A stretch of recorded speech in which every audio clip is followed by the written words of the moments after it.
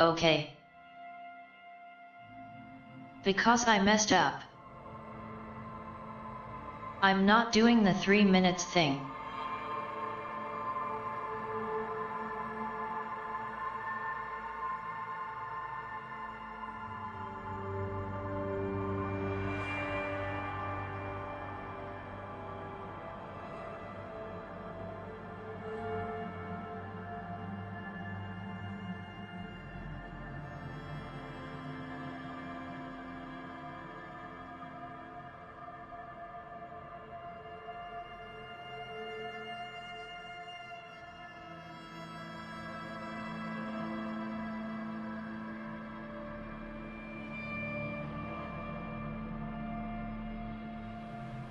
Alright, hi.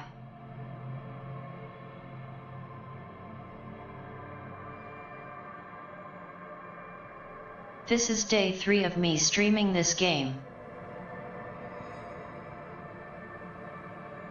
But I'm still on day 1 of the investigation.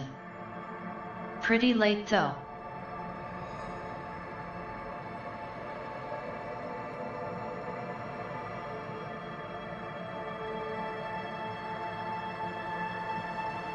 Just got into the place, whatever it is, and talked to the big man.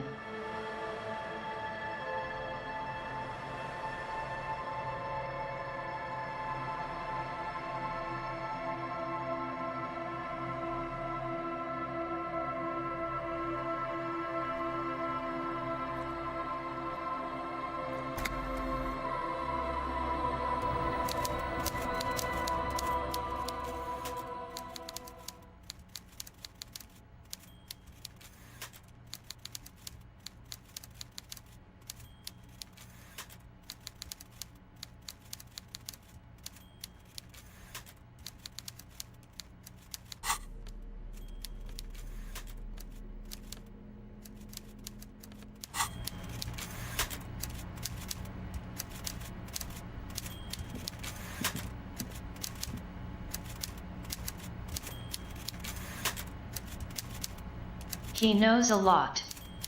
Too much.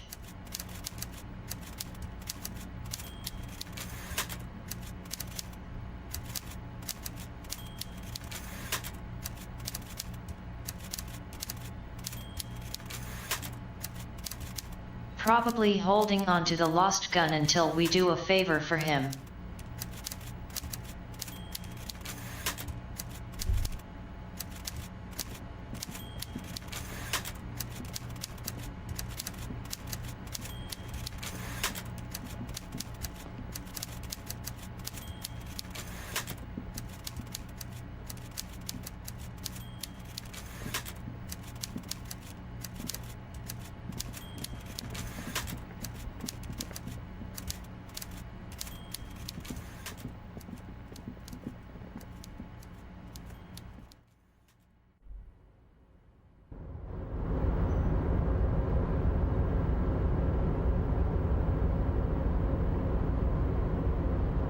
Movement is so awkward in this game.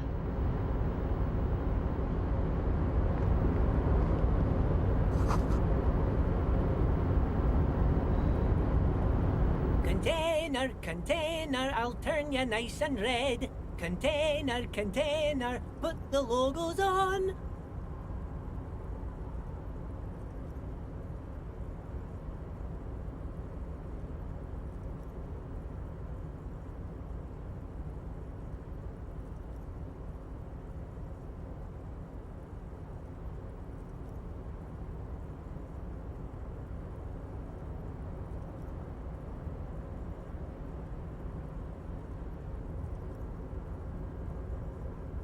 The lyrics to this container song are being made up as he goes along.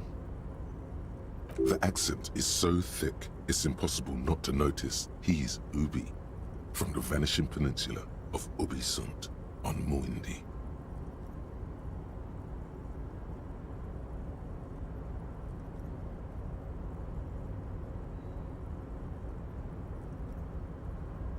Container, container, used to be Wild Pines. Container, container, now belongs to Everard.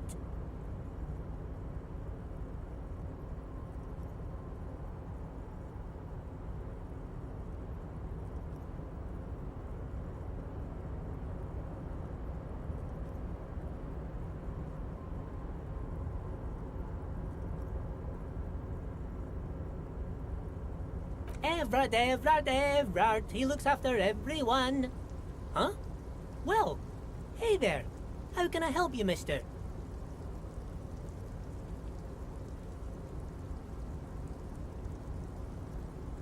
I see you are not a union man, mister. Did you get lost? You're not one of them scabs, are you?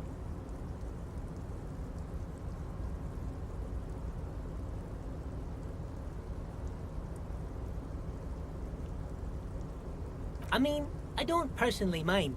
Folks is just folks, you know, and folks gotta eat.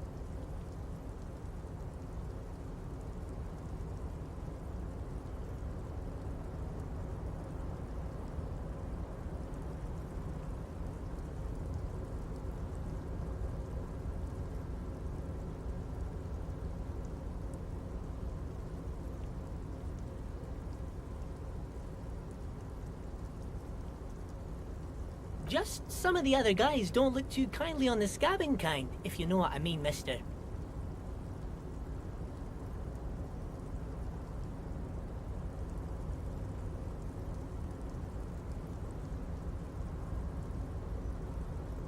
Oh yes, born and raised in Irish, mister. Mum had to leave my dad after he got a bit violent.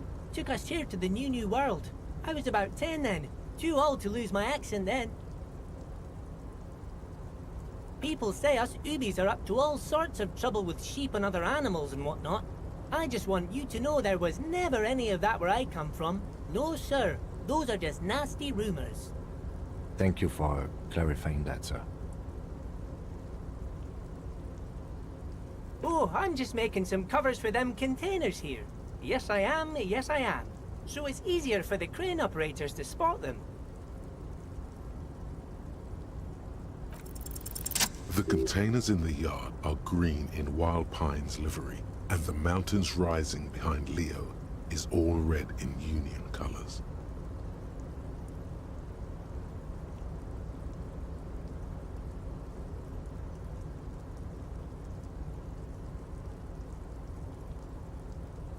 It's like some red infection was spreading outwards from the container yard's core. There appear to be cisterns underneath the Union container covers.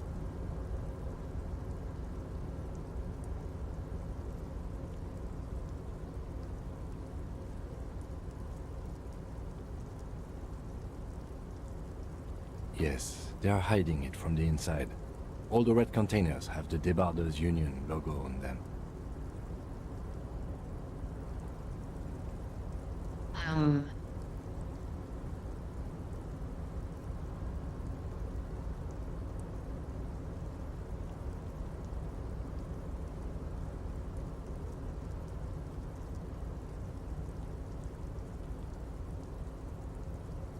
Covering up the Union logo?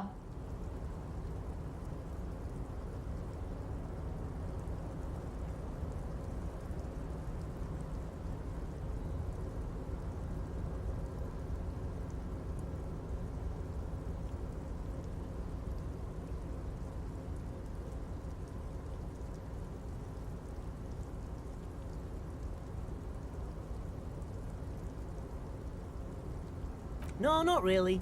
Mr. Everett doesn't tell me all the big things. Says I go and tell them to everyone.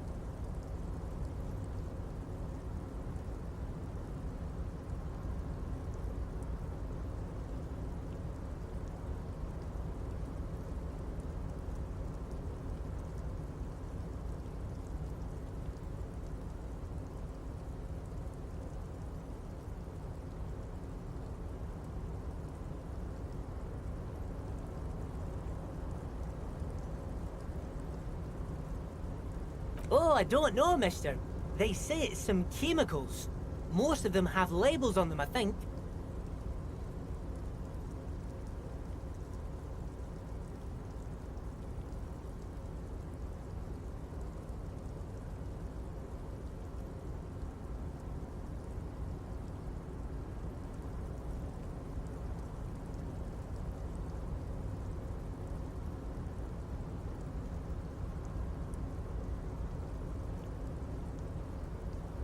There's a really good version of Staying Alive somewhere on YouTube. Or wait, maybe it was YMCA.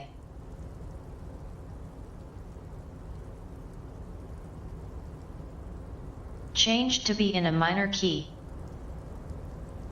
Or something like that.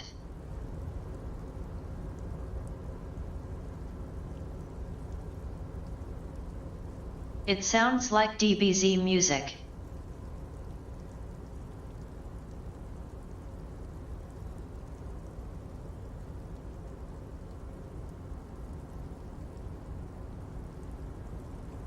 Oh, I don't know, mister. They say it's some chemicals. Most of them have labels on them, I think.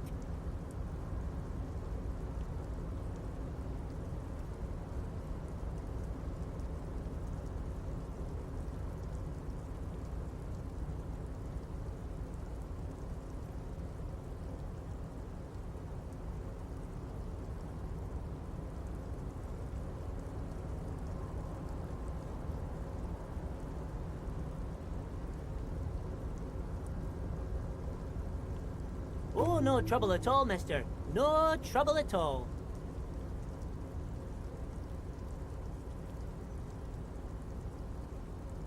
Oh, most of the guys are down at the gates, keeping the scabs from coming in.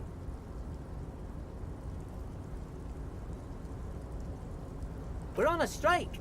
The whole union is. You don't have to work when you're on strike. Ha!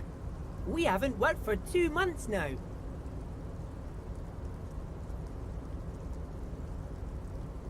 So no one is working?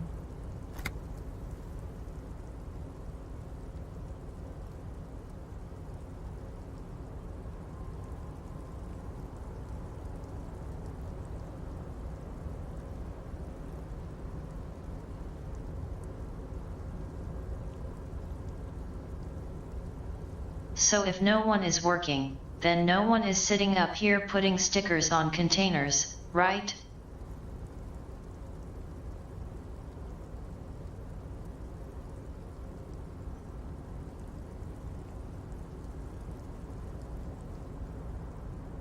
Not everyone is down there, of course.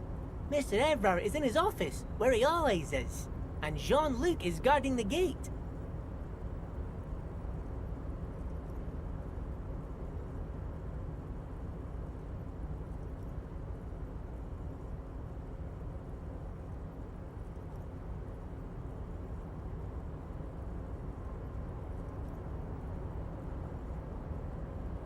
But Titus and his boys got into some drunken trouble and Everard sent them on a nice vacation. For a week or so.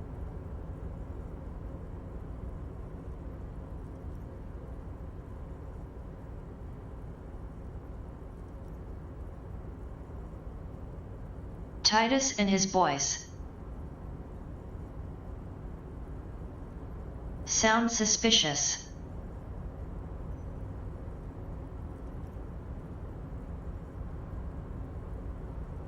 Oh, I'm not really supposed to talk about that.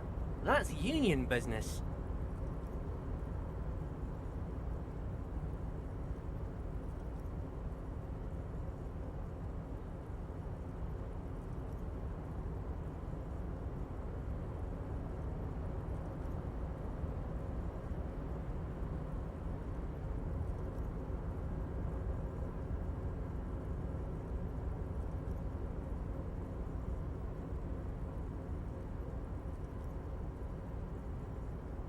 Kind of sounds like Titus and company did the lynching and Everett sent them out to lay low.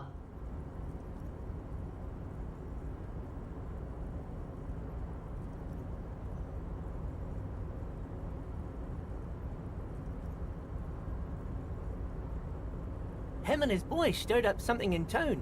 Probably drank too much and got into a fight or something. I heard Mr. Everett telling them to take some time off.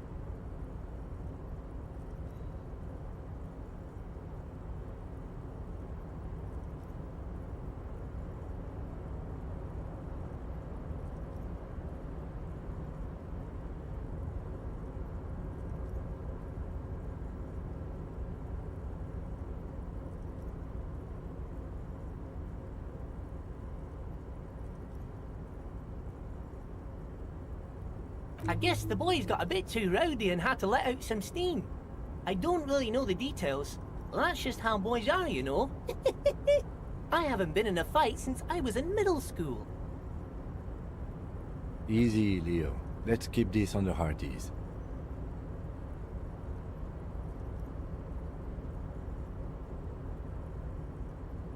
Look at him. It's not gonna be anything useful anyway. Don't fight it. Better to go with the flow.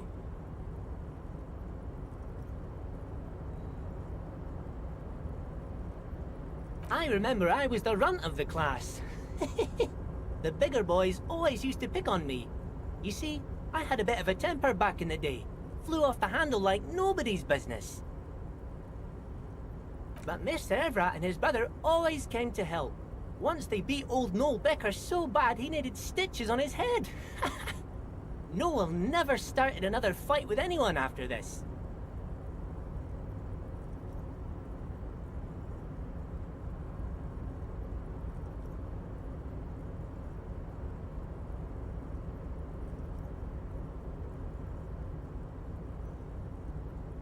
Mr. Everard and Mr. Edgar are real nice guys, mister. You should go talk to Mr. Everard. I'm sure you'll be good friends. He's friends with everyone around here.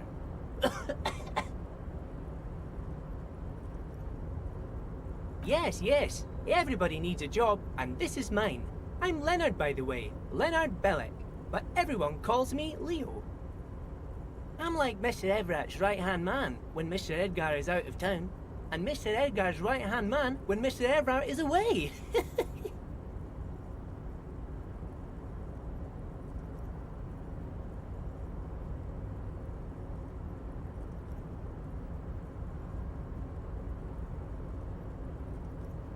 Actually, Miss Beaufort is the right-hand man, but she's a lady.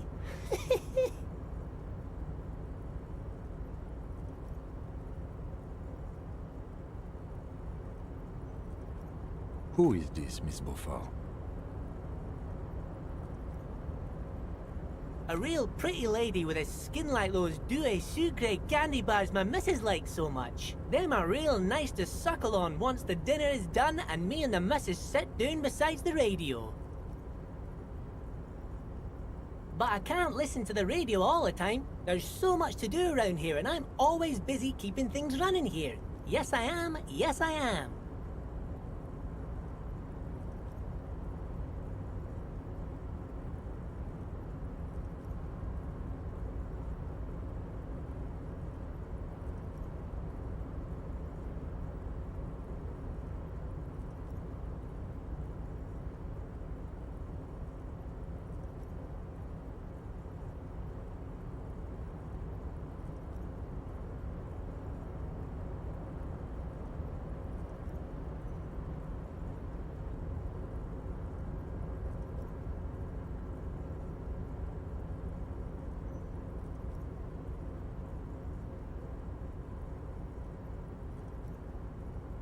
You see disdain in the lieutenant's dark eyes when they meet yours for a moment.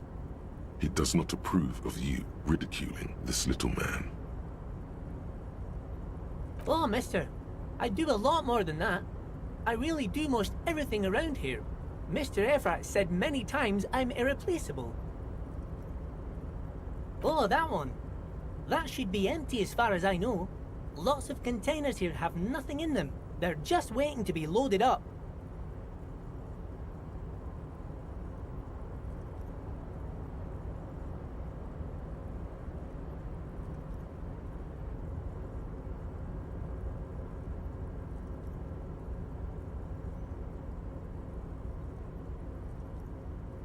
Bye-bye now.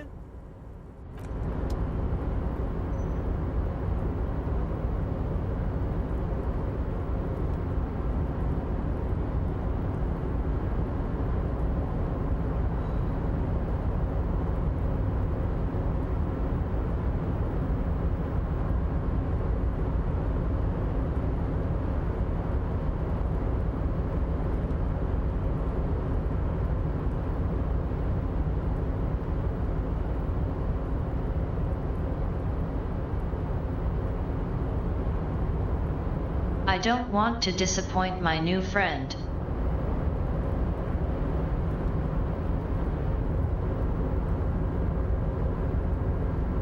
I didn't realize I was belittling anyone.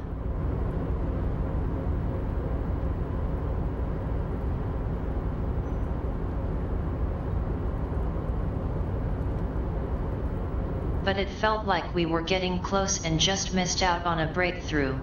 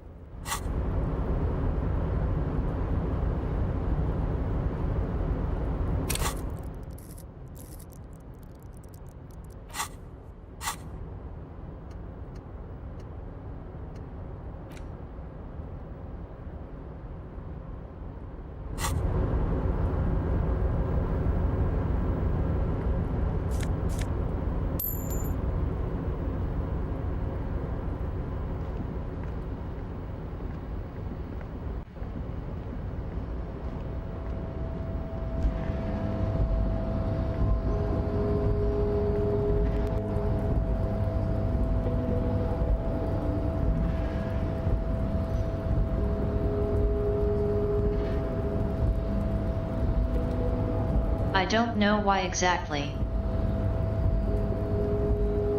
but I keep thinking of Darkwood.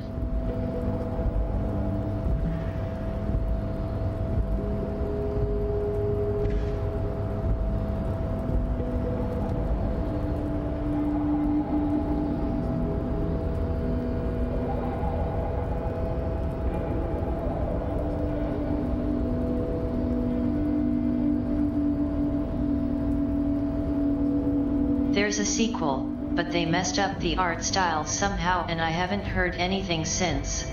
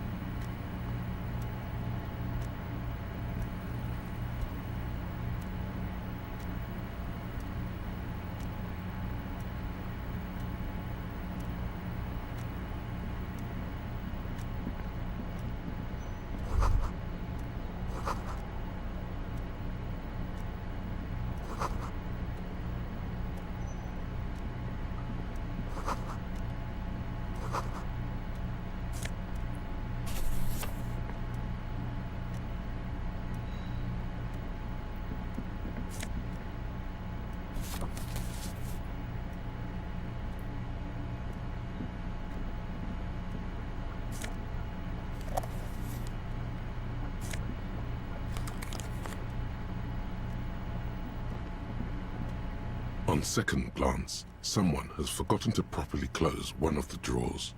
It's unfortunate for the Union to just leave their paperwork lying around like this.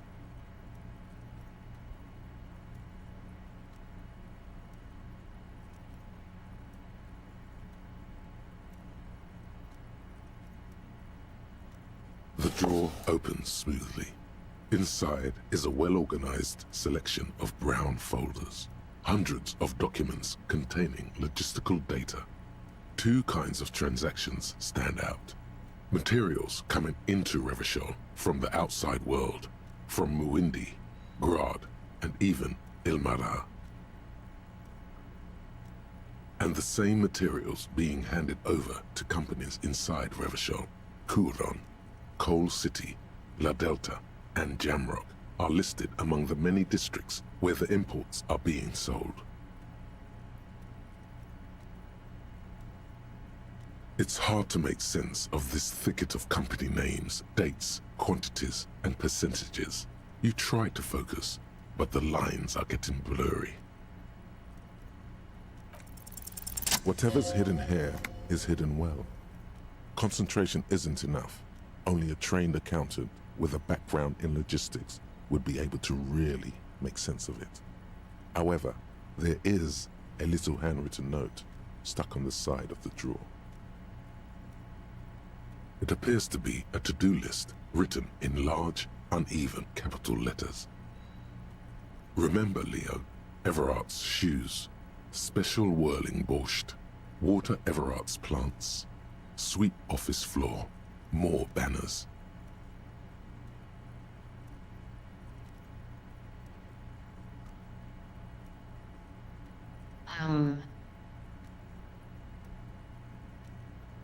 Leo was here.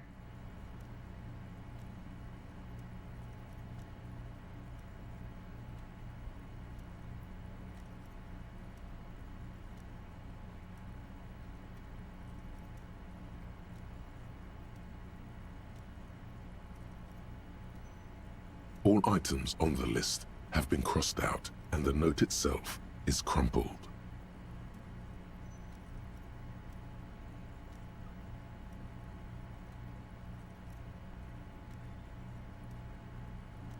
One of his aides must have left it. Nothing incriminating here. The special borscht seems a bit odd in the list. Remember, Leo, Everart's shoes, special whirling borscht, water Everart's plants, sweep office floor, more banners.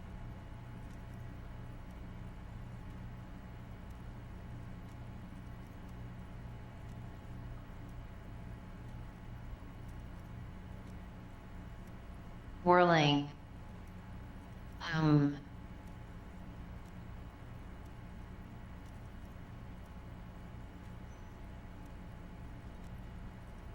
All items on the list have been crossed out, and the note itself is crumpled.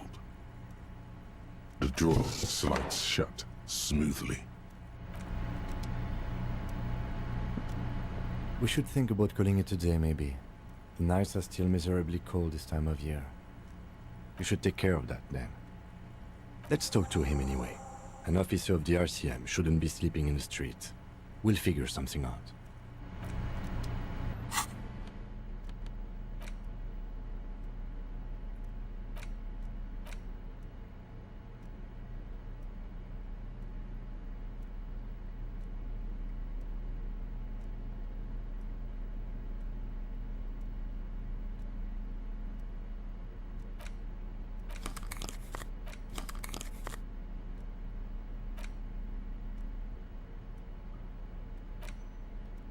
The front of this quarterly journal features a large satirical portrait of the late King Friesel.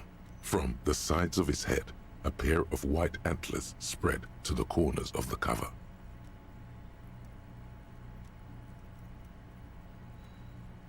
Because Friesel was incompetent, foolish, and cruel. In short, the embodiment of everything the communards wished to overthrow. It's satire, you see.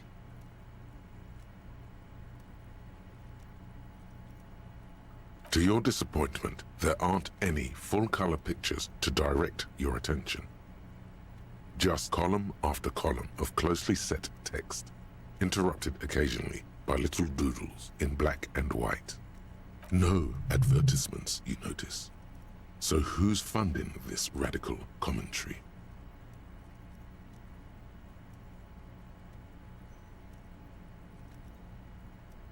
Laugh you me.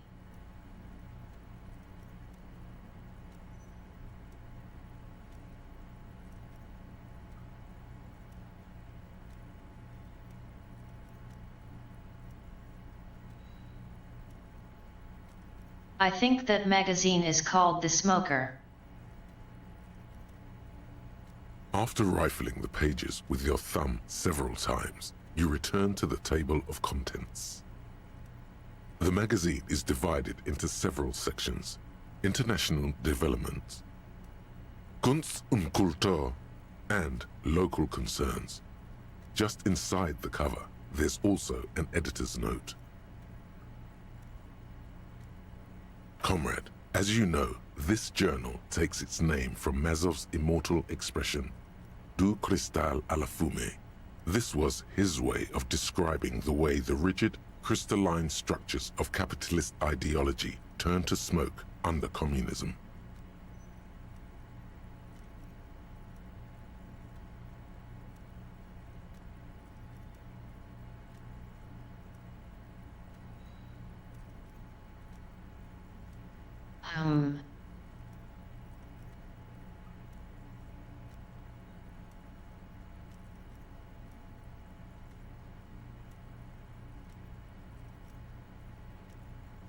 But, like the structures of capitalist ideology, we too are at risk of going à la fumée, unlike many publications which are content to spoon-feed their readers reassuring drivel.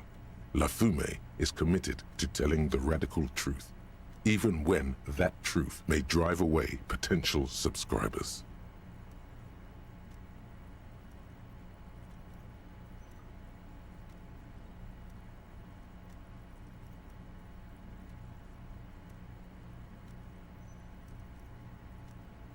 Well, I guess if you are going to burn it all down, you risk going up in smoke.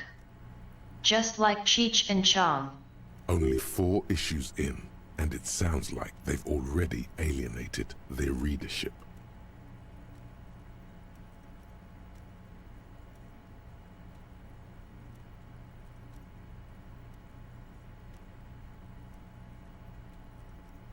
Perhaps they've overestimated the market demand for this kind of commentary. So please, if you value our radical Mazovian perspective on contemporary politics, culture, and international affairs, please consider subscribing today. Yours in struggle, the editors.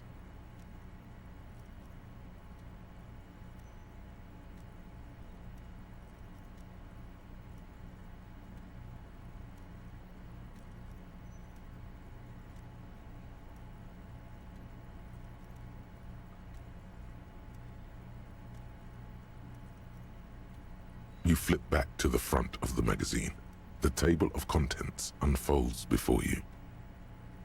This section includes a long, tedious critique of the latest round of free trade negotiations between the EPIS nations and the Free State of Semenine.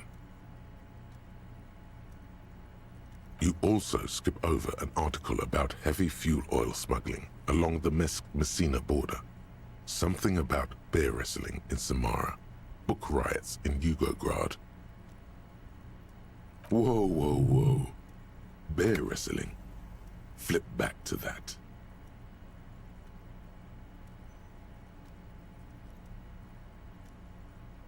You know.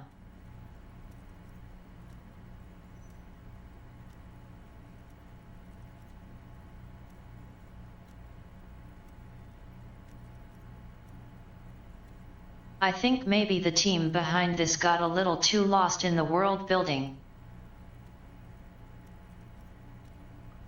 It seems to be part of a new public fitness initiative in the People's Republic of Samara, SRV, devised and promoted by none other than President Kanajinsky himself.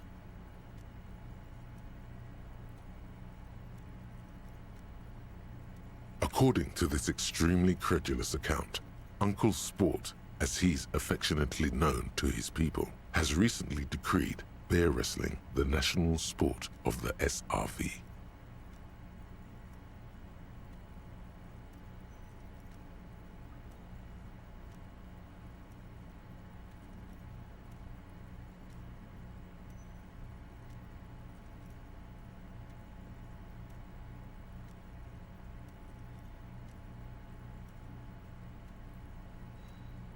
Based on the description in this article, he appears to be an extremely competent and democratically elected president.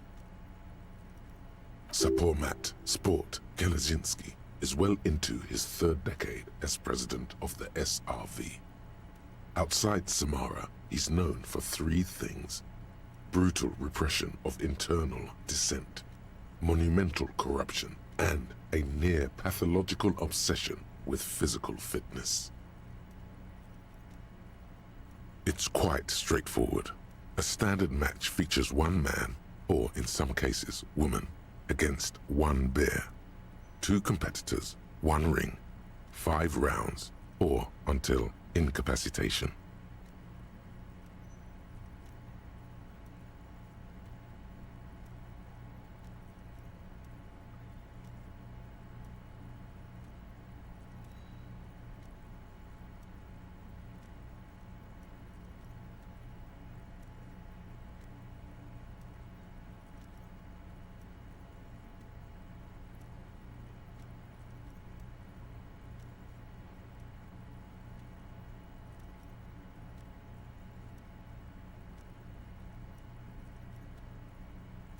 I'm sure it's fun to get carried away imagining an overly detailed alternate Earth.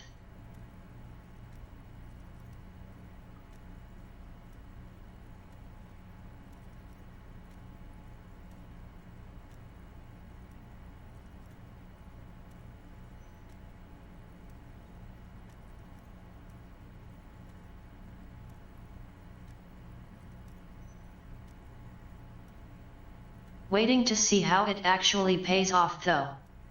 According to the SRV's Ministry of Information, the program has been a tremendous success. Public support stands at 87%, and youth obesity and alcoholism rates are down 12% and 7% respectively.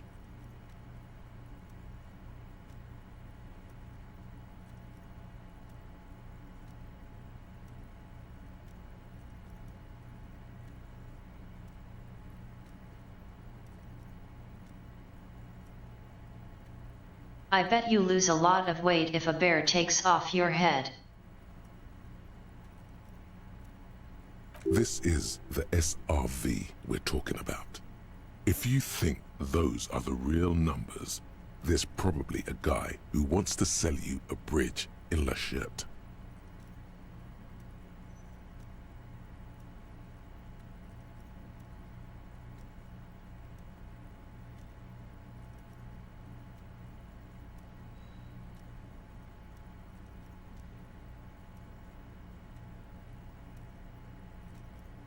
That's very much the idea.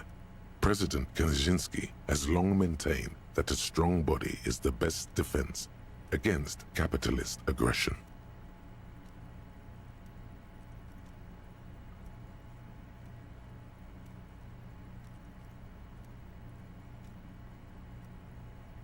The Samaran People's Republic? No, I should expect not. Why do you ask?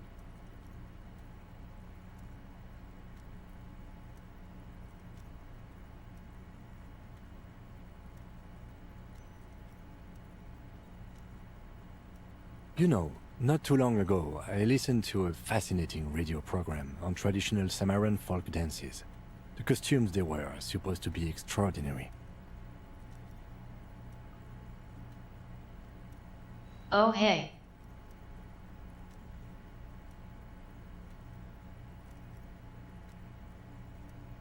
Wasn't there a Street Fighter movie?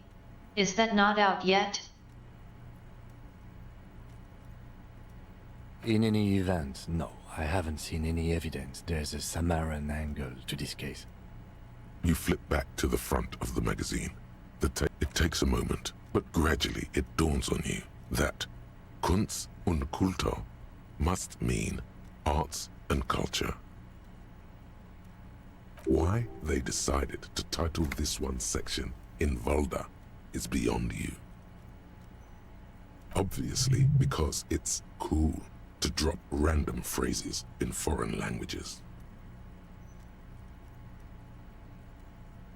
As you leaf through this section, you come across several reviews of recent radio plays, as well as a brief artist spotlight featuring a local artist identified only as CS.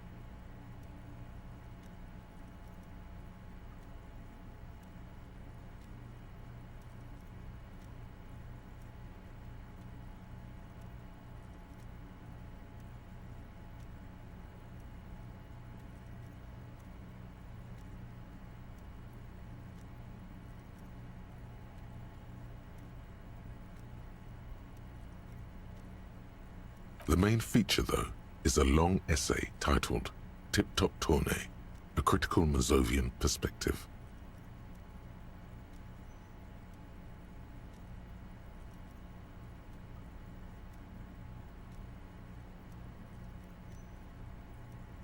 I'm sure it can't be worse than the Chun-Li movie.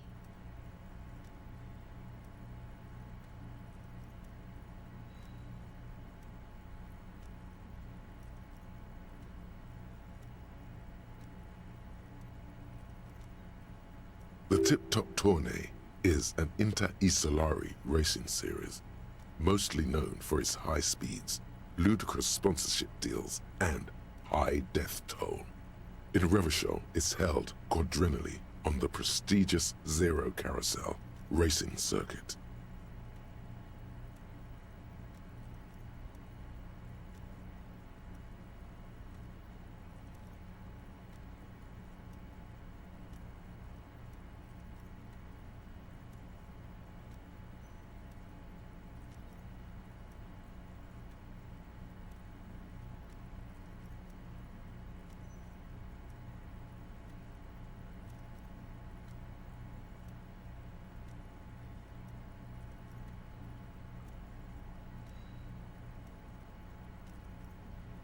Yeah.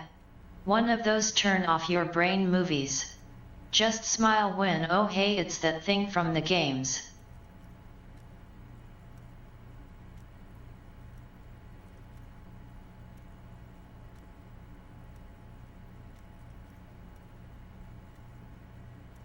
I was thinking of another show, like Dead Like Me. Like Pushing Daisies.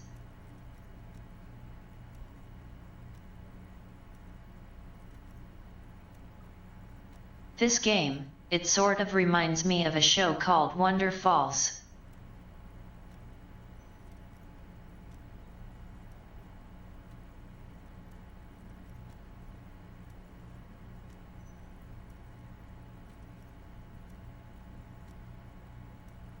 It's about a girl who has these voices in her head.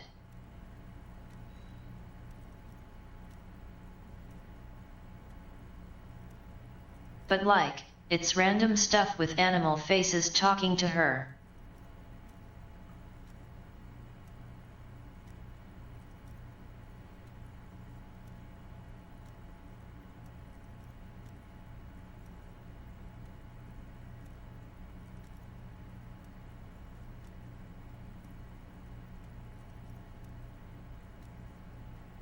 Like, you know, if you have a singing bass fish clock or whatever. That would speak to her.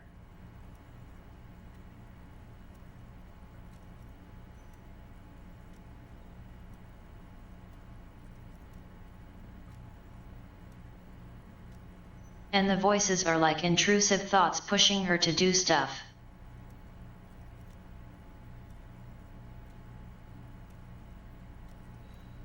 It's a lot funnier than this game.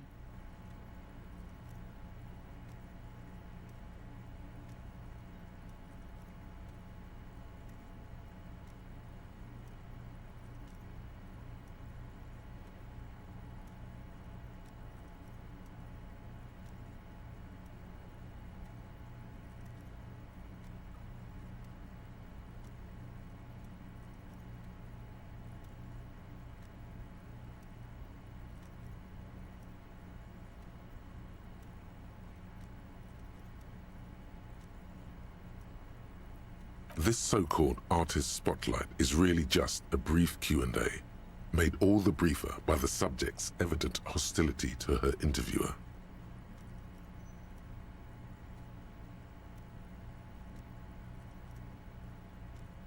Not that this game isn't funny. Because it is, but it's just different. You think you're settling in for a relaxing recap of the most recent season, maybe sprinkled with some nice anecdotes about a few of the more colorful drivers. Instead, you find yourself skimming a 10,000-word feature about all the politically problematic aspects of Tip Top Tourney.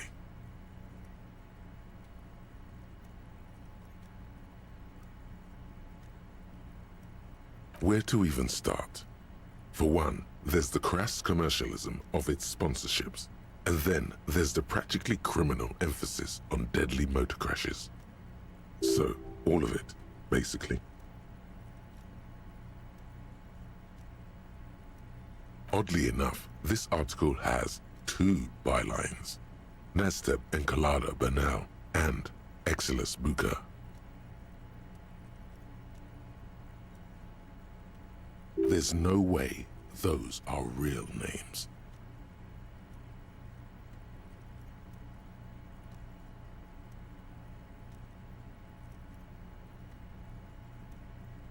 Have you ever met anyone named Exilus? Come on, they're plainly pseudonyms.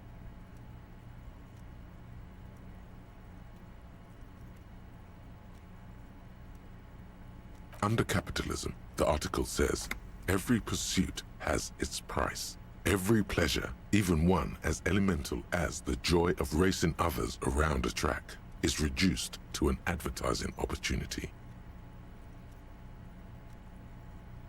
Thus, the so-called tournée becomes a competition between increasingly meaningless brand signifiers. Your discount laundry detergent racing against a pack of Astra cigarettes, or even a fritter.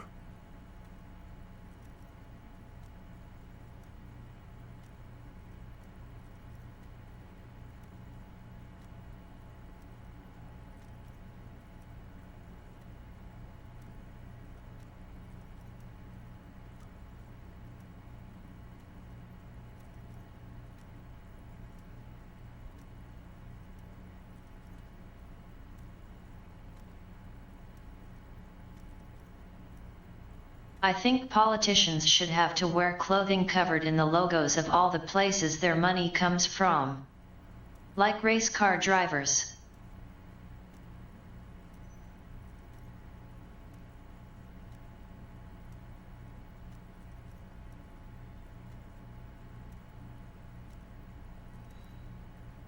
And that precisely is what's problematic about it. Were it not for the promise of random, spectacular violence, audiences would quickly lose interest.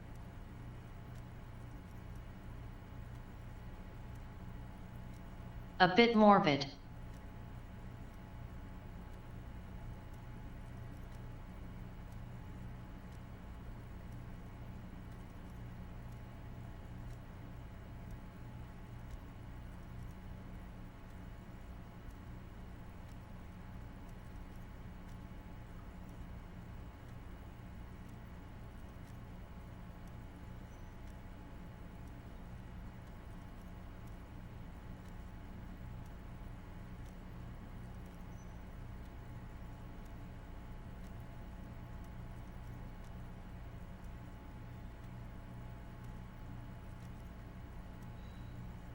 Yet it might have been Robin Williams talking about the sponsorships.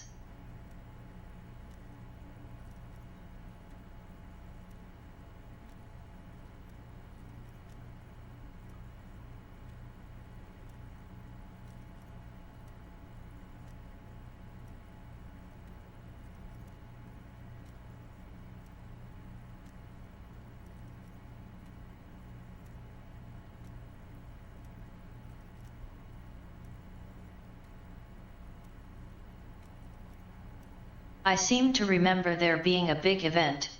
Some kind of streamer race. I'm thinking a major French streamer put it together.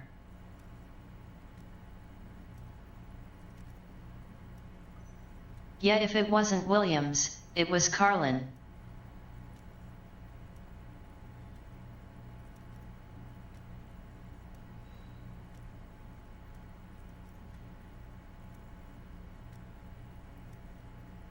George Carlin said a lot of stuff that hasn't changed.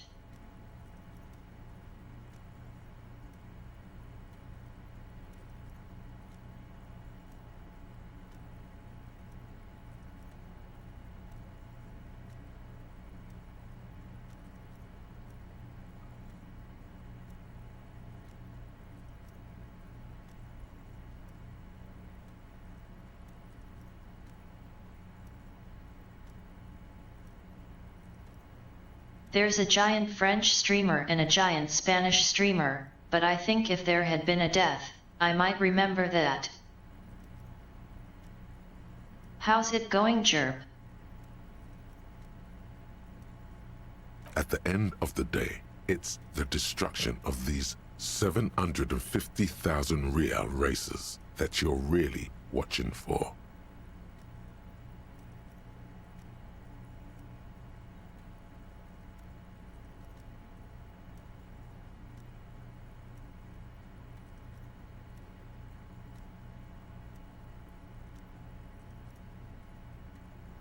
Personally, I never really saw the appeal of watching cars go in circles.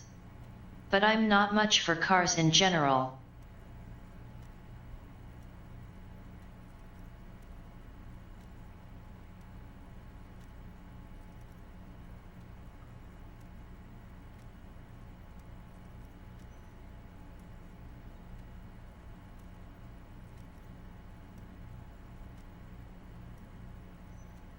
Sure, you think that, but subconsciously, it's the visions of brand names being engulfed in flames that you crave.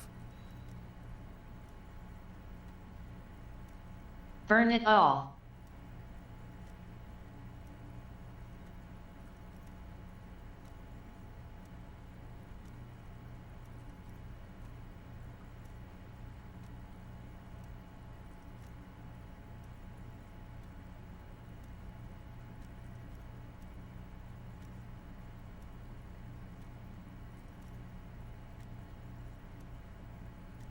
Oh, that.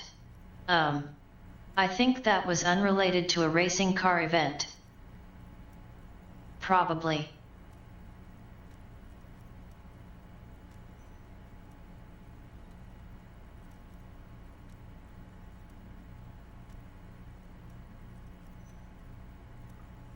I've been sleeping at night lately.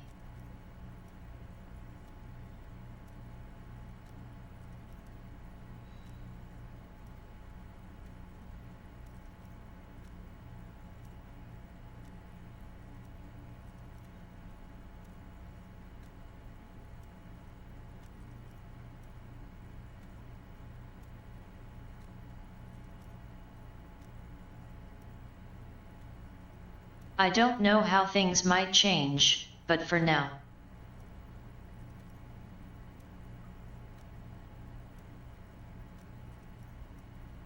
I've got time before and after streams. If I can keep things steady.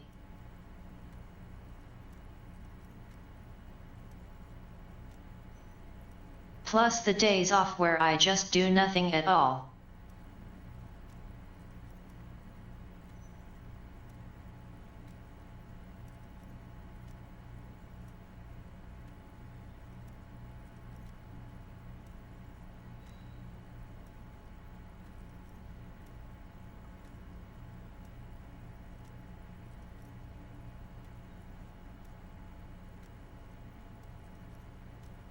My latest struggle is with trying to get my puzzle game working in Pico 8.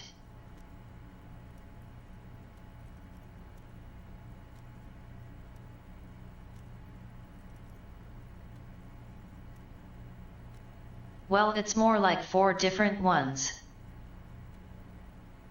Or 3-ish. I don't know. That's because you haven't been reading critically. But don't worry. The whole point of these sorts of articles is to let someone else read critically for you. Ah, come on. Can this article read your mind?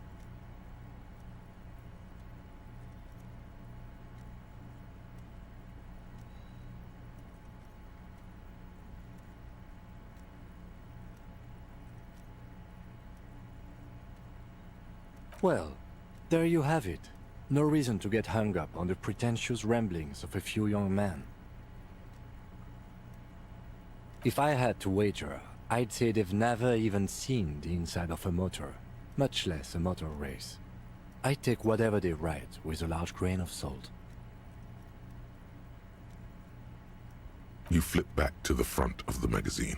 The table of contents unfolds before you. Unsurprisingly, much of this section is taken up with articles declaring unqualified support for the dock workers' strike.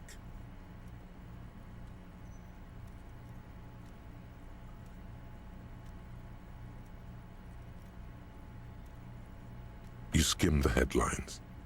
Paint the harbor red and white. Martinez tames the wild pines. A city in revolt. First we take Martinez, then we take La Delta. Finally, there's a brief article by the writer G. Martin accusing the owner of the Capeside apartments of illegally attempting to evict certain communist tenants simply for not having paid their rent.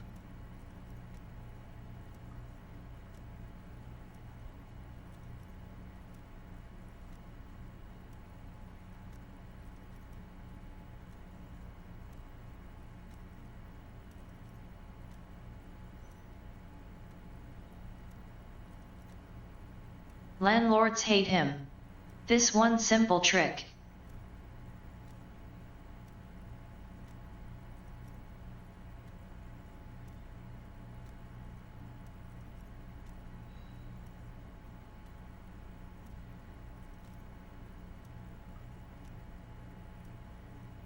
According to these editorials, there can be no accommodation with the forces of international capital or their mucilaginous allies in the coalition.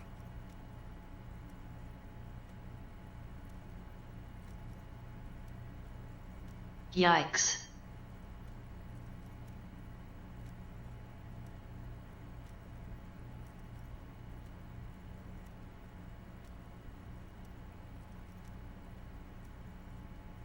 I can't even spell this word.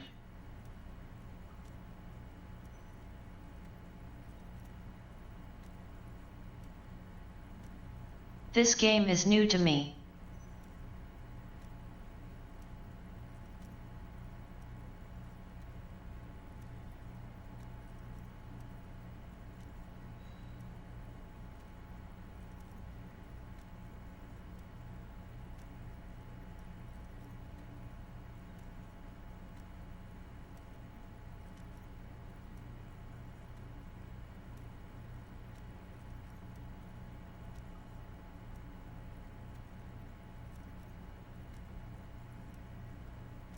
Apparently it means moist and sticky.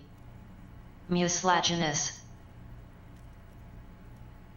It's a plant thing.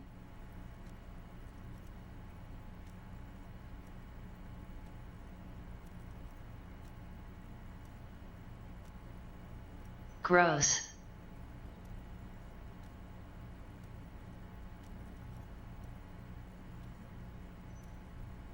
The word itself looks gross. Why go out of your way to use it?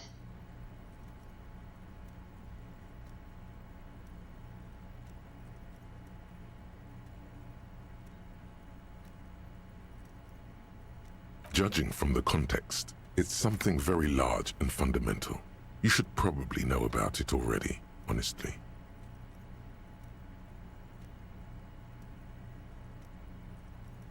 You flip back to the front of the magazine. The table of contents unfolds before you.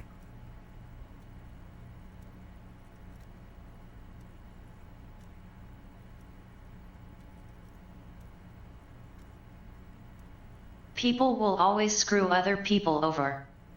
It's just how it is.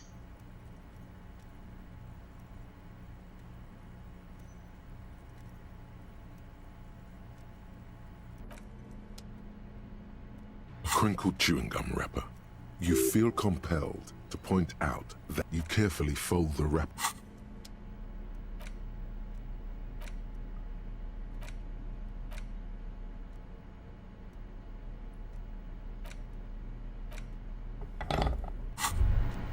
What's this? We're getting reports of normal, reasonable, temperate political opinions somewhere in Martinez.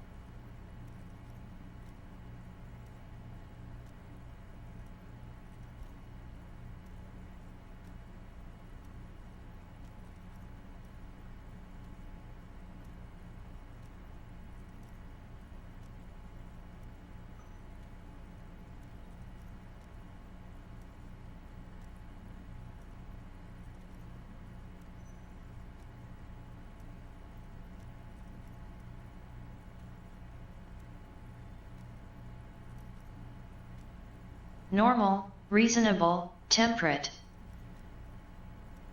These things are all relative.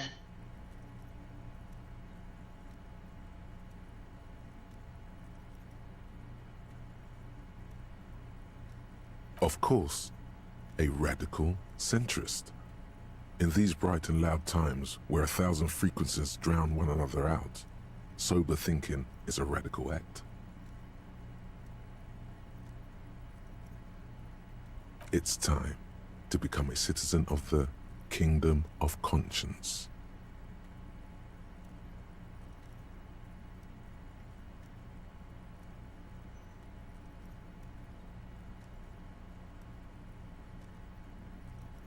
The voice in this guy's head is mocking him for my choices.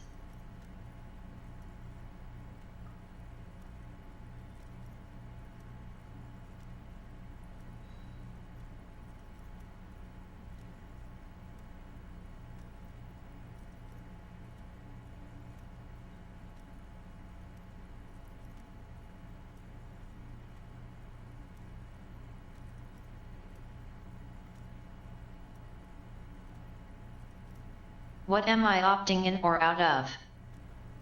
I feel like I missed something.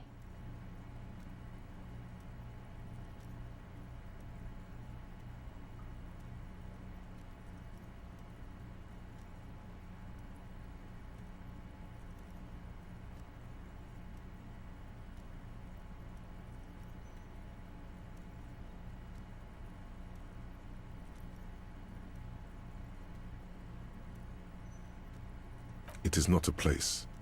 It is a moment in time that can only arise in the right circumstances. In all of human history, it's only been achieved a handful of times. Incrementally.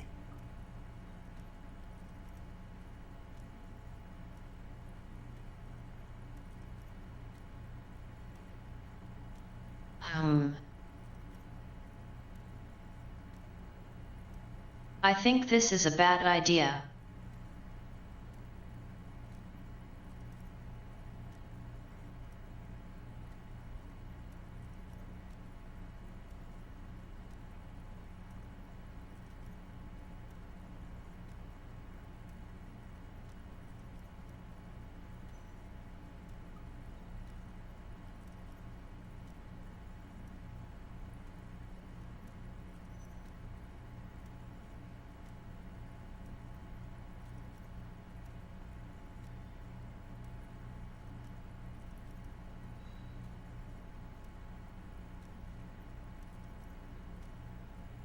But yeah, I guess ultimately the game is like, hey, do you want to go down this particular path?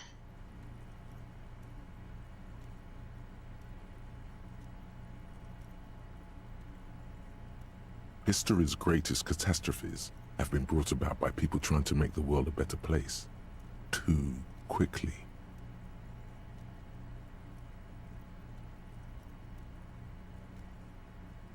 Sounds like bullshit to me though.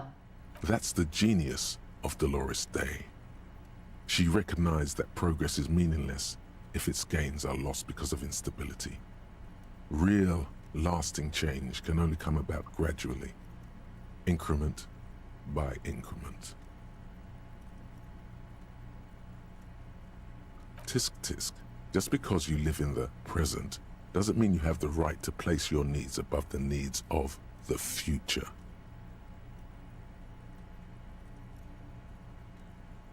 You may never live to see the kingdom of conscience. Your children may not. Even your grandchildren might not. But that's no excuse not to keep working. What rationality? What sang-froid? Cold blood.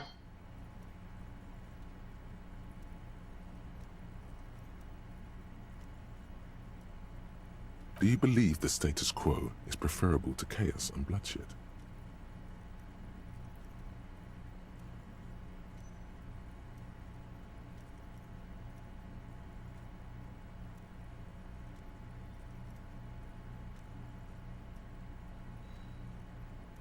I don't know. Is the status quo also chaos and bloodshed?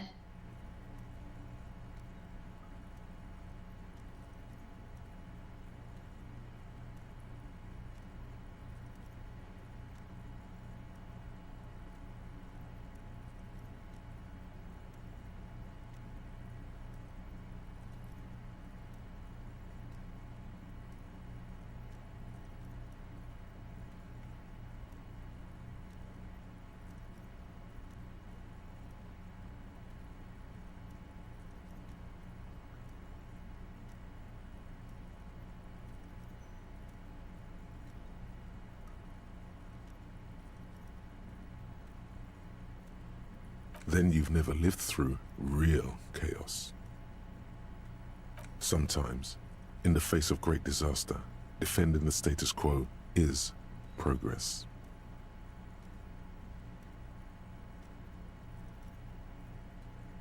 The kingdom is difficult to comprehend, and even more difficult to describe. Partly because humanity will need to discard many of the categories that define and limit it today. The kingdom of conscience is post-capitalist, post-national.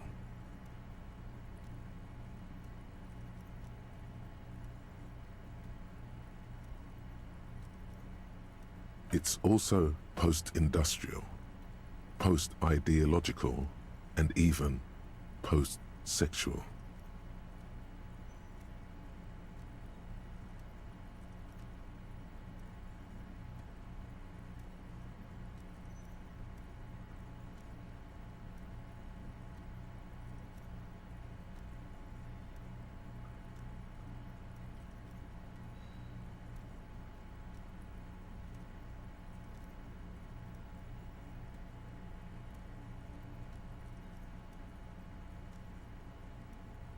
If humanity could transcend biology, then it wouldn't be humanity anymore.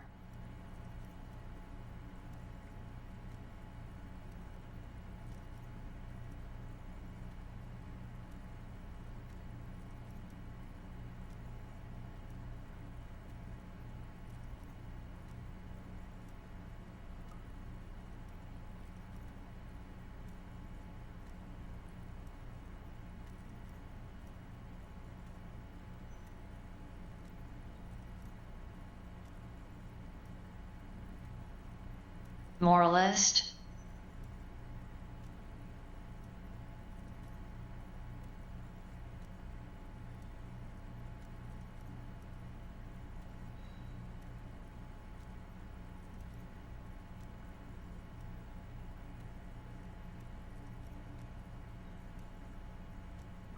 What you want is immaterial. The kingdom of conscience is coming, whether you like it or not. Only very slowly.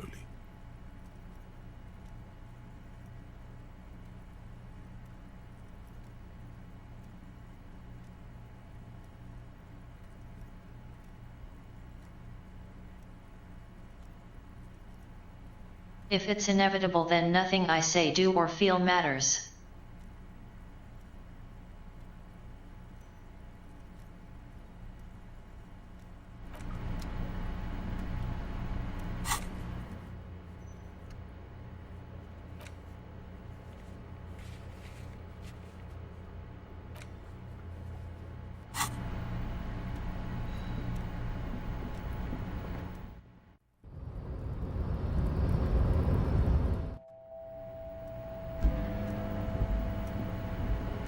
An imposing combination of a punch clock and a payphone is looking down at you from the wall. A note on the side says, "Tokens unavailable due to strike. Use change."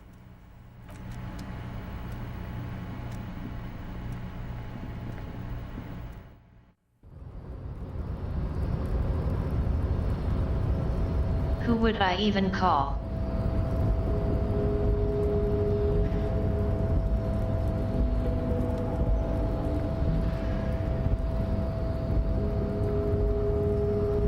Mañana left.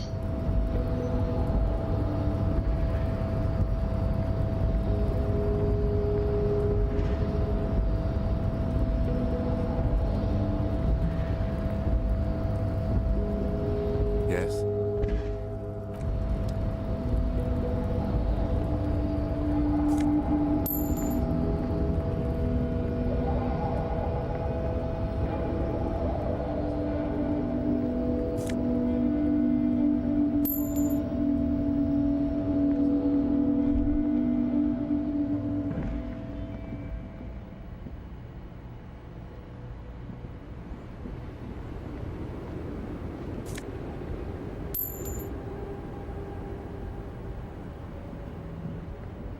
The small, wrinkled woman does not greet you.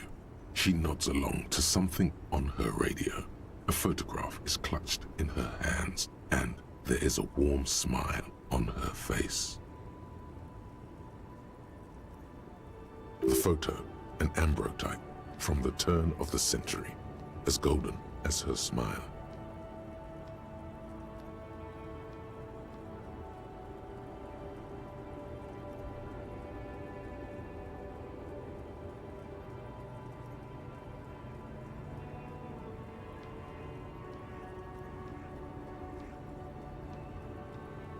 No response. Wherever this woman is, your words fail to reach her.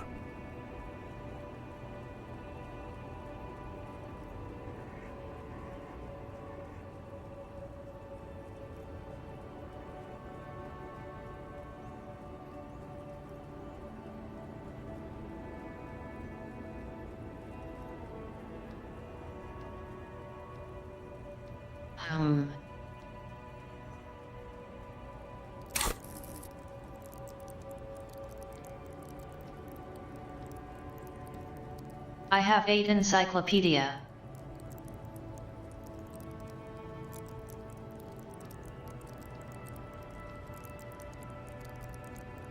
I probably shouldn't have bothered putting points in it.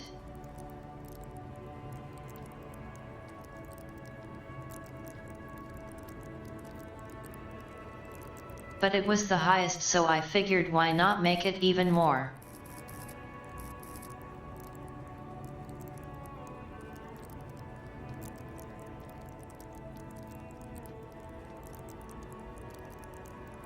I never heard of ambrotype. Figured it was made up, but it's real.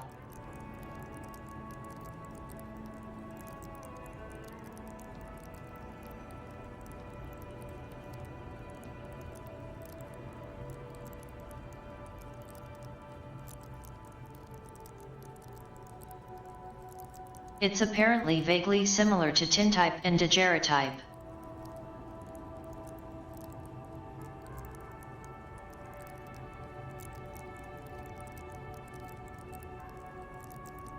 Old photography stuff.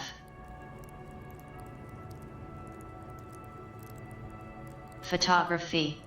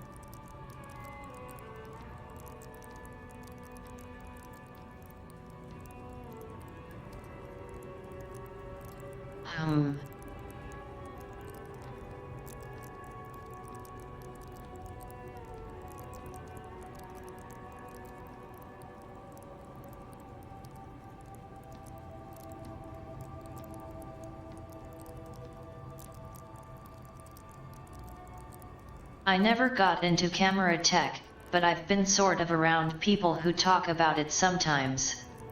Photographers and models.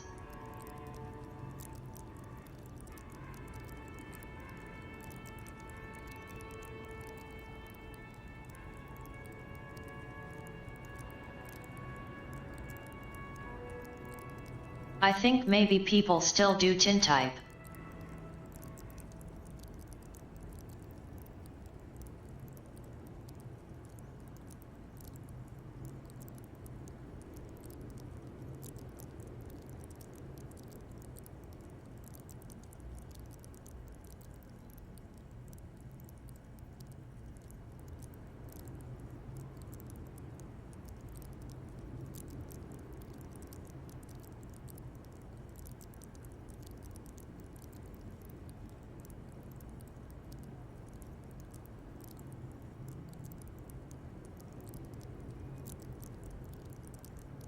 I'm so easily distracted that I'm constantly distracting myself, and this game really pushes me to look up random stuff all the time.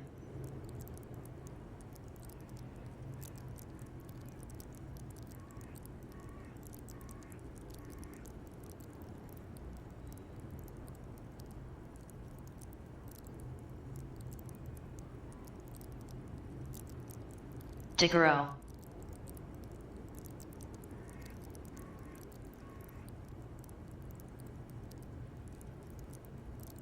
I don't want to try to make the TDS say it right.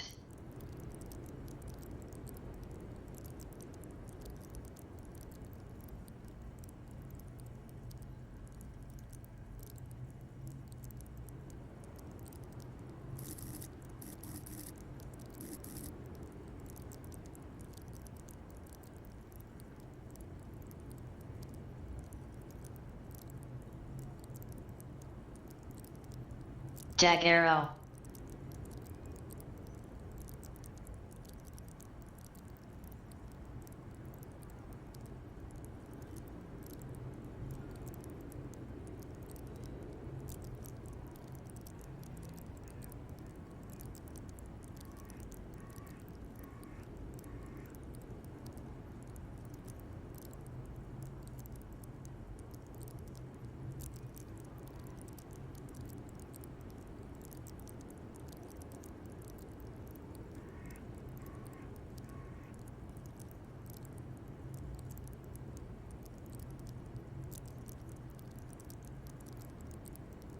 Once upon a time I had this dream of traveling and photographing my journey.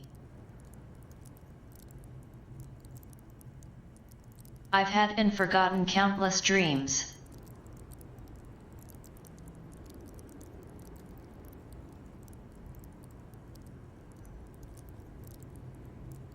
I could have been a musician. So many things.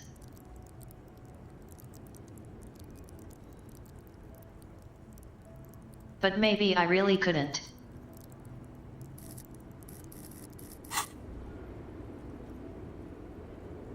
Wait. She's just a distracted old woman. Better to leave her alone. Why? I just told you why.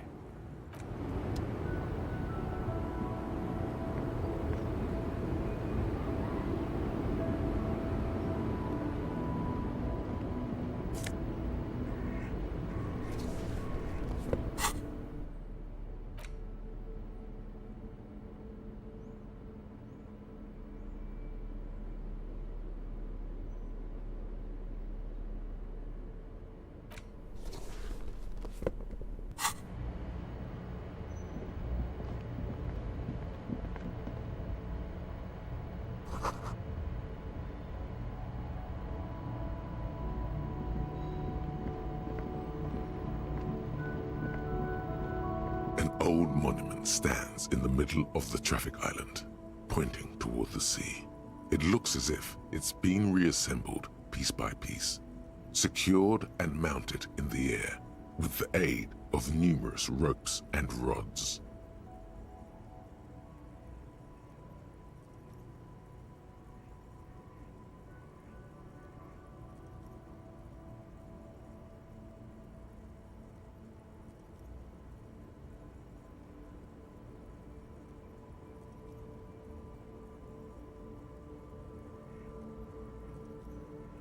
I was excited about National Novel Writing Month for a few years in a row, but never actually wrote anything.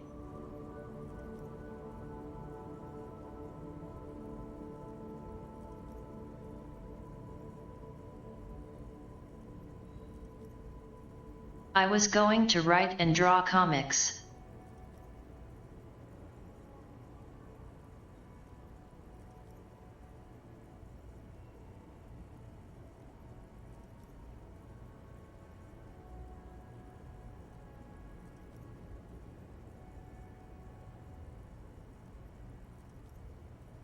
There's a reason the movie Everything Everywhere All at Once hit me hard.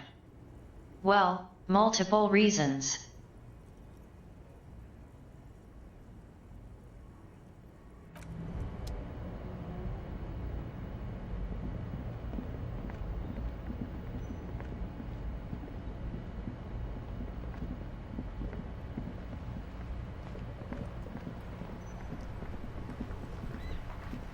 Inside, you see a set of steering levers, a radio microphone, a pull-out toolbox, and the soft glow of the fuel preheater gauge. I don't have a novel in me.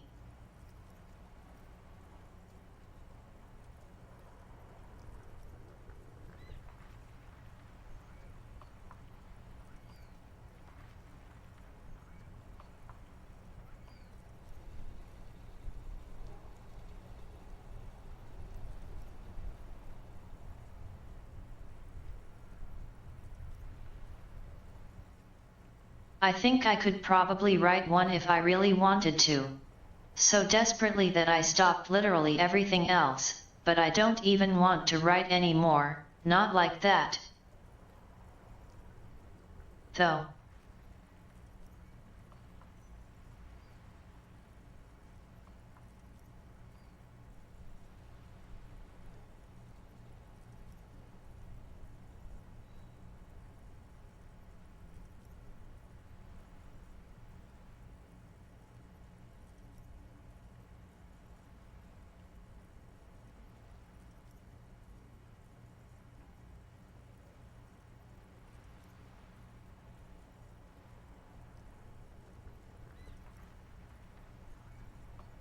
I think if I were to get into game development enough to actually release anything, I would like to include comics in the instruction booklet.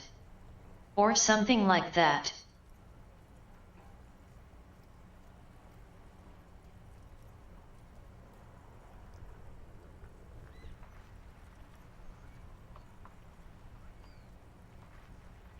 Physically producing that sounds like a pain though. I don't want to deal with printers. But you know.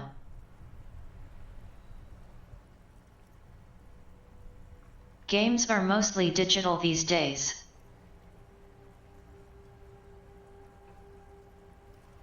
I liked the comic for Hollow Knight. And New Vegas. Well enough anyway.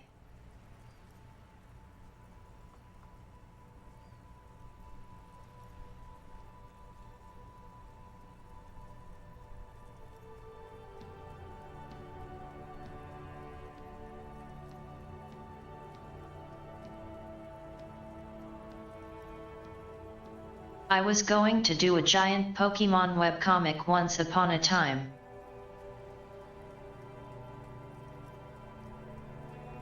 It was a huge reimagining of Generation 5.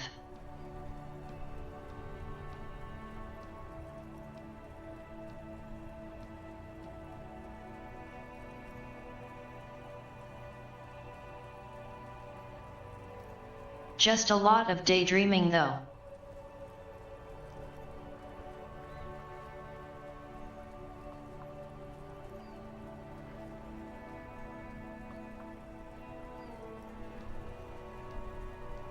Technically I got started on it, but barely.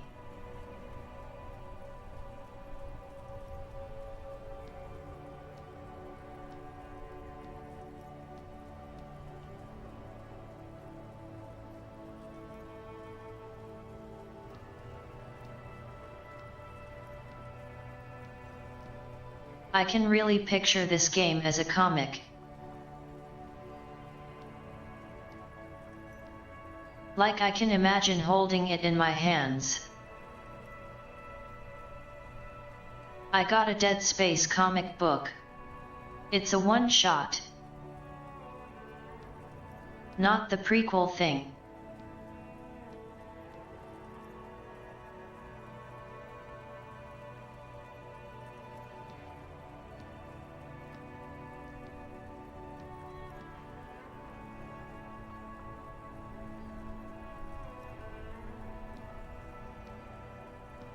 This is Precinct 57. How may I assist you?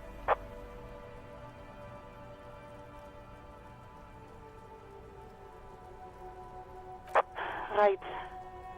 Please hold. 10-4, come in. Fireworker, over. 10-4, I hear you. I don't have the authority to grant your request, but What does he want now? He's asking for money. Is he fucking kidding? I don't think he is. Don't give that asshole anything. He's just gonna drink it all. Right, that's a negative on the additional funds, sir. Over.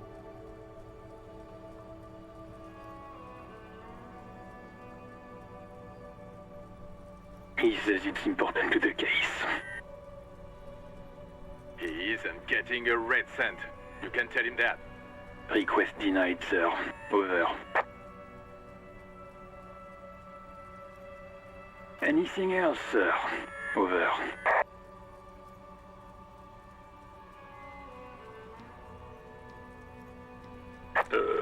Okay, 10-4, sir.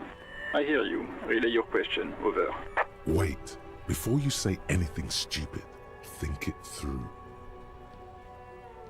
You're going to be looking at a straitjacket if you tell everyone you lost your memory. Be smart about this. Ask if he's there alone. I already know he isn't alone. 10-4, sir. I'm not hearing your question.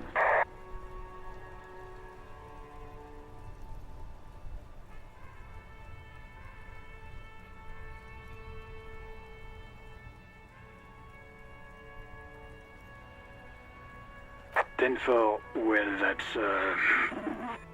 Does he actually want something, or is he hell-bent on disrupting our work? He asked if he ever told me about his days before joining the RCN. For God's sake, cut this shit out! Tell him to stop wasting time and be a goddamn policeman for a change. Sir, Satellite Officer Vicmar says... So, was there anything else? Understood, sir. Roger that. 10-10, over and out.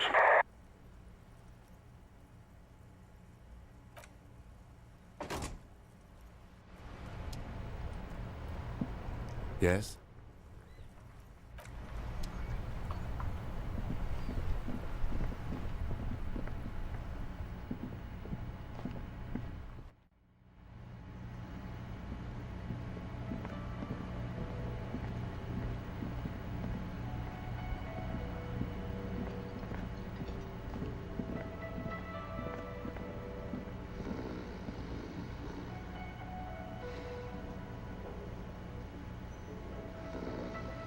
Oh hey, is there a disco ball?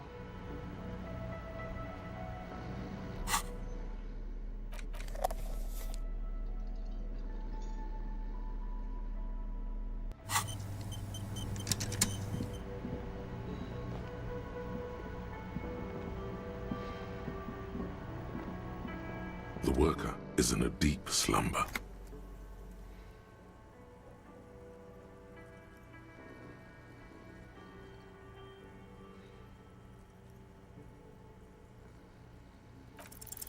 You gently shake his shoulder, but nothing happens.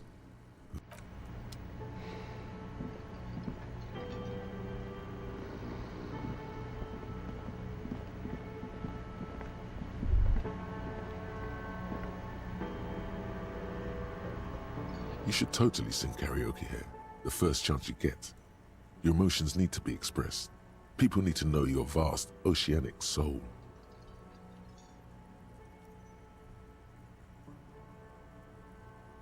Of course, at this point, precise measurements of your soul can only be performed from the outside.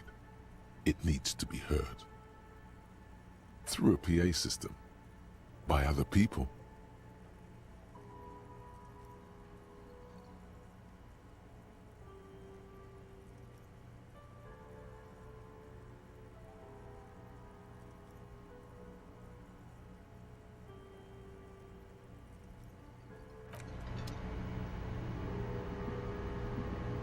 Can I help you?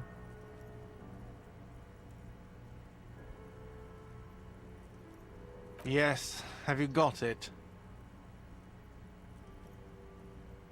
You must be joking, right? You come here, trash everything, and now you try to pay with a novelty check? This isn't a game show. I'm not going to accept it. You owe me cold, hard money. I want to see that money in the palm of my hand. Every single cent. You can cash it in at the local frit near the harbor gates, though it might not be enough to cover it. And come to think of it, frit's probably closed at this hour. They are open from 7 to 11. Does that arrangement include you paying me what we already agreed you owe me?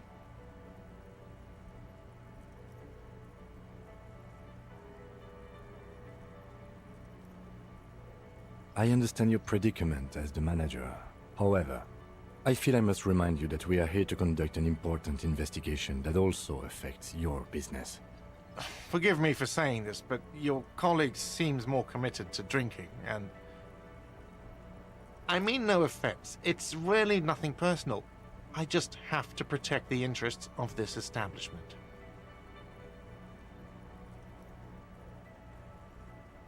Not until you bring me the money. Okay, I might have something in my motor carriage we can use when you're done here.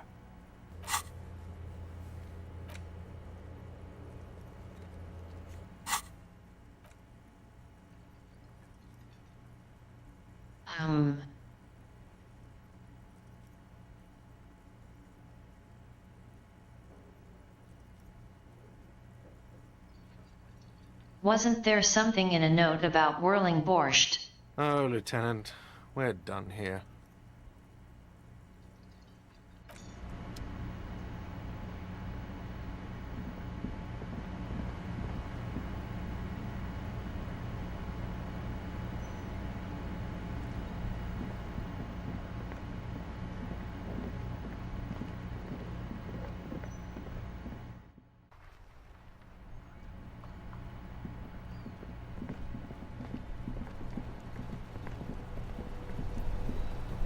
This Post Lavatorie mail collection box has been heavily vandalized with graffito. A closer inspection reveals 2 bullet holes in the front. A faint sticker on the side reads, RCM Emergencies Desk number 8102, with a slogan, Mankind, be vigilant.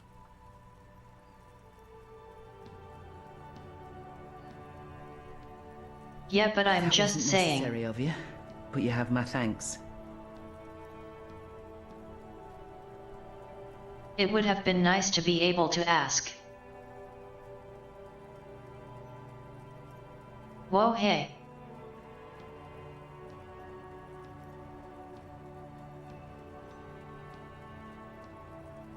Thank you for the 10 gifted subs, good stuff.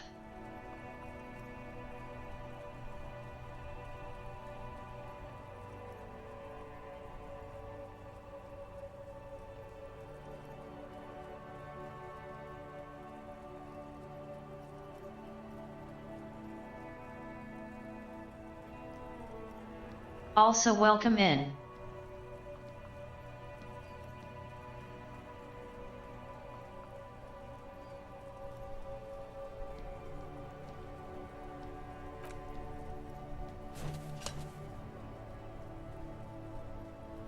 The box seems happy. It's not a dog. It's a box. Eat shit pig, fucked by the coon, and St. G with a crown have been scribbled on it. Jenny is a whore, and best set mailbox. GOOD5 Tough gifted a tier 1 sub to River _ Saint Grey.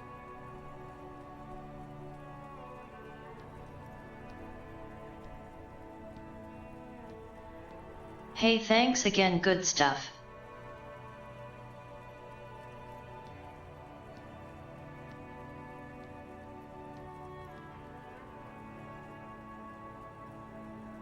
The mail collection box seems cathartic.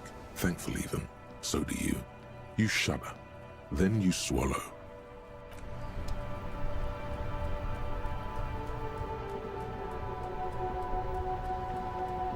The worn and beaten wooden planks of the bench do not look overly comforting.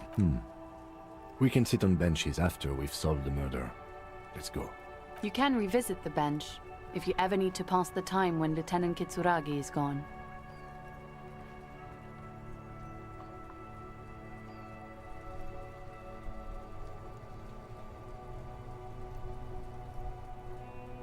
GOO.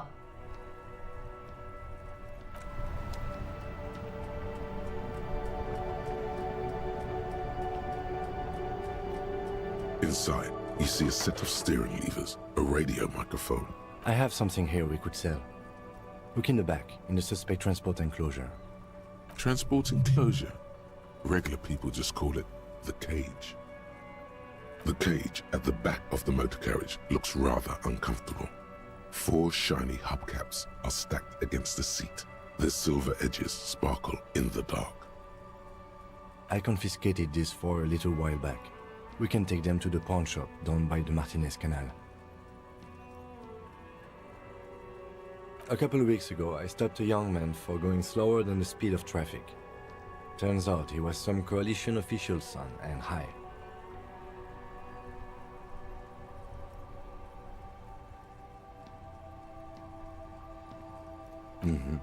I took them and arrested him for driving under the influence.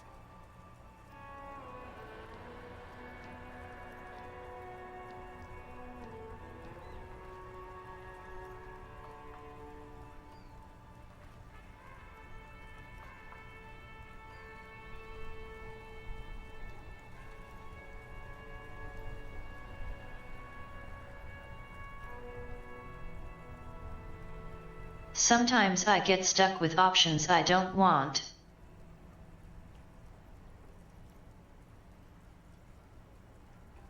I don't know.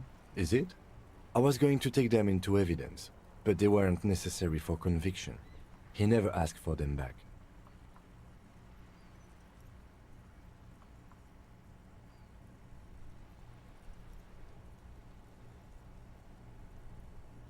Yes, there's one 100 meters south of here. I think it's called Roy's Nest or something. If I'm not mistaken, it should be open late.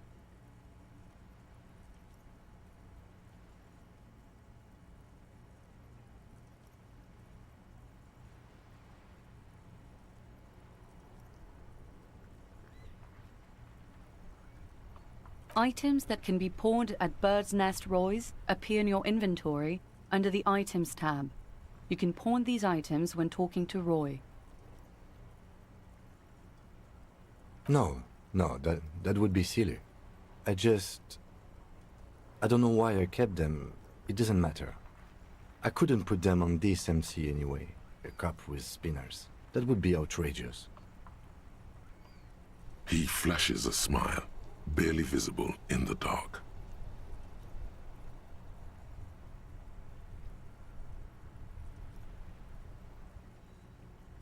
He could have tricked out his ride.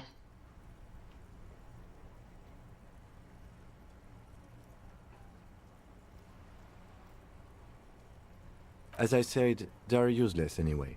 I should have remembered I have these earlier. The lieutenant nods as you take the spinners.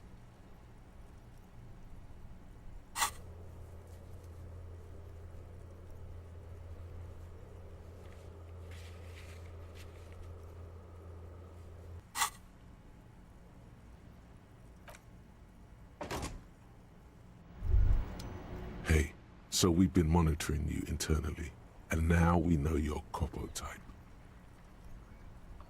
WTF.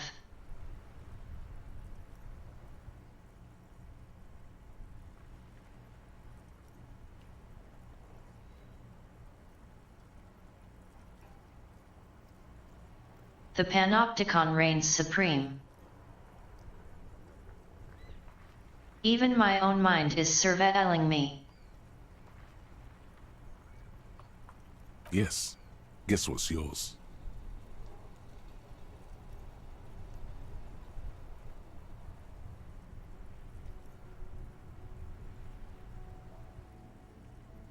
Yes, sorry cop.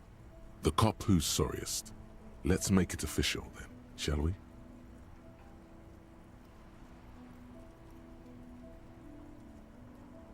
It's a Canadian thing. Sorry.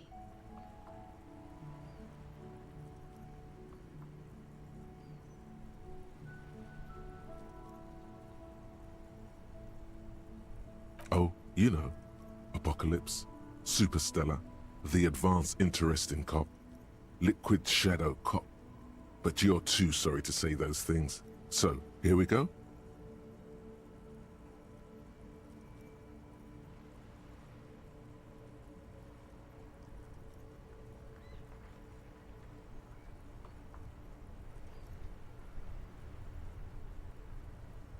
Isn't being sorry one of the 12 steps?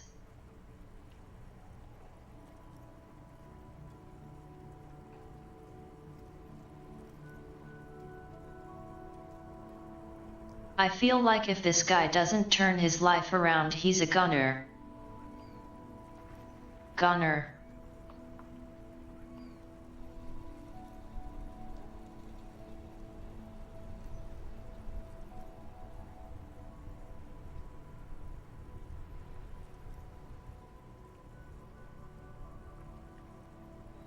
Yes, yes, impotent rage and lamentation. Let's wrap it up.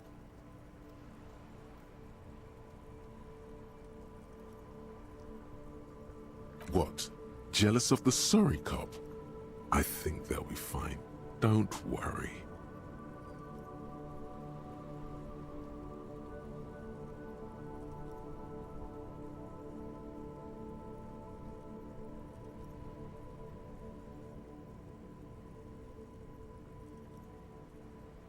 I guess part of the fun of the game is playing it out in different ways.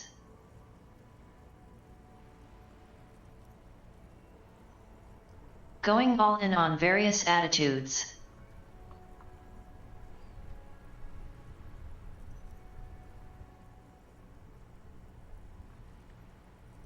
They'll be super fine. It'll be totally okay. You can dual Copo type from sorry to anything.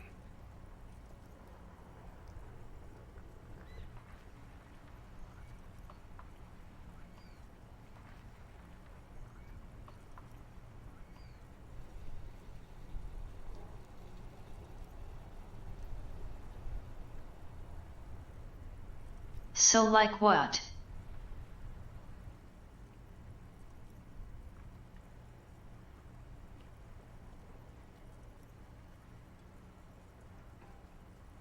This opens the options to be even more apologetic.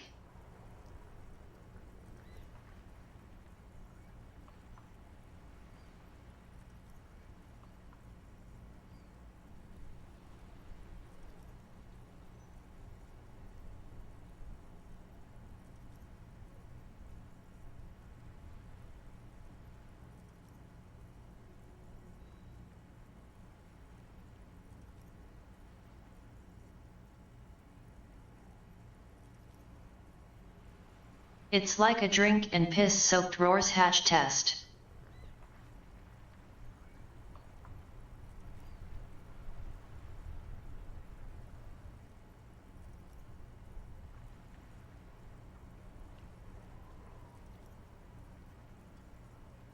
Of course you are. It's okay. See if you can get something out of this, like info. Or maybe every time you say you're sorry, you get $1 million.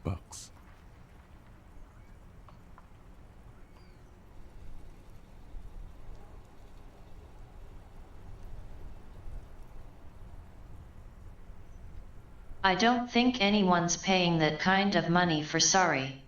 That won't happen.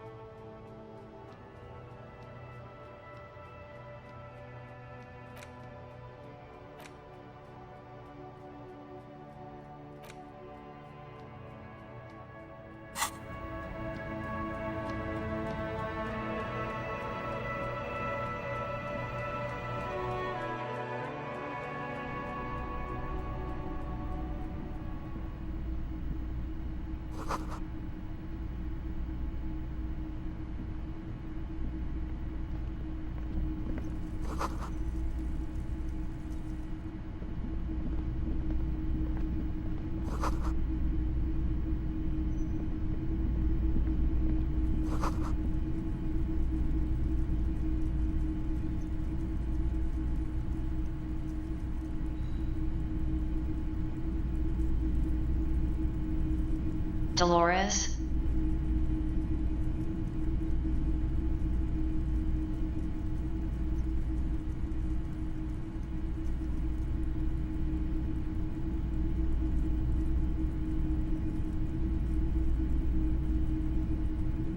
Opt in.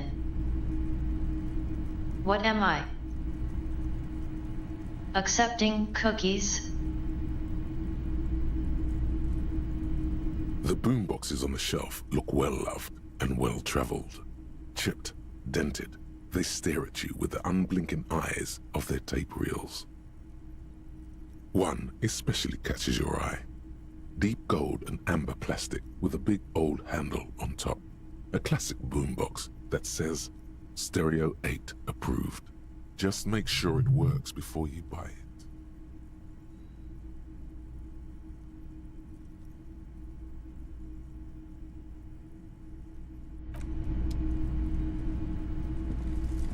You see rows of toy soldiers guarding the rest of the trinkets displayed on the table.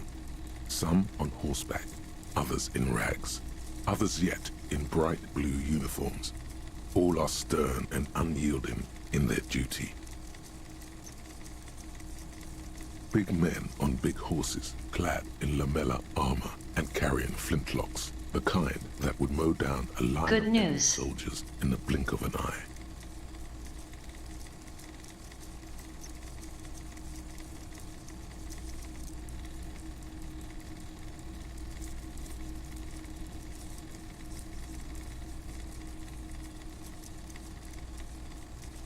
Everyone is busy with their own crap that they don't notice whatever it is you are doing.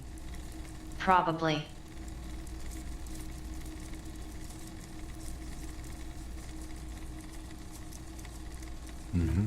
I used to be very serious about my Franco-Nigerian nights.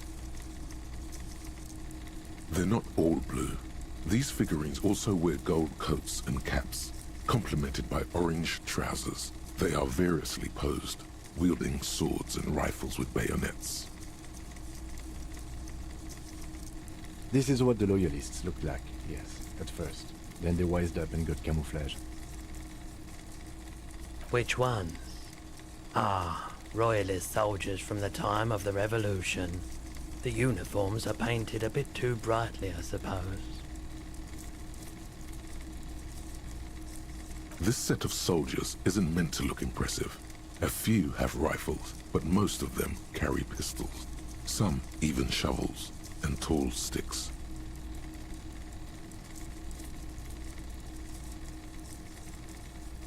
You're probably talking about the revolutionaries, yes? Yes, they are soldiers, revolutionary soldiers.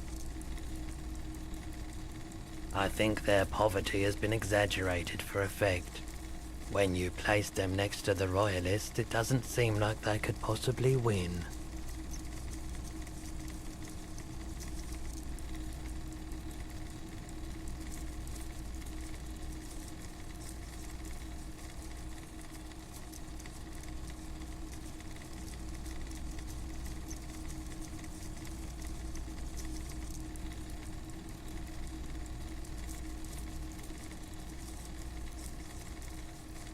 Maybe.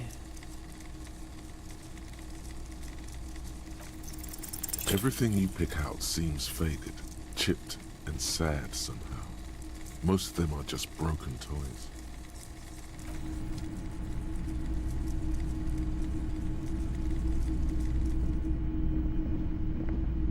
A typical Martinez streetlight sits among assorted floor and table lamps.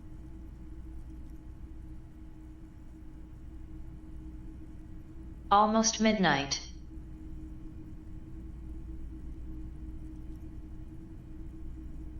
Hope Kim doesn't yell at me.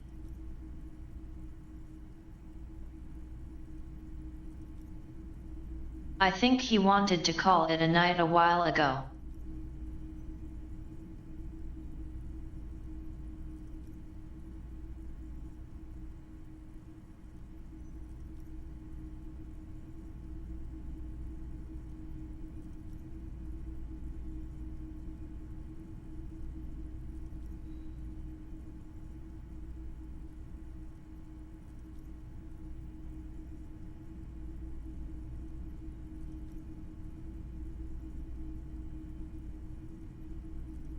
Kinda feels like he's here in this story to be your Jiminy Cricket.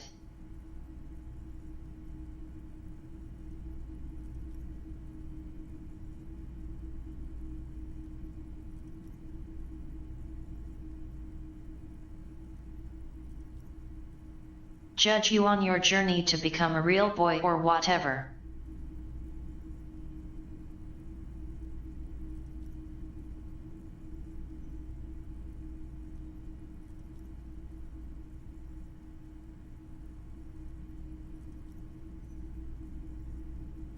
In the original story he died.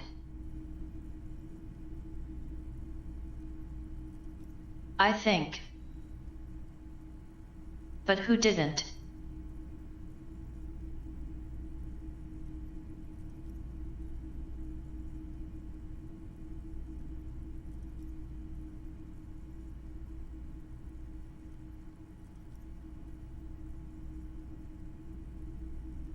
The light pole has been carefully cut, and the wiring has been redone and attached to a standard indoor plug. The light buzzes faintly, but persistently. This would make quite a statement in your living room. Yes, officer. As you see, it's in perfect working order.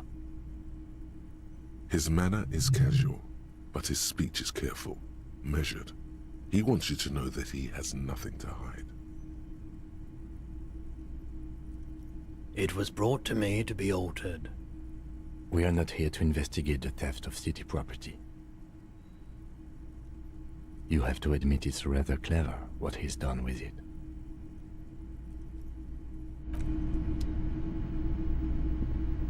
Wow, a very large red t-shirt with an impressive print stands out from the other garb.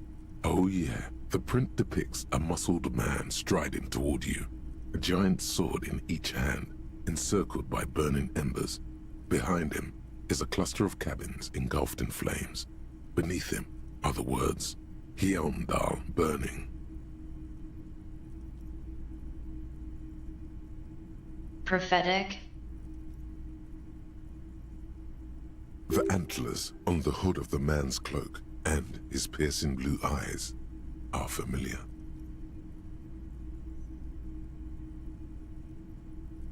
Smells like worn cotton and a little old sweat there. Worn cotton with a side of flea market or trash bin. Sniffing is okay, but please don't try anything on. Can't have you leaving your photon emissions in the fabric of things you're not going to buy. It's the man from Hjelmdal. Walking away from his burning village, yes.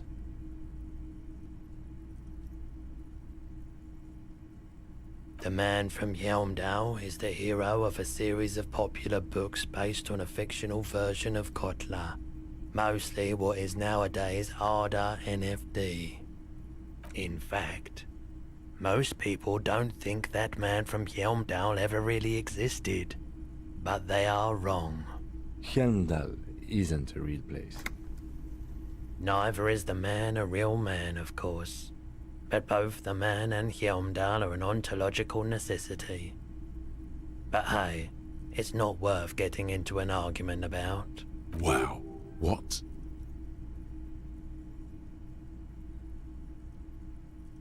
I mean, even if the man from Hjelmdal didn't exist before the adventure novels, the stories have made it so that he has. It's simple, really.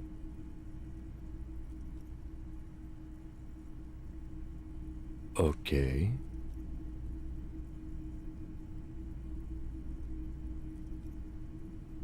The stories made him real. You sound skeptical. It's not that complicated. All that's required is a more robust understanding of cause and effect. Besides, I've been to Kotla, though not quite as far north as the Hjelmdal, and watched northern lights travel across the sky. Very unique, energetic tides there. It's for the best, because Hjelmdal is not a real place, and thus he could not have gone there. His theory isn't exactly incoherent, but its logic does suggest some unusual neural activity. Interesting. It's not often that I see officers from the RCM in my pawn shop.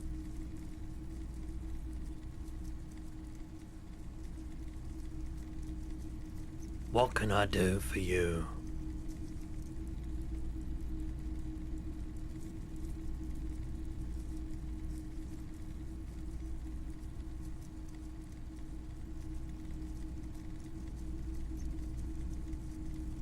I haven't had any problems myself, though some of my customers have complained about inconsistent law enforcement. Who are your customers usually? All kinds of people come through here. Locals, travelers, people looking for a deal, people looking for a keepsake, people who are terminally bored. As you can see, I have a wide selection of goods for everyone to choose from.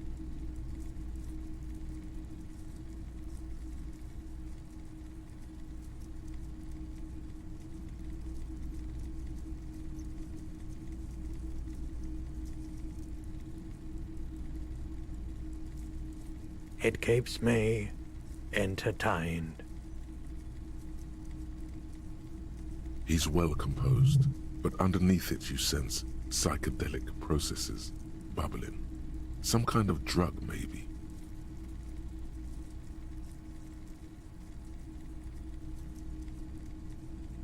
Moving light.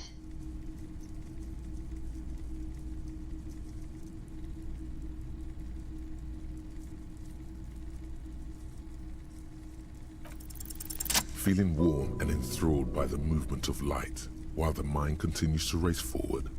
Lucky bastard. He's probably on Parolidon. It's tough to come by on the street. A drug developed by the military to treat and prevent radiation sickness. It has psychedelic side effects, and it makes your eyes turn yellow.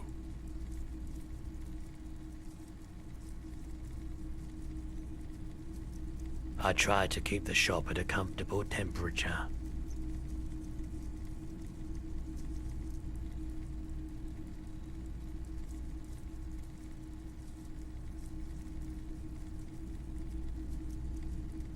I'm not offended, officer.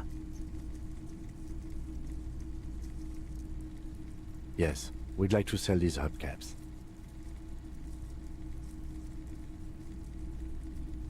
Roy takes the hubcaps from the lieutenant and inspects them.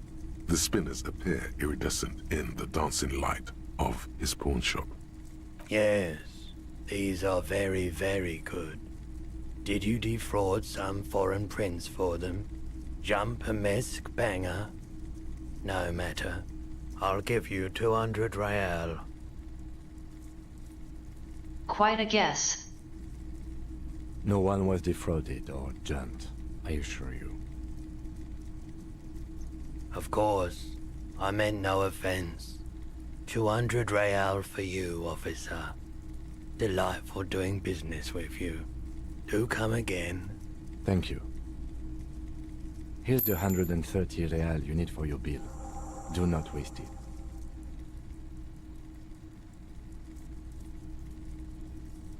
The rest is for him, to compensate for the pain of being separated from his radiant spinners. Anything else you're thinking of selling?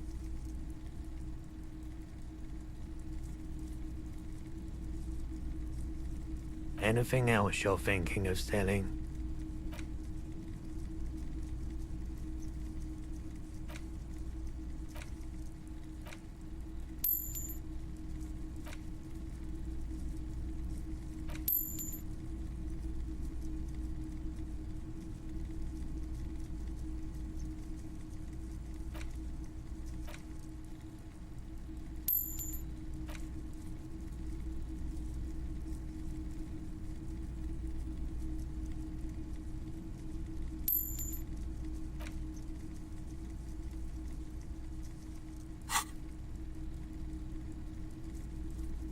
Another time, perhaps.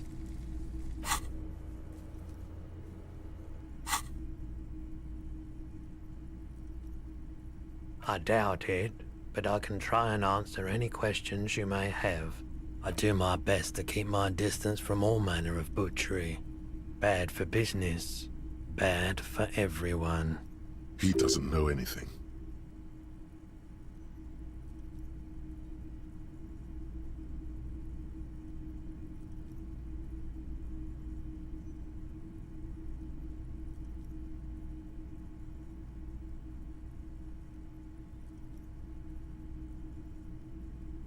The portraits in this game are so good.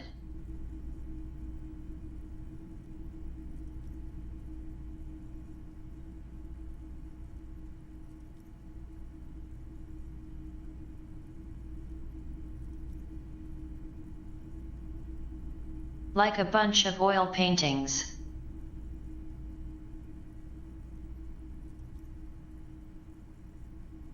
Maybe some acrylics, I don't know.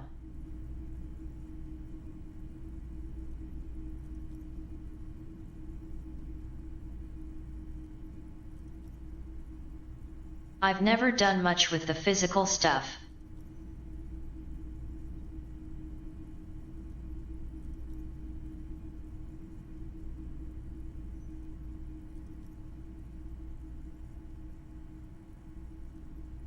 But I always dreamt about making things look like actual paint.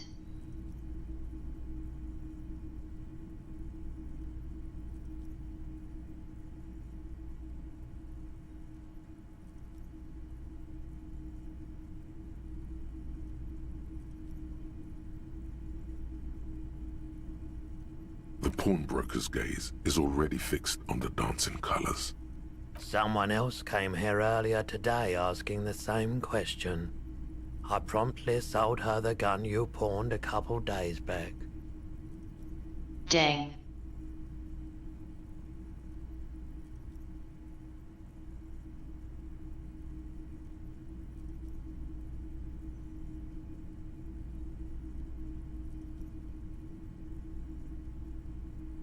So I'm guessing there's no name then.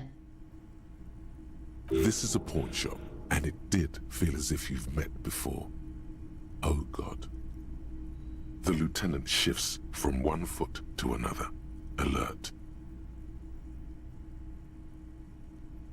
You were adamant about getting rid of it, officer. Said you were undeserving of a service weapon of the Revachol Citizens Militia. And I don't like keeping guns around the shop for long. Off-the-charts photon emissions, the unhealthy kind. She didn't seem like a policeman, although she kept referring to herself as a pig, which was odd. I found her interest in the gun a bit obsessive, but I was just happy to get rid of it, and of Wonder her. if it was Cindy Skull. Truth be told, she was terrifying. Right, so let me get this right. You sold your sidearm, issued by the Citizens Militia, and now a civilian is running around the streets of Martinez with it?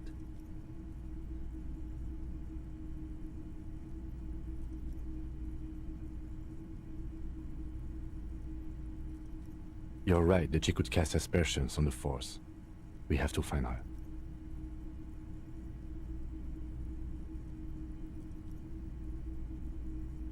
My apologies, officer, but I have no idea where she was coming from or where she went. A needle in a haystack. There is nothing you can do about it right now. You'll just have to hope Everard wasn't lying, and the Union can track her down in time. Maybe. Shady-looking guys came in here yesterday, looking like they'd just taken off their Wild Pines overalls. They asked if I have a police weapon to sell. I told them I already sold it.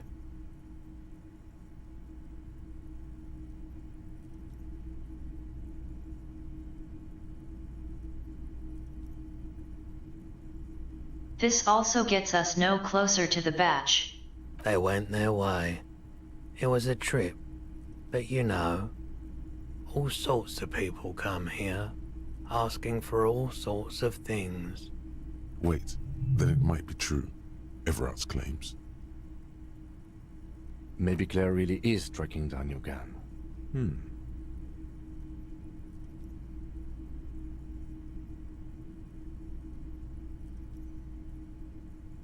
Claire? Oh.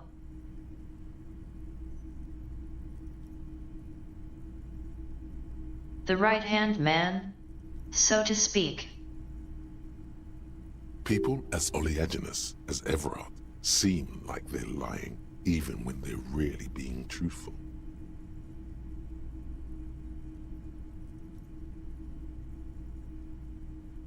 Oleaginous. Sheesh.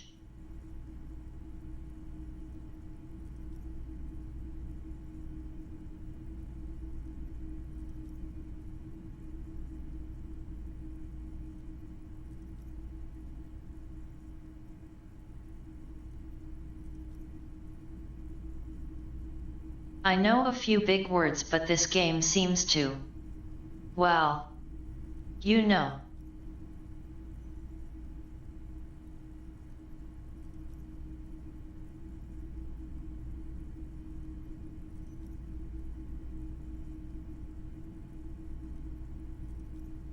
It means oily. Come on. Just say it plainly.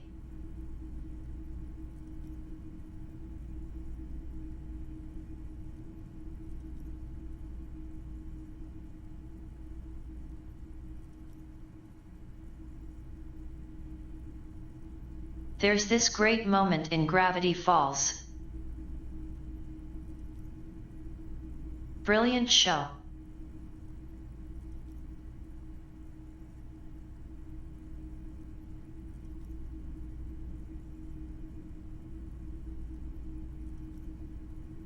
This kid is like old man, I rebuke thee.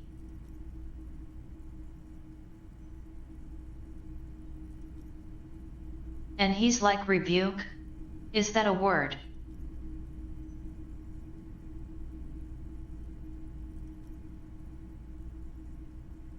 You get a word a day calendar or something.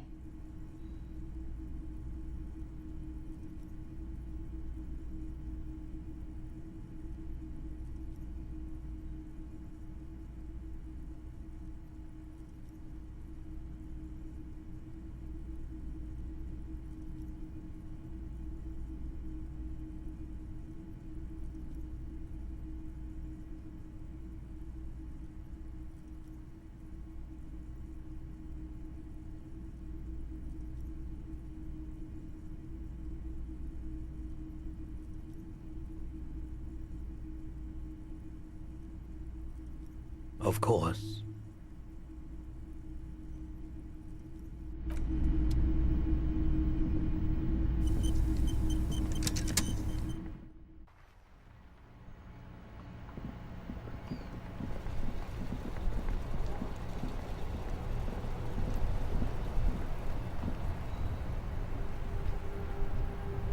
Hey, what about Kim though?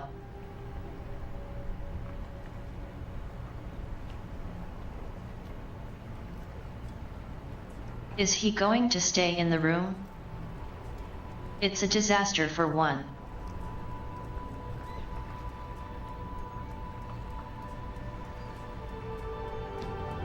But I don't know if there's really room.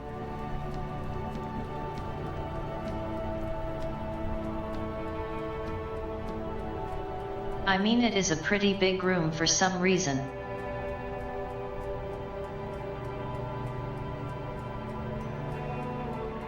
But there's the bed you can barely see.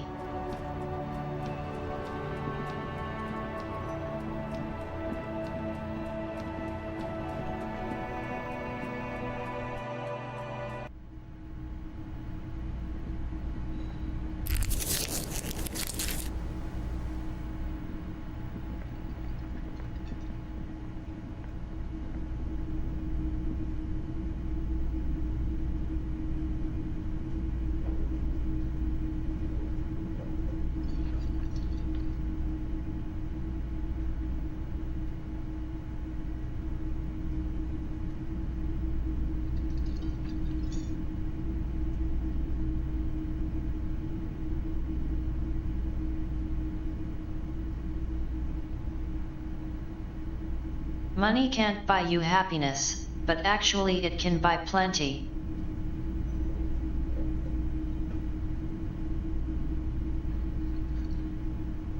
It's just that past a certain point, nothing is enough.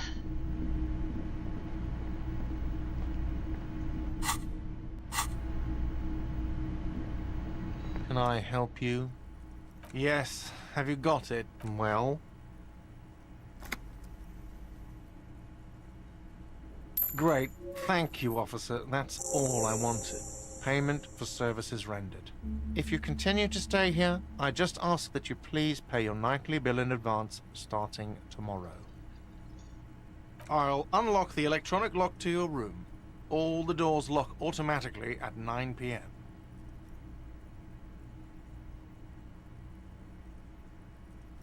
Automatic locks.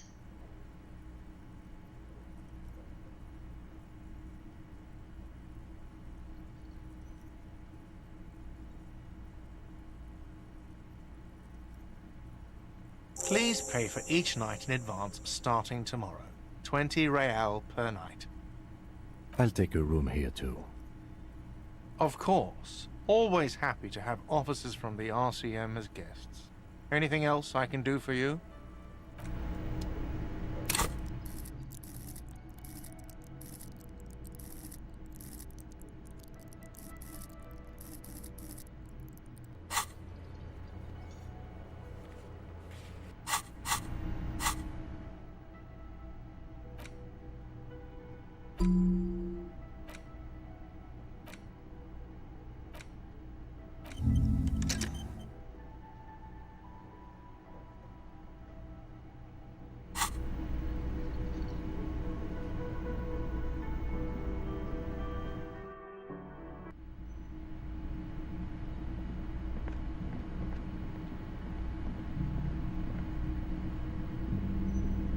This is the door to the room you redecorated. Just a moment. We should talk about our progress on the investigation. Let's go out to the balcony.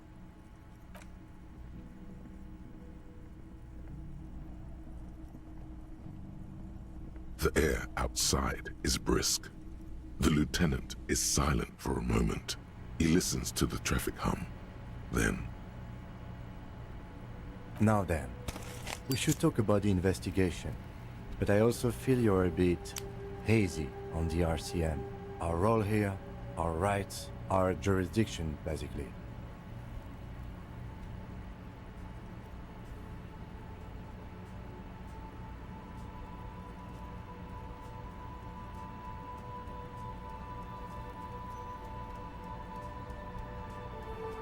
Well, you were so hungover that you couldn't keep it down when we approached the hanged man, so we didn't even inspect the body.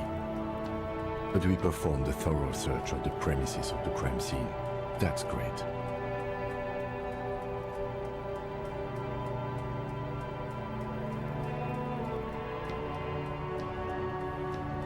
It's not my job to evaluate your methodology, officer. I'm just going through the facts. As for the interviews, we conducted an interview with Everard Clare. He wasn't particularly forthcoming with useful information, however.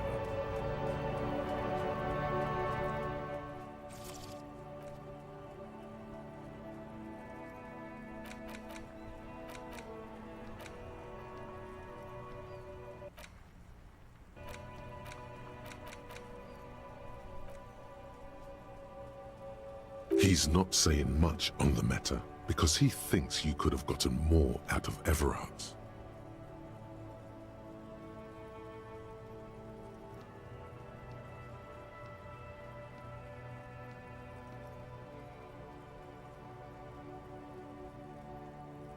Claire also helped you, how should I say, remember your name?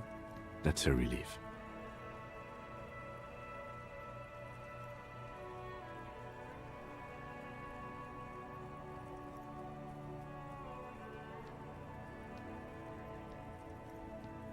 I'm still fuzzy on who Claire is. Did we meet a Claire?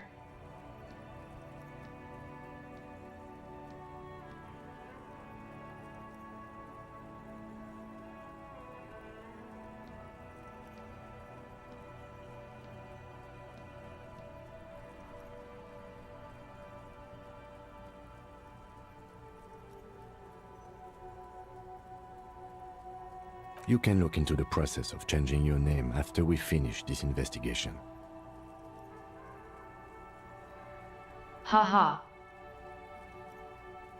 We talked to Joyce Messier, but didn't get any information from her. I have a feeling Joyce knows how dangerous the situation really is. We have to get her to talk to us.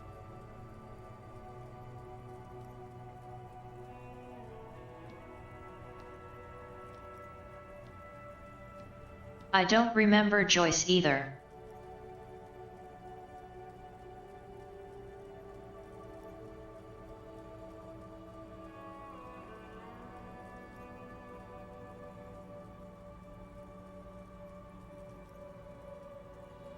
I'm so bad with names.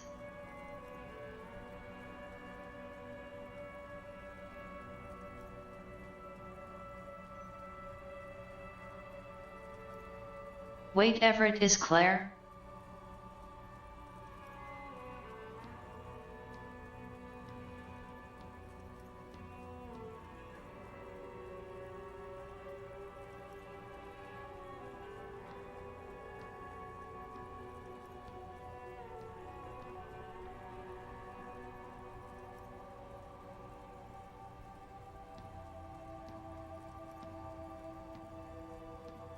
I need pictures and notes.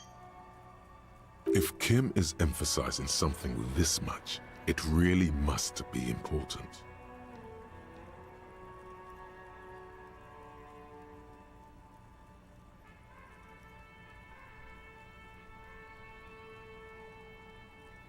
Like that Guess Who board game or something. Above all though, today was exhausting. What's with all the running? You run a lot. Is that a standard Precinct 41 practice?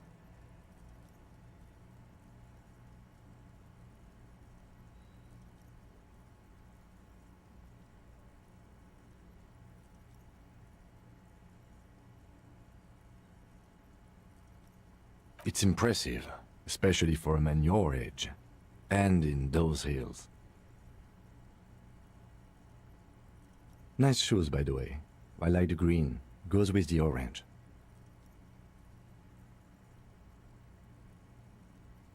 I have a cigarette every night when I go over my notes. It's something of a ritual.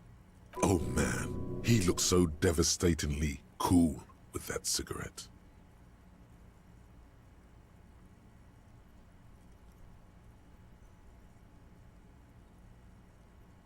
Electrochemistry.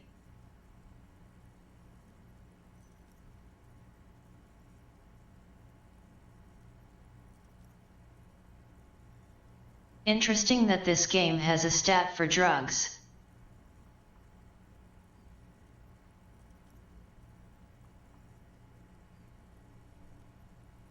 You mean this? This isn't cool. It's an unnecessary trial of will, and unhealthy. Keeping the habit within the parameters he's given himself takes a lot of focus. It would be easier to simply quit.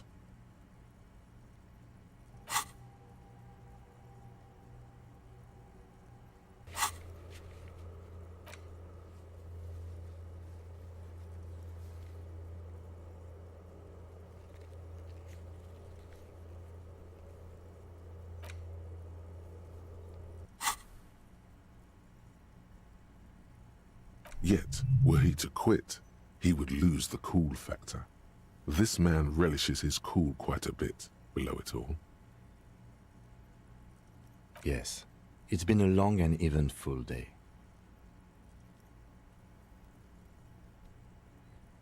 They're quite limited, actually. The power officers of the Revachol Citizens Militia exercise most frequently is imposing fines of up to 1,000 real for offenses, in accordance with an interdepartmental schedule.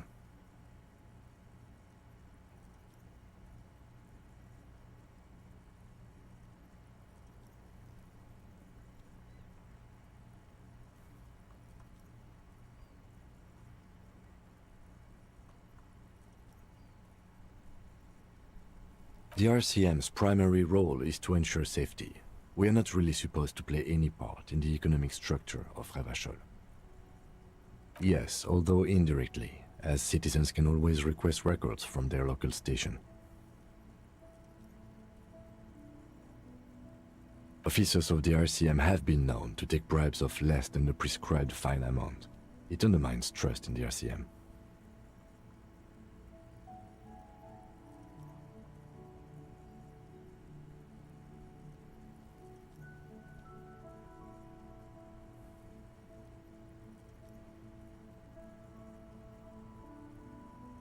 We can arrest people, of course, but rather than bringing someone in directly, it's preferable to serve a station cold sleep. It prevents confusion and overcrowding.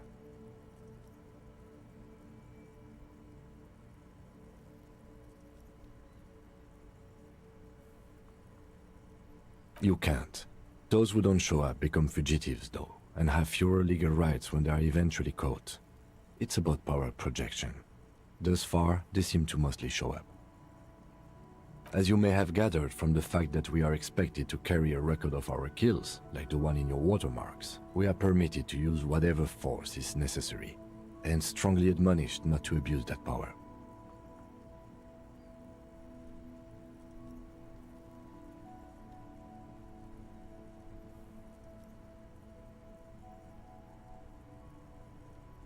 You have to supply compelling evidence for why it was necessary to use lethal force. In these cases, your partner is usually your witness. Not a good position to be in, by the way. Internal Affairs handles these cases thoroughly, by cross-examining you for inconsistencies. It is hard to cover for anyone, which is for the best. We don't convict. We arrest and send them to coalition government courts in Couron and La Delta. The prosecution works off our testimonies and records, which is why it's paramount to keep them. The coalition government, and the moral intern more broadly. The RCM was formed by the coalition government to restore order in the international zone after the revolution. So we did. Now we attempt to maintain that order. No more, no less.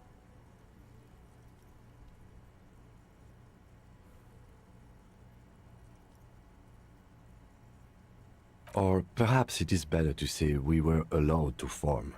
It's a point of contention whether the citizens of Revachol or the coalition government founded the RCM.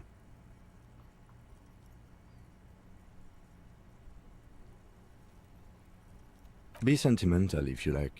Either way, the moral intern leases us the right to keep the peace in this city, and they will take it away if we misuse it. Or if they think you do.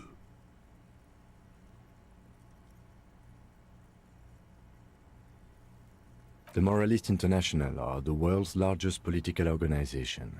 You know who they are. They have been running this place after the revolution failed.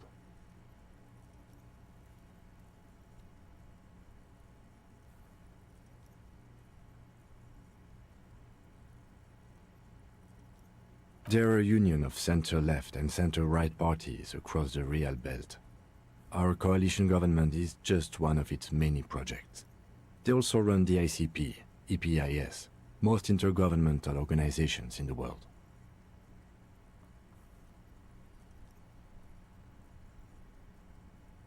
The Insane Clown Posse.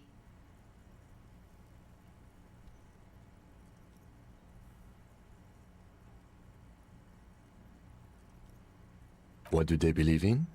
They are Dolorians. They believe they continue the humanist project set forth by Her Innocence Dolores Day 4 centuries ago. Others say they are just technocrats.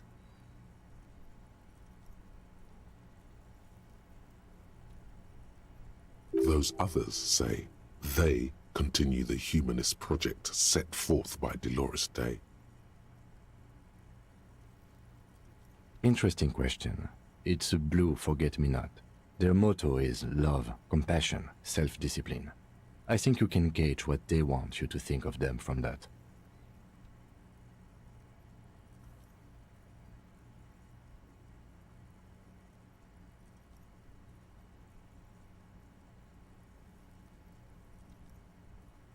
Something kind and usual. Something almost self-explanatory. Something like the dark blue, serious color of the early night sky above. A historic figure? The author of the modern age? You will have to look elsewhere for opinions. The subject of humanism is too abstract for me. The moral intern are a fact. I try not to have opinions on facts until they change. And it doesn't look like that's about to happen. Do you?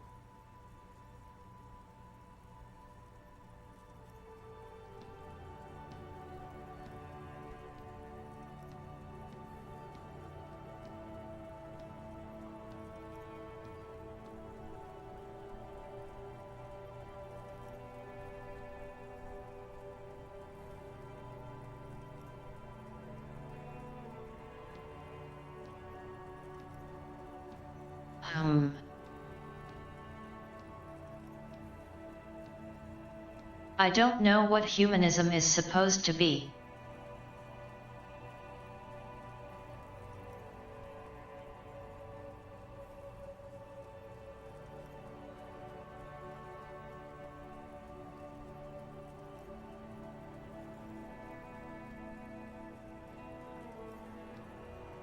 No. We are stooges of the world's biggest bourgeois organization, protecting the people of Revachol. That's the hand we were dealt. Without the MI, we would be common vigilantes.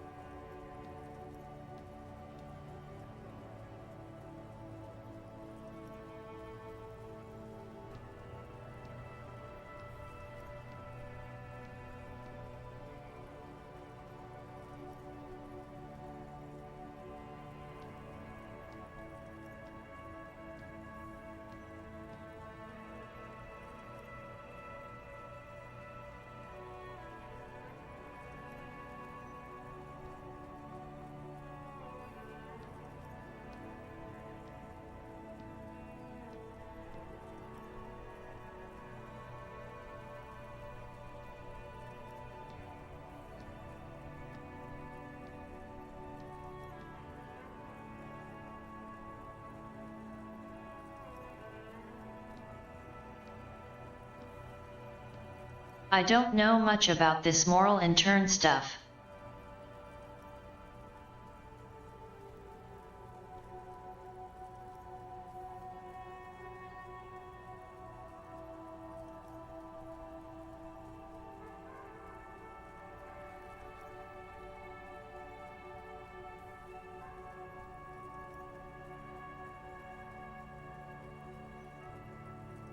But I feel like it's more complicated than vigilantes bad or whatever.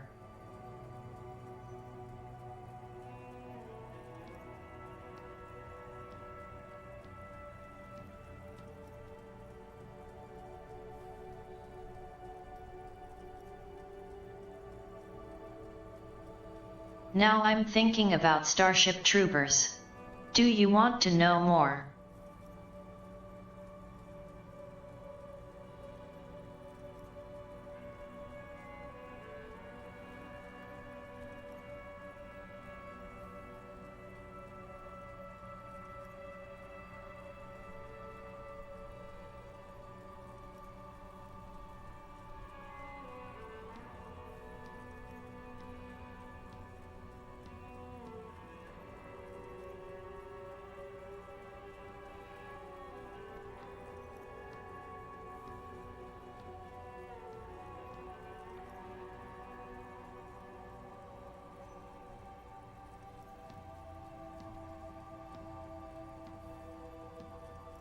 A citizens' militia kind of sounds like vigilantes to me.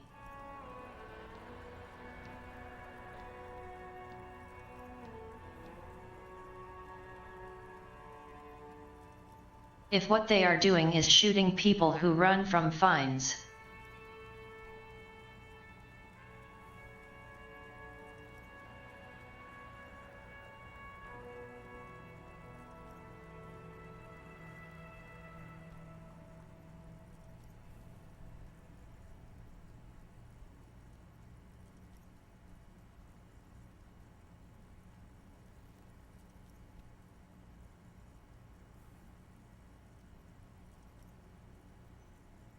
Sadly, it is what we already are to the people of Martinez, most of them at least, especially the Union. Vigilantes. I expect our job here to prove quite challenging.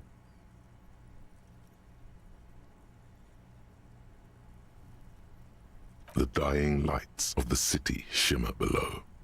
Slowly, like luminous clouds, they pass on his lenses.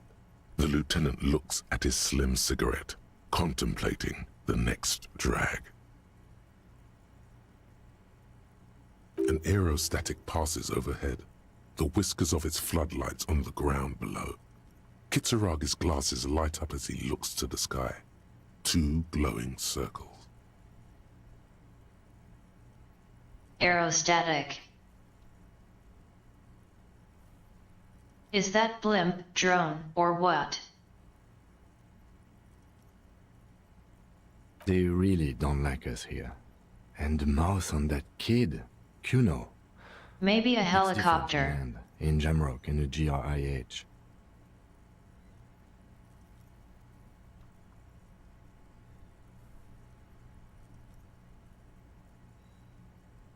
It's our fault for leaving this place to the dogs, to the Union, to the company, not daring to come here more often.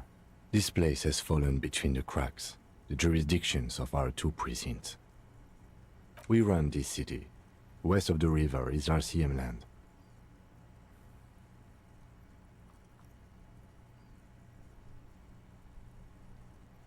It's incredibly hard. Human beings are... But we are in control, and it's worth it. The organization works, our systems work. If they didn't, the city would disintegrate. Me too. But I wouldn't count on any drastic changes in our lifetimes. He is very tired, but the dark circles under his eyes make him look younger, not older. Yeah, it's getting very cold now. Let's go.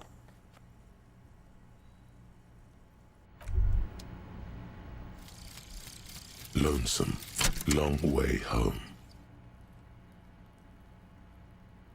Here we go. Home awaits.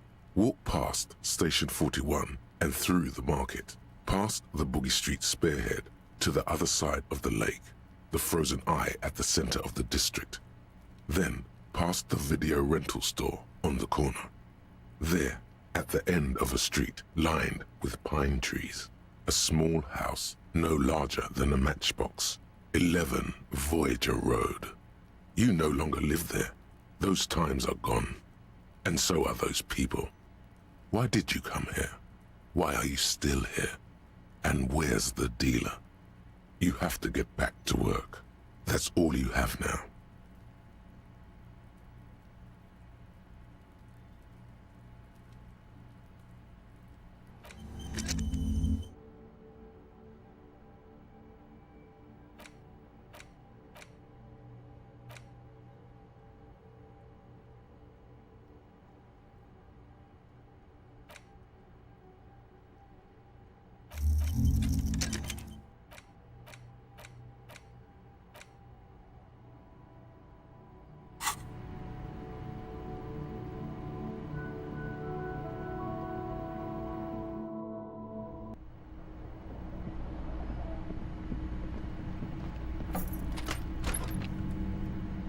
Yes?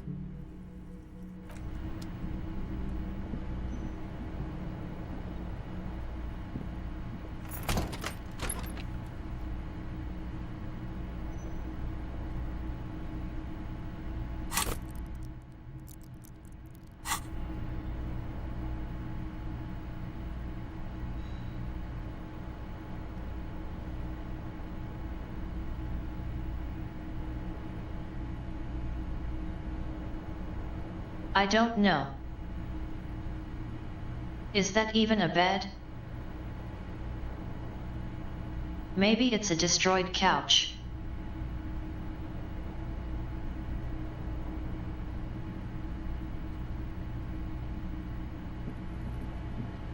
The bed is cold and not particularly inviting, but it's yours. The sheets look awful.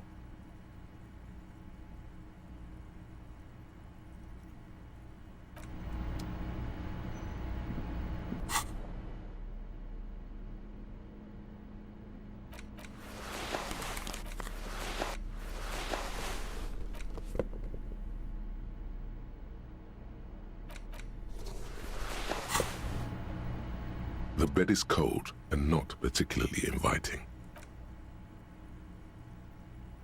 The sheets feel at once coarse and clammy against your skin. The bed sags beneath your weight as you stretch out and finally close your eyes.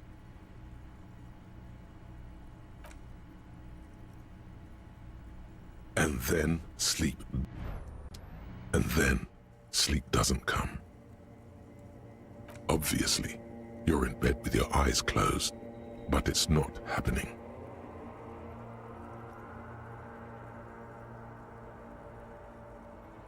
This happens to me sometimes.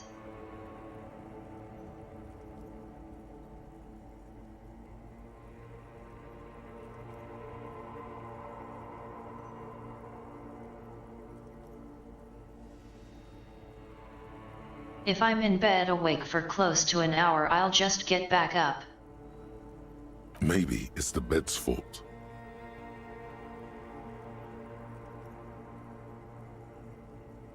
Its synthetic filling has separated into hard lumps. The pillowcase smells oddly. Smells of alcohol and sweat and grease. It barely covers your toes, stretching over your soft belly. This is your body here, intimate and warm, breathing. It's a little better. Colors, scenes, and half-formed phrases still litter your mind. Part of you is still trying to solve the case, isn't it? Something to do with, what was it that the lieutenant said? Union? And it's gone again. Your thoughts lost between the slowing brain waves. Your breathing steadies. A great silence washes over you until your eyelids twitch in your sleep and images start forming.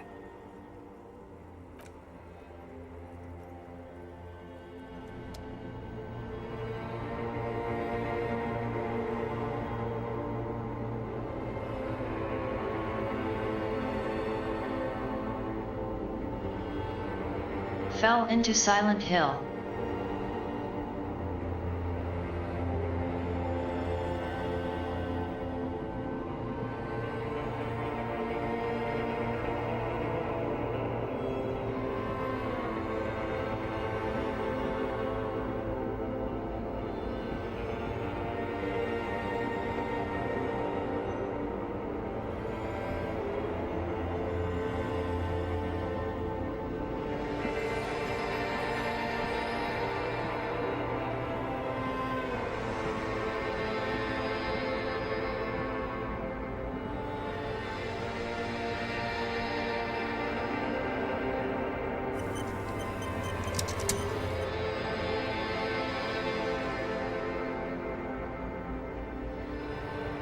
There he is. Mr. Disco.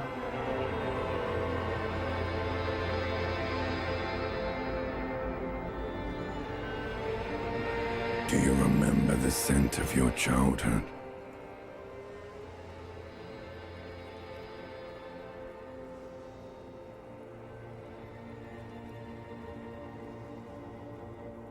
Do you remember your wife's hand on your face?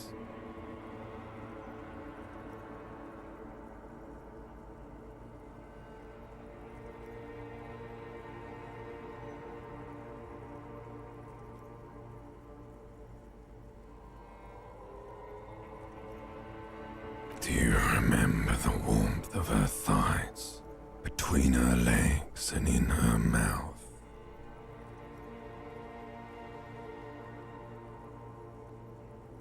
That's right, funky baby. And you just stood there, one hand on the bottle and the other on your dick, watching her go. Let it all be dragged away from you. Tell me, where are your friends? Human beings have friends, Harry boy. Where the hell are yours?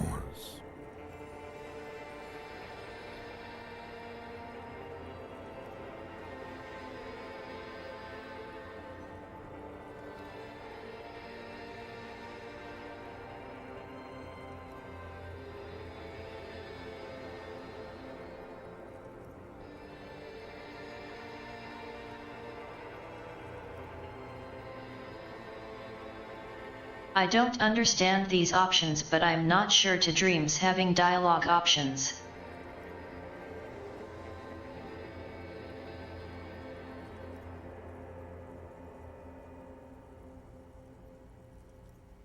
I'm not sure what I was trying to say there.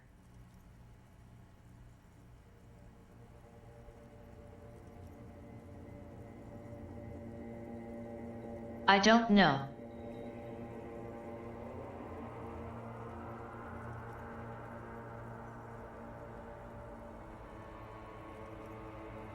Dreams for me are like just stuff happening. Like watching a movie.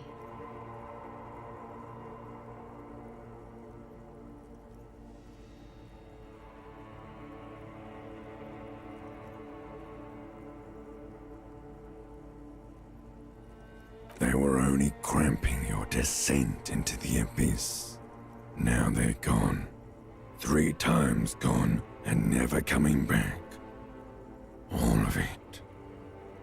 You failed. You failed me.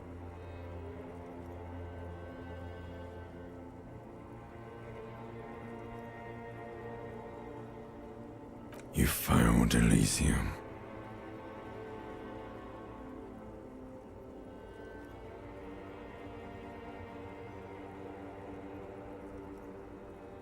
Disco Elysium. Roll credits.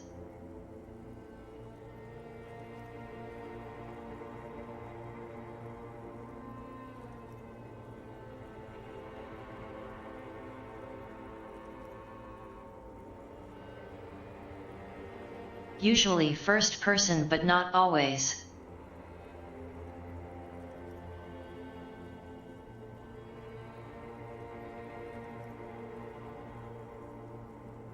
But usually.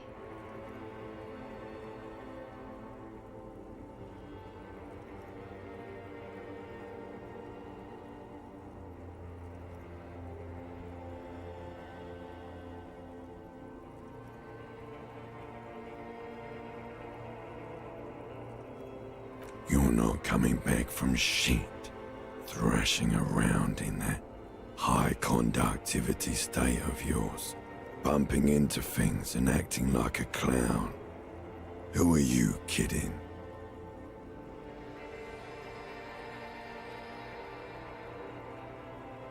Everything. The Pale and the Isolas.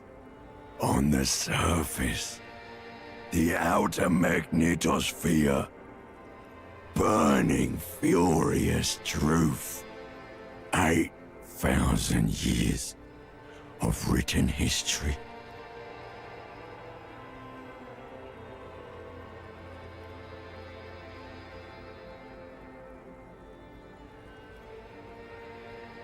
Maybe if we cut him down he can clear his throat a bit. You really dropped the ball, Harry. 4.6 billion people. And you failed every single one of them. You really fucked up.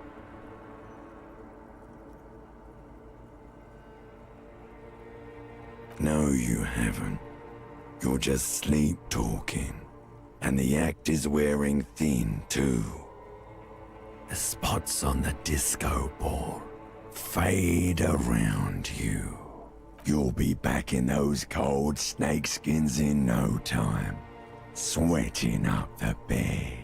Stinky boy. You're trying to what? I can't hear you. This is just a word dream now. Jumbled up garbage. The pictures are gone. The bed rises to meet you. A thin, sleep-like state. More glass than velvet, grinding in your head. So something is wrong. Sleep shouldn't be this bad, this dry, this unnourishing. There's something wrong with your thoughts. Some kind of new type of hangover. Oh yes, party boy, and it's worse than the one before. Just think of the shit you saw. Here it comes too. So soon already. A silent alarm goes off in your head like clockwork. Barely let you sleep at all. Time to get those clothes on, Harry. Time to go to work in the shit factory.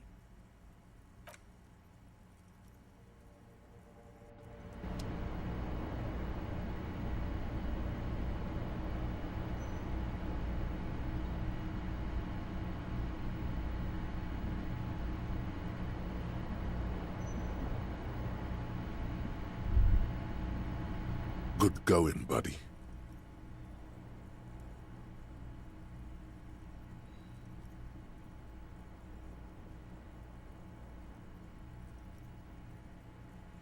Yes. Wait till you see the one with the chick in it. It's gonna be a good one. You feel even worse this morning than you did last night. You mean, why are you so tired? Too tired and down to even think? It is worrying, isn't it? You can't be a detective like this. Detectives need to be able to think.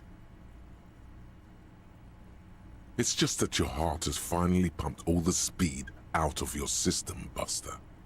Time to get some more. You're too weak to say no now. Waking up is the worst part.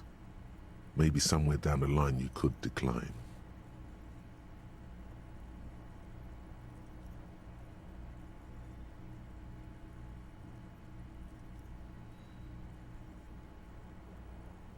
Are you sure?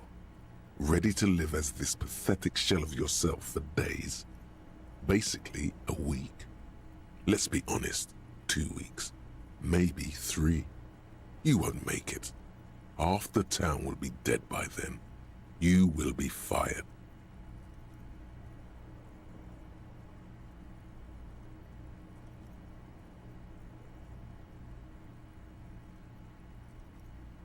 Suit yourself, slow, sad shellman.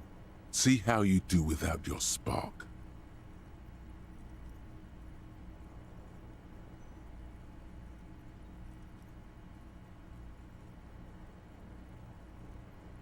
You know.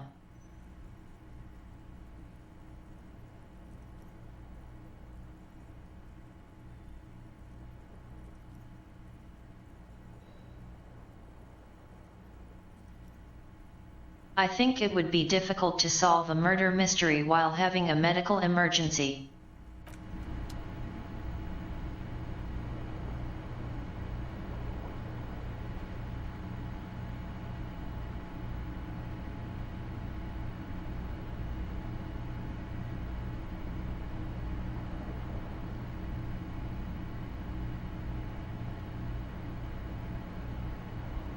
But I'm determined to do this cold turkey.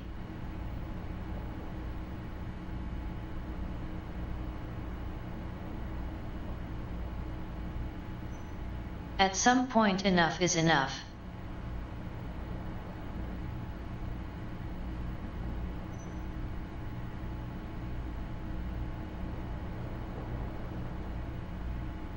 If you can't draw a line in the sand, your body will do it for you.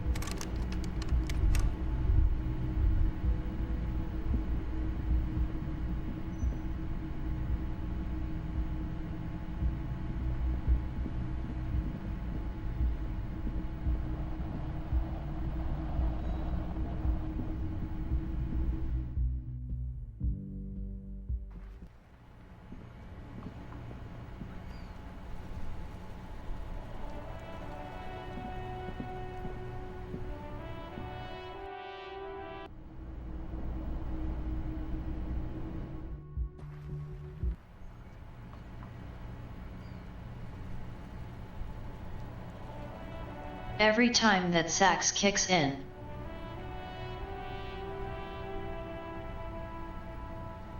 Looking out over this area, I think of Big O.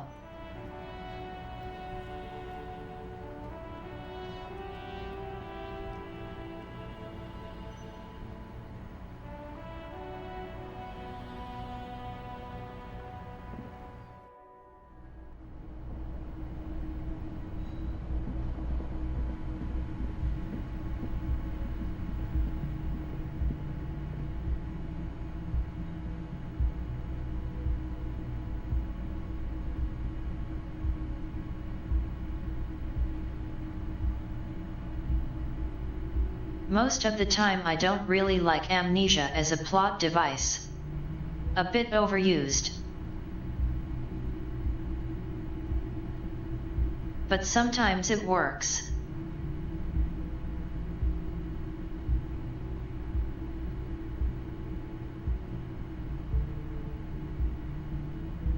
I think in this one, I don't know if I said, but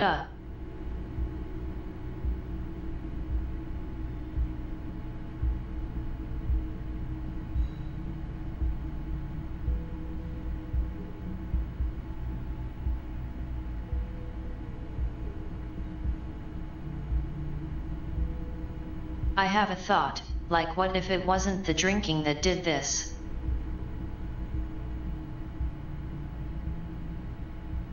Though maybe the drinking and the drugs an existential crisis.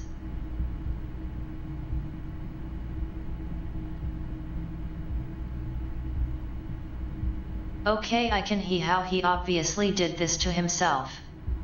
But still, I can see.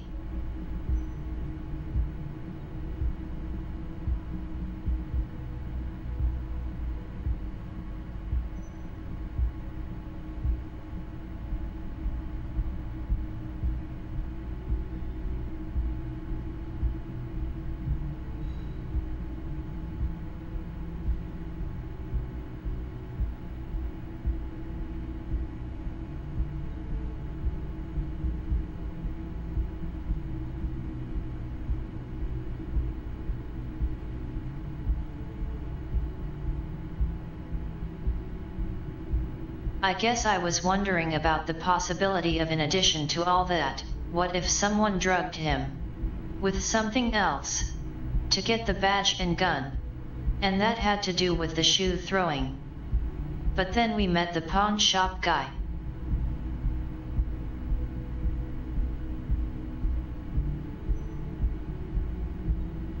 So I guess that was just hoping.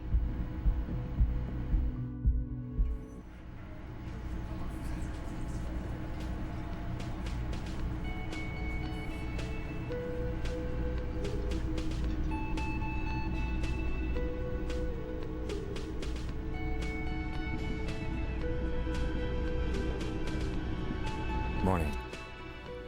Looks like we can get to work at once. The Union muscle turned up. They look rowdy. We should talk to them. I mean ungovernable. Martinez isn't exactly enthusiastic about the RCM being here. They prefer to be policed by the Union. These men here. Men who drink beer for breakfast? There's talk of an armed wing of the Union called the Hardy Boys, who are responsible for state policing. I think it's them.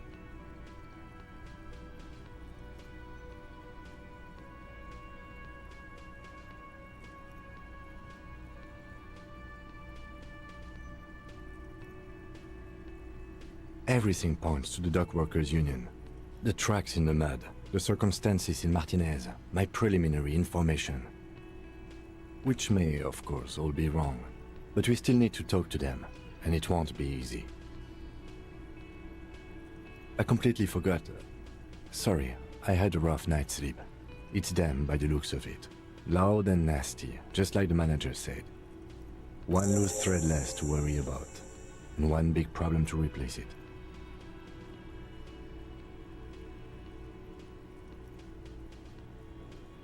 That would just escalate tensions. No captain would sign off on it. Solving one murder isn't worth a conflict between the RCM and the Debarders Union. In fact, even the death of 2 detectives might not warrant an all-out war. So let's keep a cool head, okay? One more thing before we do. We don't have to talk to them immediately. We can walk right past them, continue with our business. Yeah, streetwise. Zoom right past. Do it on your own terms. But aren't you curious to know what they have to say about the murder? They're in no hurry to leave. They think they own the place. Anyway, I leave that choice to you. Whatever you decide is fine by me.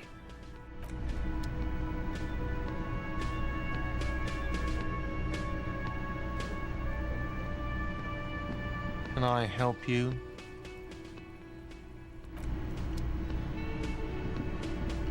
Just a moment. She's agitated, judging from the way she keeps pulling at the frayed edge of her blanket. And there's no public phones nearby? The closest phone booth is down the coast. Sorry for the inconvenience, ma'am. It's fine, I understand. Thank you anyway. I'm glad to see you again, dear.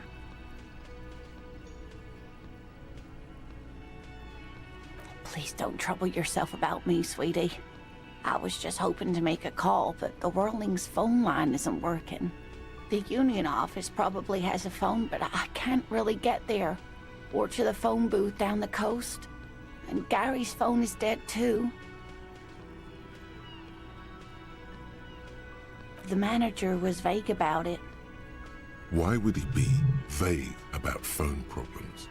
This is something to look into later. Ask God, maybe. To let the young woman who's house-sitting for us know that we may be delayed. Morel, my husband, and our friend Gary were supposed to get back by Monday night, but they're still missing, and I haven't heard from them. I was also hoping she'd heard from Morel.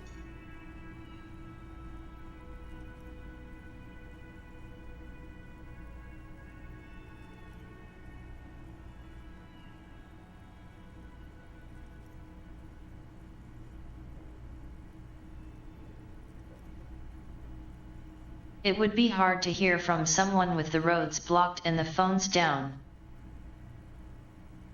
That's just it. This isn't like him at all. He always plans his expeditions so carefully. But you have more important things to worry about.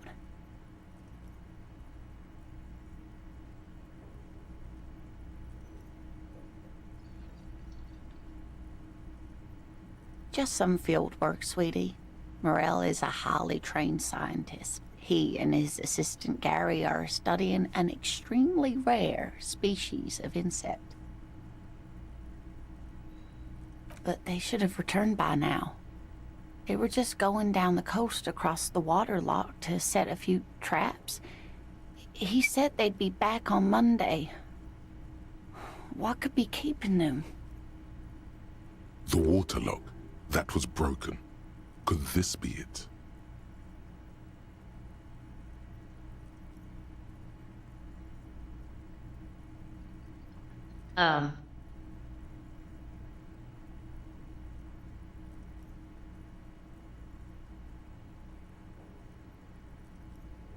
Was I waiting for Wednesday for the water lock?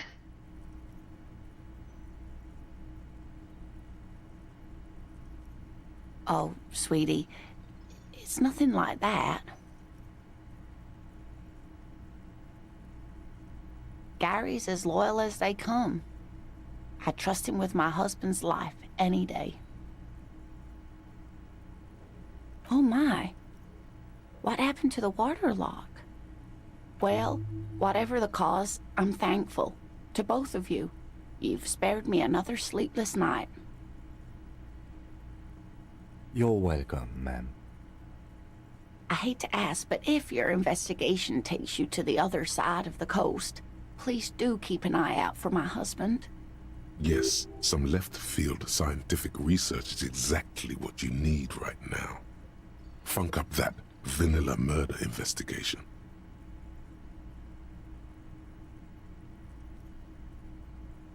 Funk me all up. And if you see him, let him know Lena is waiting for him here at the Whirling.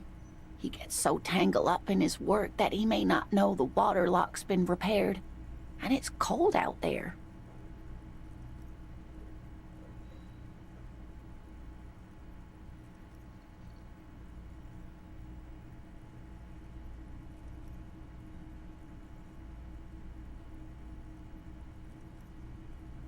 Looking for a bug that probably doesn't even exist in winter.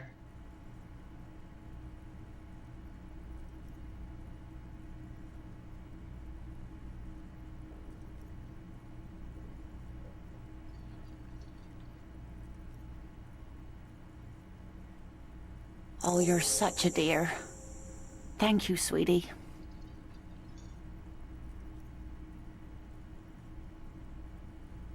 Oh, yes. A zoologist. A cryptozoologist, to be more precise. It's a pseudoscience that attempts to legitimize research into mythological beasts and urban legends. That's one opinion, yes. And people are entitled to their opinions.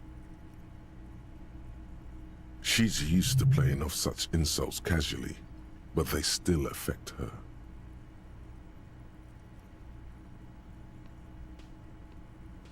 My apologies, ma'am. I did not mean to undermine your hobby. It's not a hobby, dear. It's a subfield of zoology, one specializing in animal species that are so exceedingly rare that many assume them to be extinct or even fictitious. Searching for such species called cryptids is difficult and often thankless, and frankly, many scientists are too lazy to do it. Universities these days are rarely interested in supporting real research.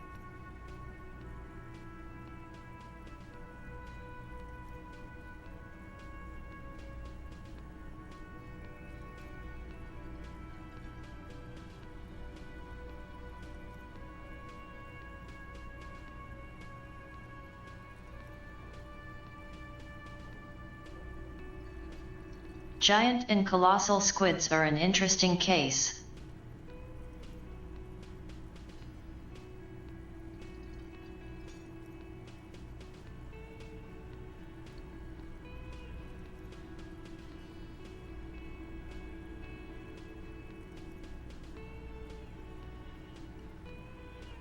People were like, no way, but there was evidence with whales.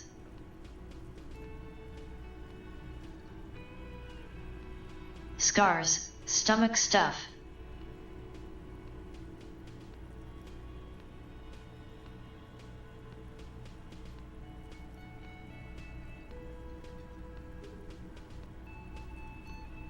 Then we found a corpse or two.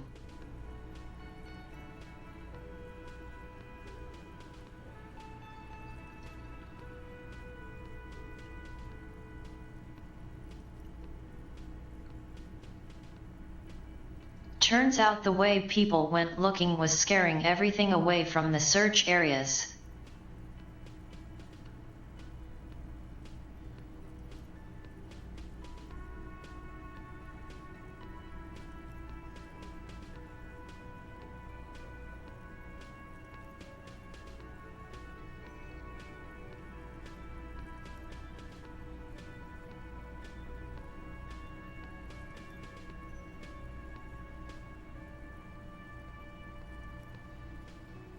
Shove the brightest light into the darkest abyss, and what do you expect?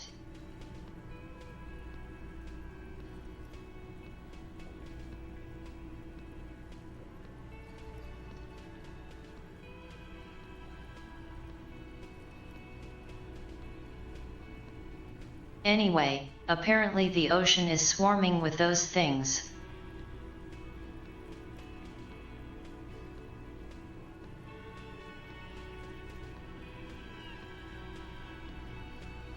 Enough to feed a lot of whales. The quality of research at Revacholian universities has been on the decline, but you doubt there was ever a time when cryptozoology was embraced by the academic elite.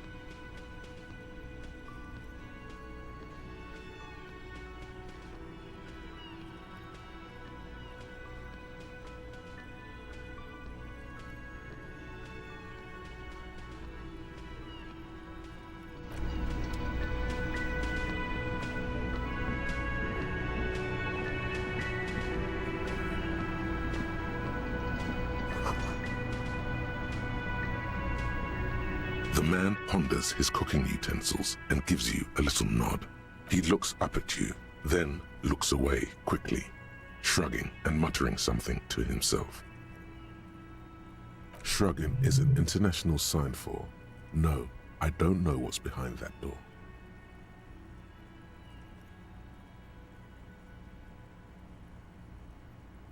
So, still no borscht.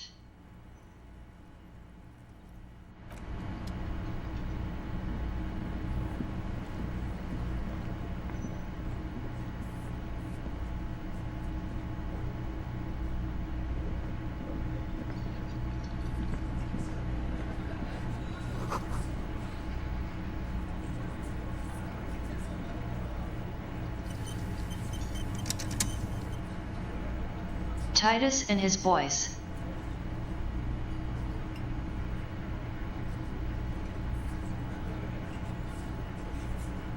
Prime suspects for the hanging.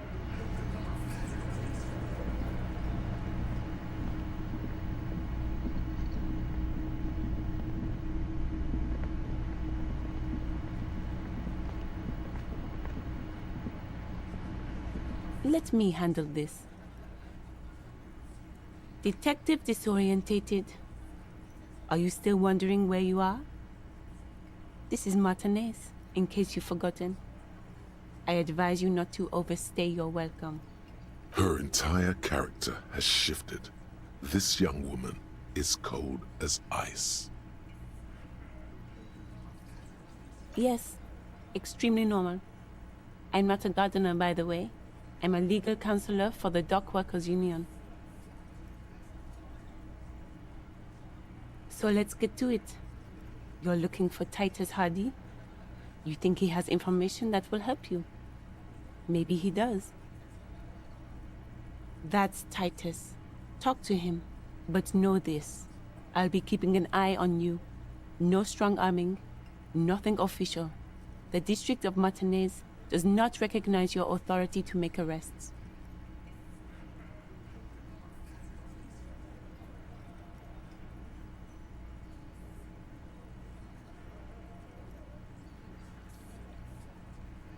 Does it matter what the district recognizes?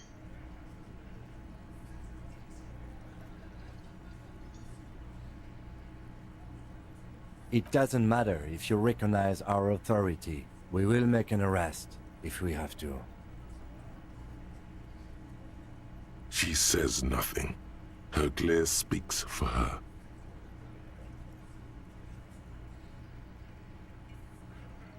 Like I already told you, I'm a legal counselor. Do you have hearing problems? What you want is of no significance, officer. Don't test your authority. In Martinez, you are no one.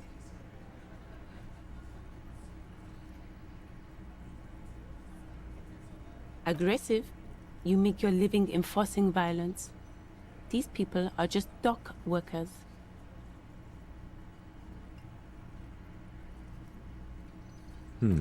So you were spying on us, and now you represent murder suspects. Just dock workers. Listen, you moral intern lackeys. You're a mob, enforcing the unlawful privatization of Revachol. 20 fat men in the Occident are stealing it all, and you're their bodyguards. Fuck yeah. So ask what you came to ask, or get back to your commanders.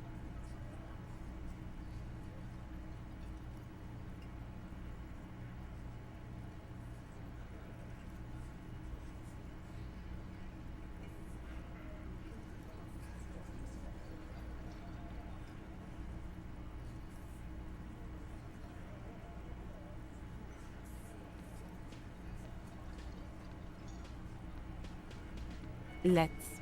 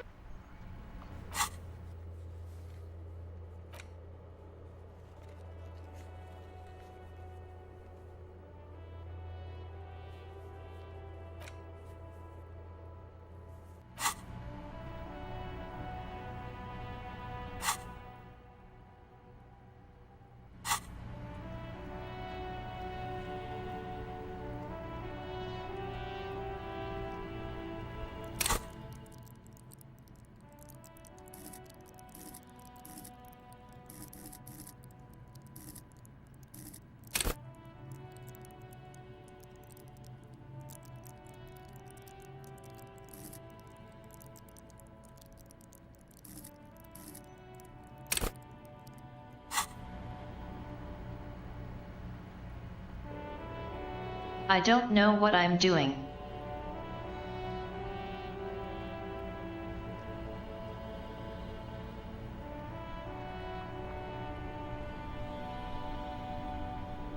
I don't know what I even want to be doing.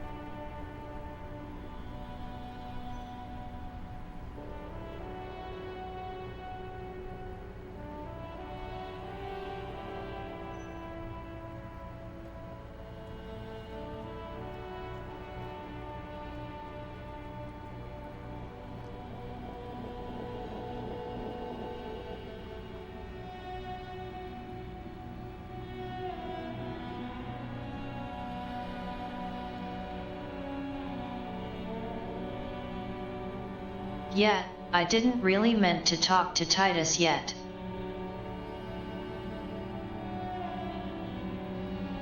Because Kim was like, let's do whatever else first maybe.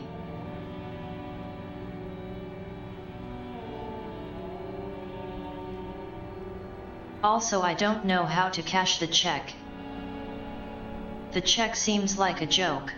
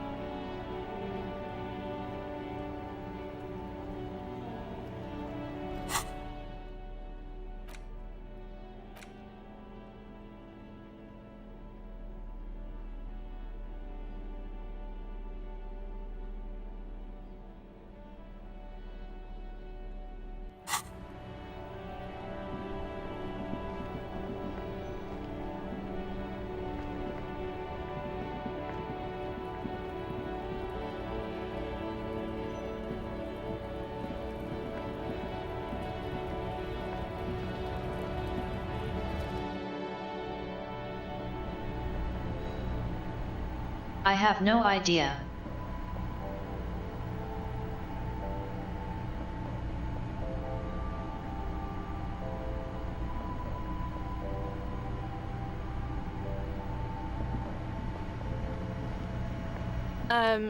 Is this about the questions again? 'Cause I don't really know anything.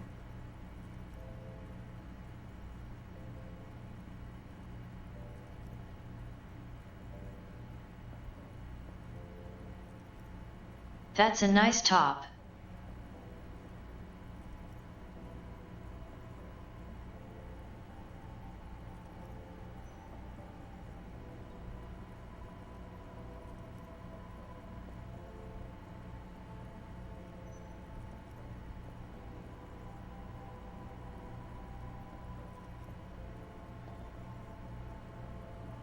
The hat is a bit much.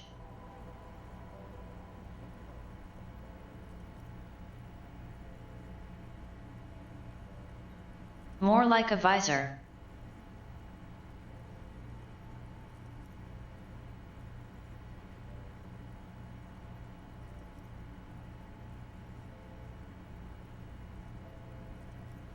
A warehouse? I don't know. Maybe. I don't really care what Frit does. She looks up from under her brow. Fine. Frit doesn't have a warehouse. Just a little back room here. Okay? Wow. I didn't know you worked for the Union, sir.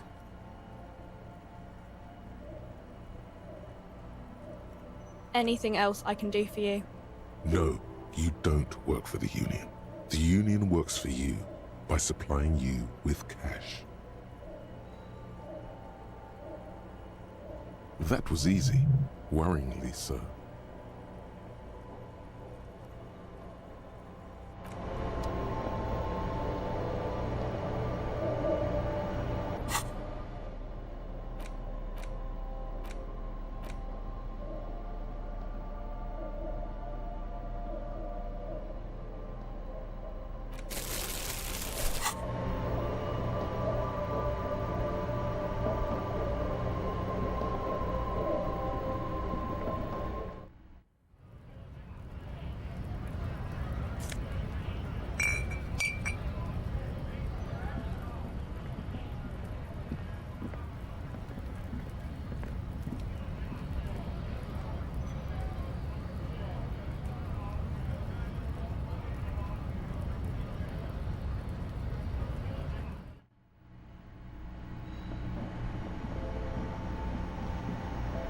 The tear machine stands in the corner.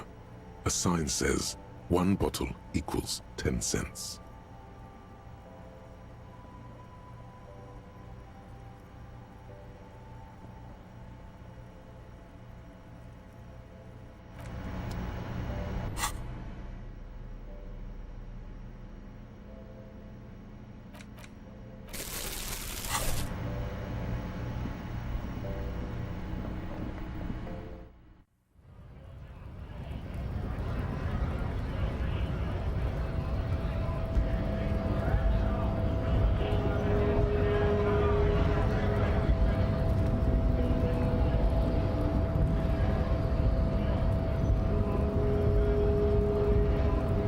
So, how'd you like our harbor?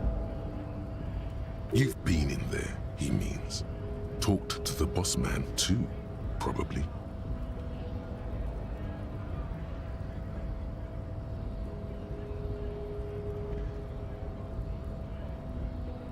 It's but a rest area on the path leading across open plains. Right, you talk to the boss eye to eye, like men of the plain. If you have any more questions, I'm set to talk.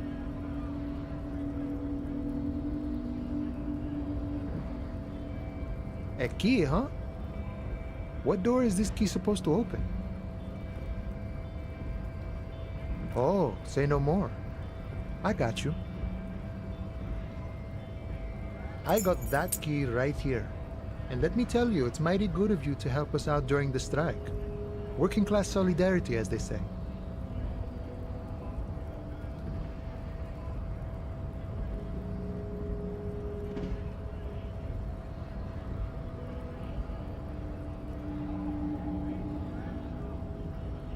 I'm liking this guy a lot less all of the sudden.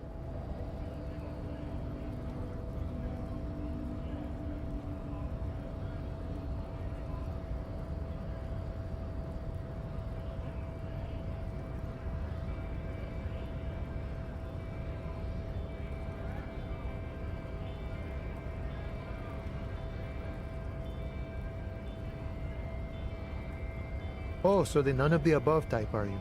I get it, I get it. I like to keep my distance too. But it doesn't matter. It's a good thing you're doing. Thanks.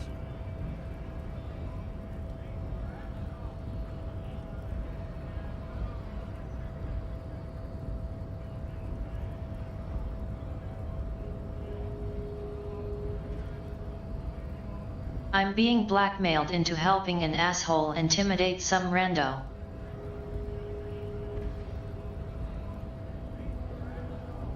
How is that a political choice?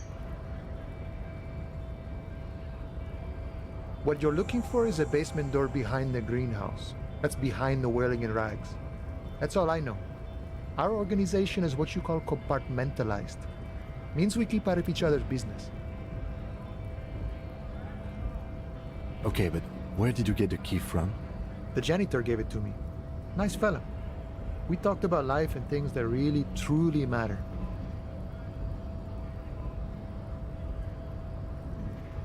None of this mess we're in. This jiving and juggling. What's it for? To feed our children, I guess.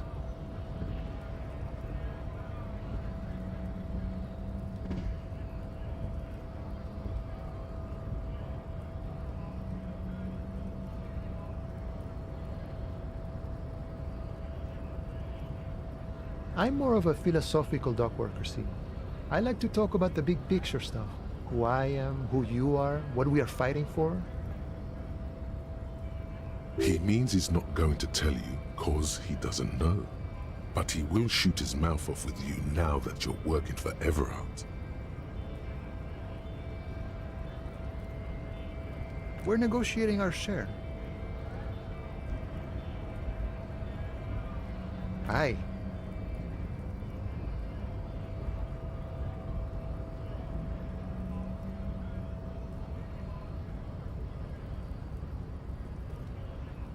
This stuff, they already covered.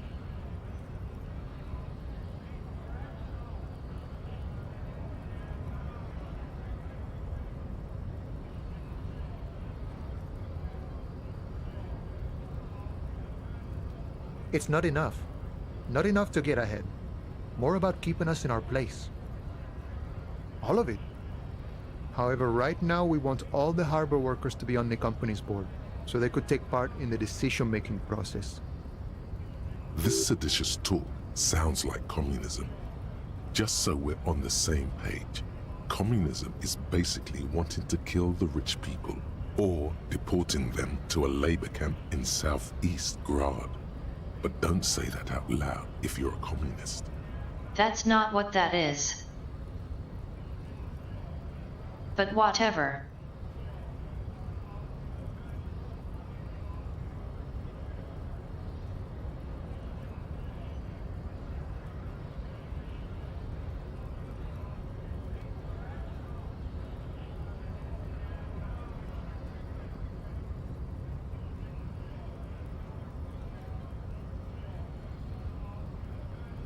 That said, if you are in a fight to the death,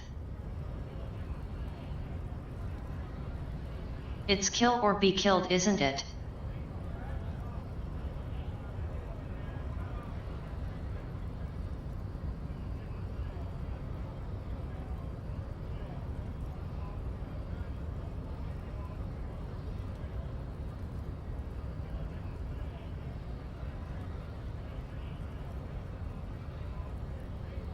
I think it's best you make up your own mind now that you've met him. In my eyes, he is a capable organizer and a decent businessman. I guess you kind of get to be the village chief. He oversees the harbor, makes deals with the owners or other relevant parties, watches out for his own.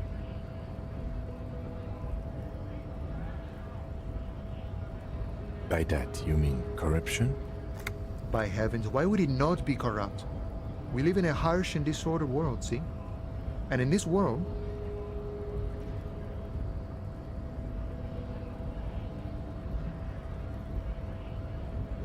the old man is corrupt for our benefit, and we know it. Appreciate it even. He is, personally, not too lavish. He is reasonably lavish, sure. That's his prerogative. It's not like you want a saintly demeanor on a corrupt motherfucker. That would be a manipulative illusion.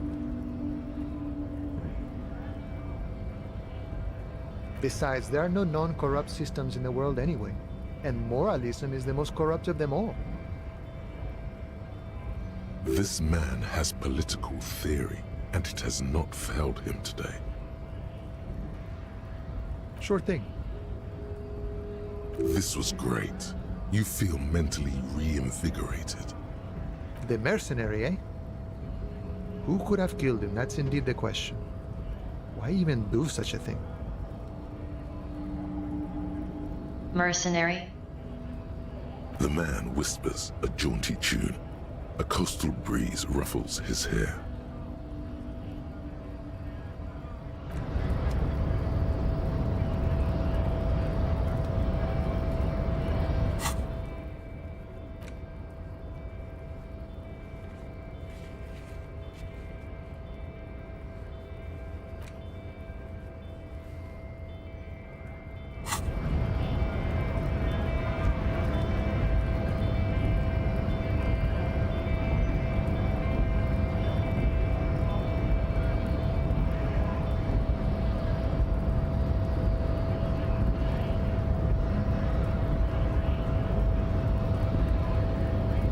Why can't I deal with the waterlock before Wednesday?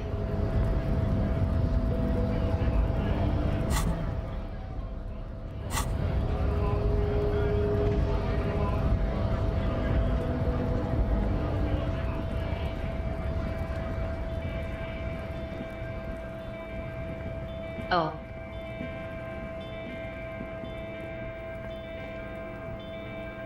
Well then, why am I involved at all?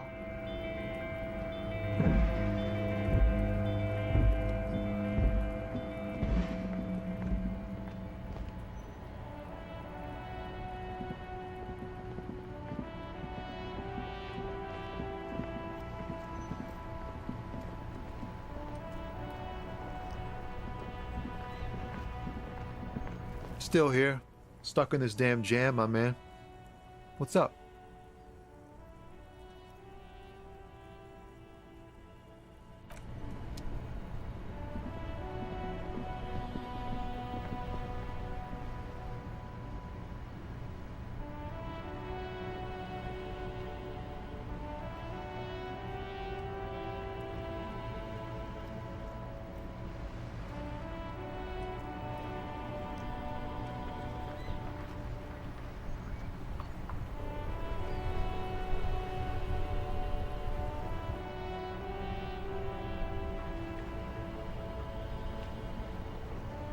I'm inclined to ignore stat checks I am likely to fail.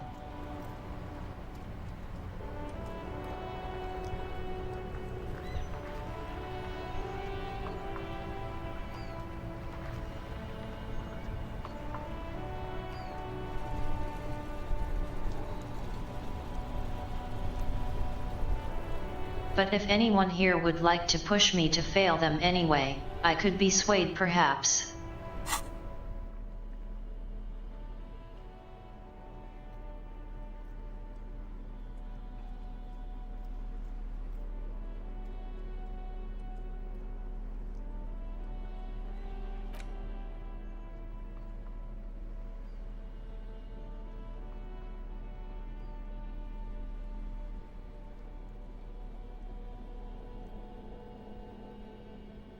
I have no idea.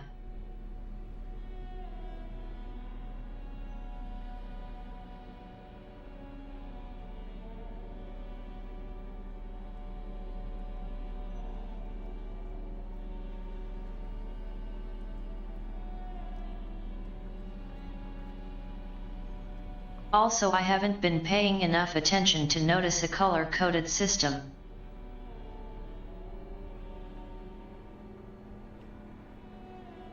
Red. White.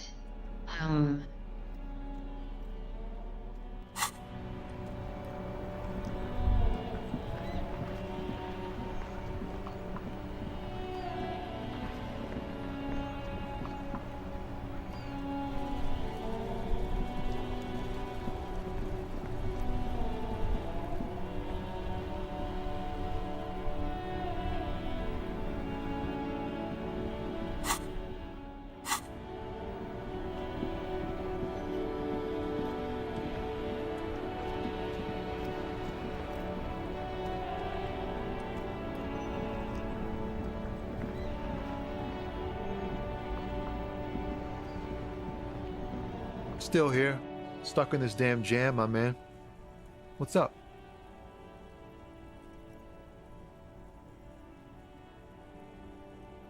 So red is just very low.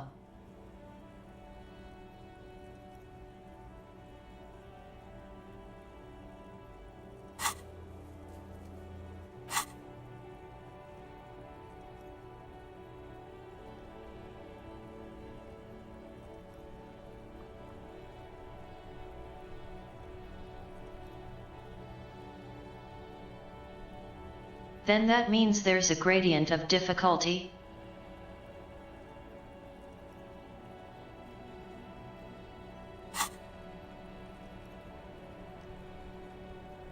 Oh.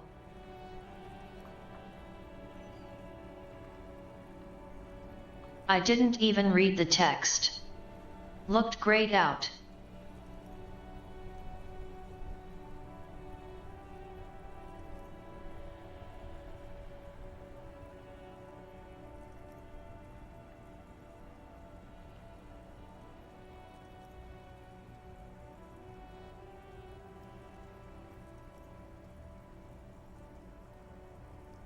Snake Eyes always loses and 12 is a guaranteed success. But there's no rolling animation. Not that I mind.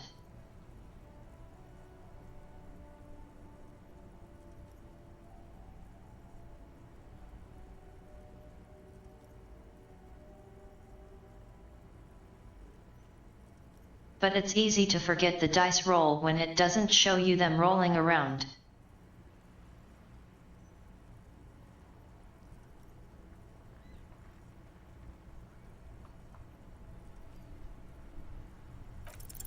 Ease into it. Don't go too far. This seems like a personal matter. Tommy the man.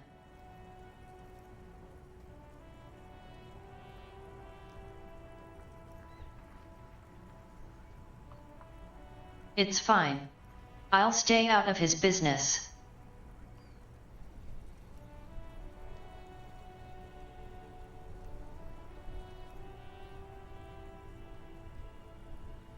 Also it's the home you don't le the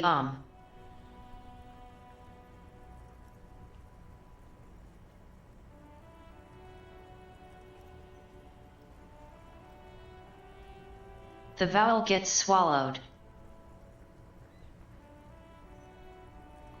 Because H is a vowel in French. Also silent, I guess.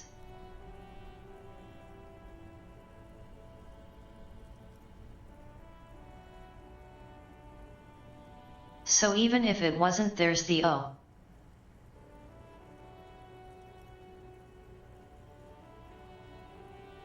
Anyway.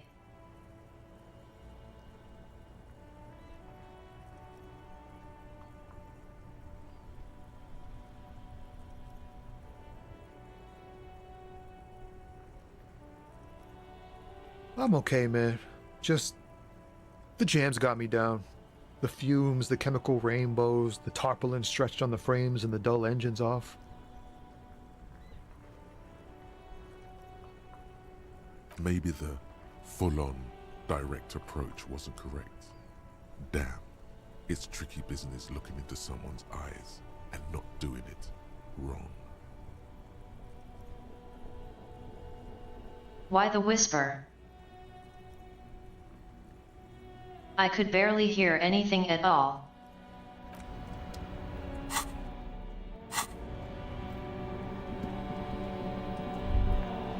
In the morning light, the white on blue police livery on the motor carriage cannot but catch your eye.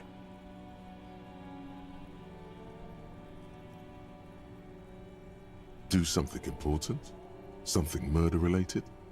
There's always something important. Doesn't mean you can't take a moment to admire this piece of machinery. This is a Caprice Canema, the Caprice Motor Corps follow-up to their highly successful workhorse, Caprice 40, and the answer to the Lum's racing breed, Ferv series. Capri.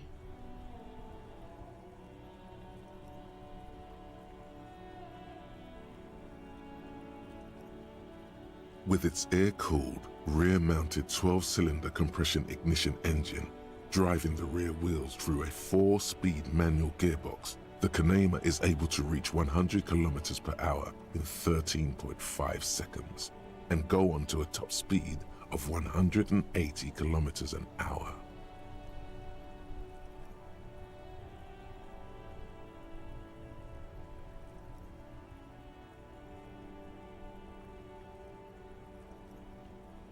The high center of balance is offset by a large battery bank mounted at the bottom of the cabin, feeding all the auxiliary systems and making the Kanema effectively a mobile power plant.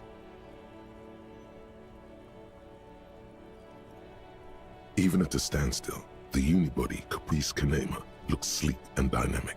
The cabin is tilted frontward to give it a more aggressive, hunched look. Someone has waxed it recently.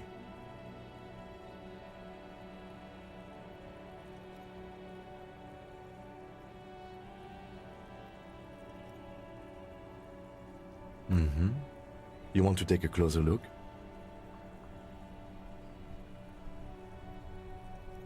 $130. I reckon that's a 7-liter V12 there. Man, that's got to be a major advancement over the KR-18GU engine on the old Caprice 40.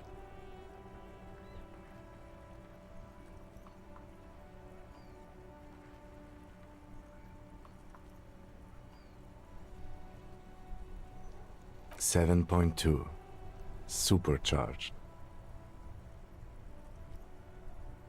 Yes, an extraordinary machine. It's nice and all, but why so modest? Put some zing into it. Flare it up. Slam it down. Helium headlights would improve the range and quality of the visual field a lot. Actually, I have a pair at home. Just haven't gotten around to fitting them yet. I need to lay some wiring for the ballast first.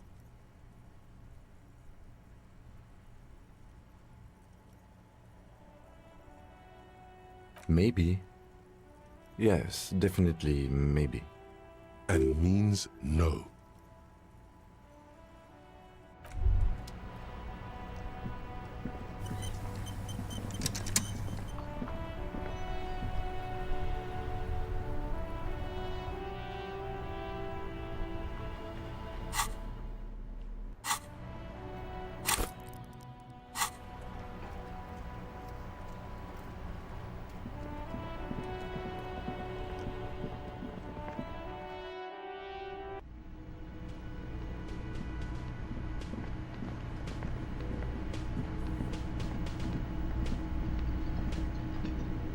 Can I help you?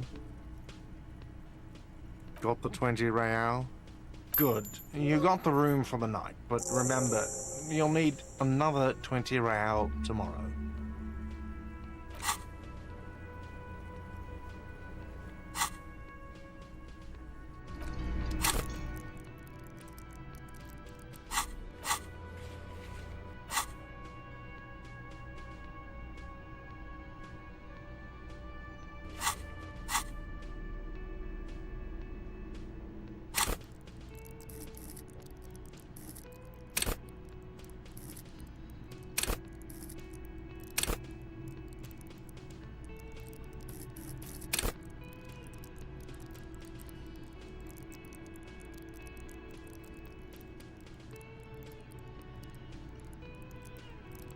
Thinking endurance might help.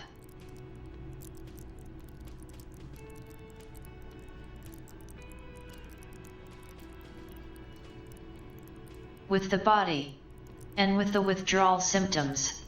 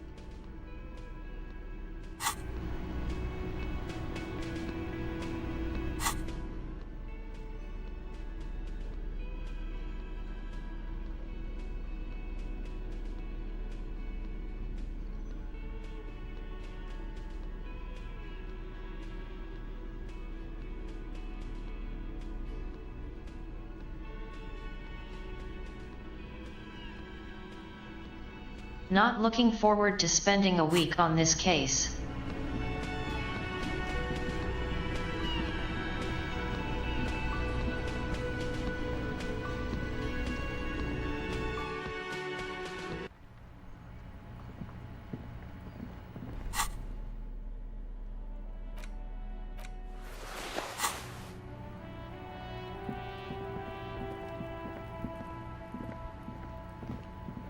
An old call box with a mate.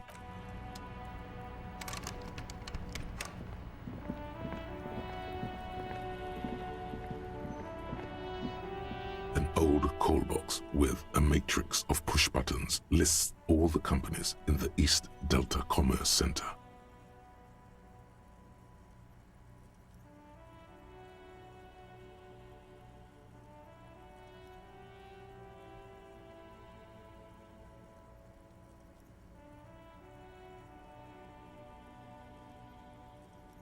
Call box.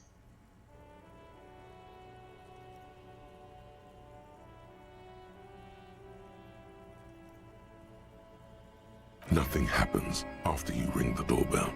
They don't want to talk to you.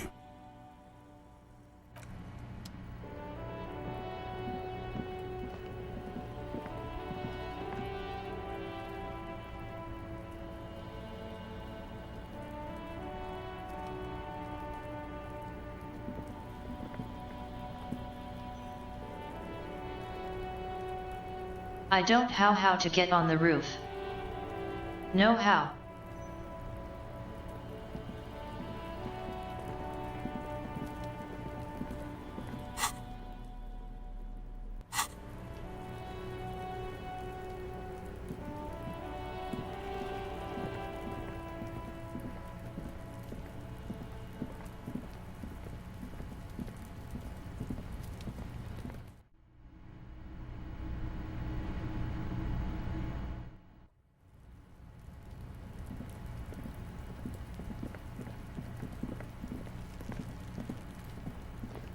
There he still is, looking right through you with his white eyes. The body below is entirely dedicated to that corpse smell.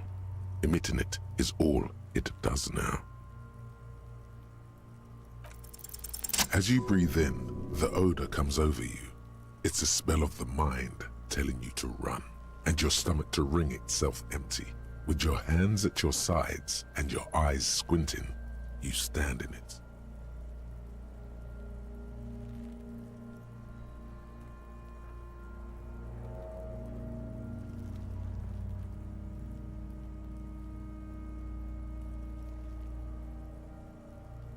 They do after 7 days, yes.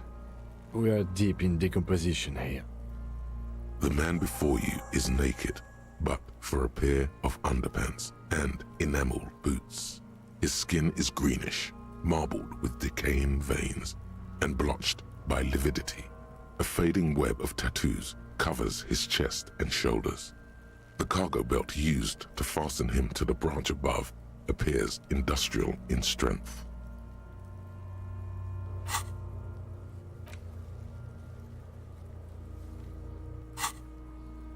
The material appears to be ceramic. Its clean white stands in stark contrast to the decaying flesh above the knee. The man wore thick polymer socks, probably for padding. A fine array of interlocking plates covers them. Ceramic? Like a toilet?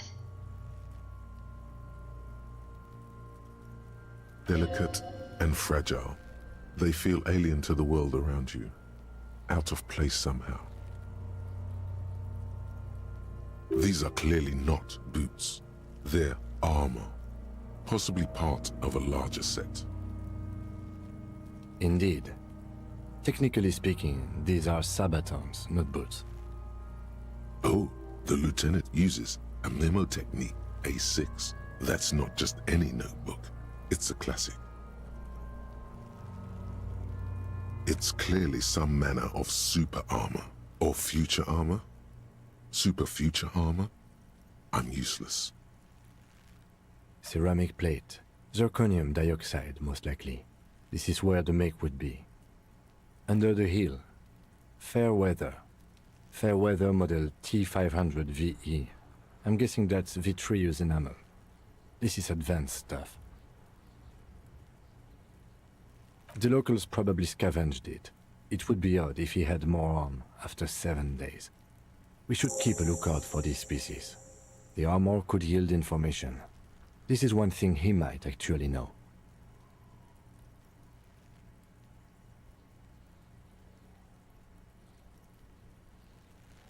No, I think he had something precious underneath the clothes.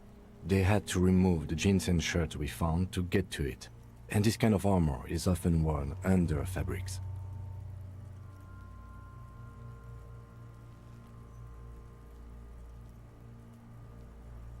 Nice.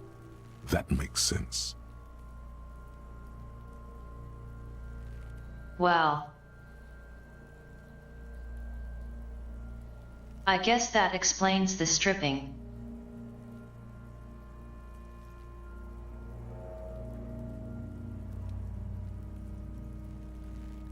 They usually hang them completely naked for that. La puta madre, the Mazda, the Besmerties and the like. This one still has his underpants. Fucking talking about underpants. Clearly, Kuno would like to interject something here, but there's not enough for him to hold on to. It is. It's expensive. We've requested similar material for our tactical units for years now. The constabularies deemed it too costly. In that time, we've lost 6 men to semi-automatics. For a full set, about 4 years of wages. For the northwest region of Revachol, an officer's average yearly income is 5,500 rial, unadjusted for rank.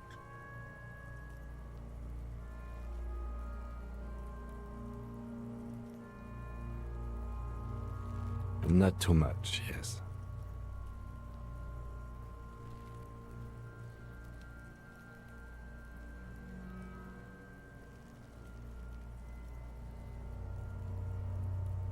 It's a sorry situation, I agree.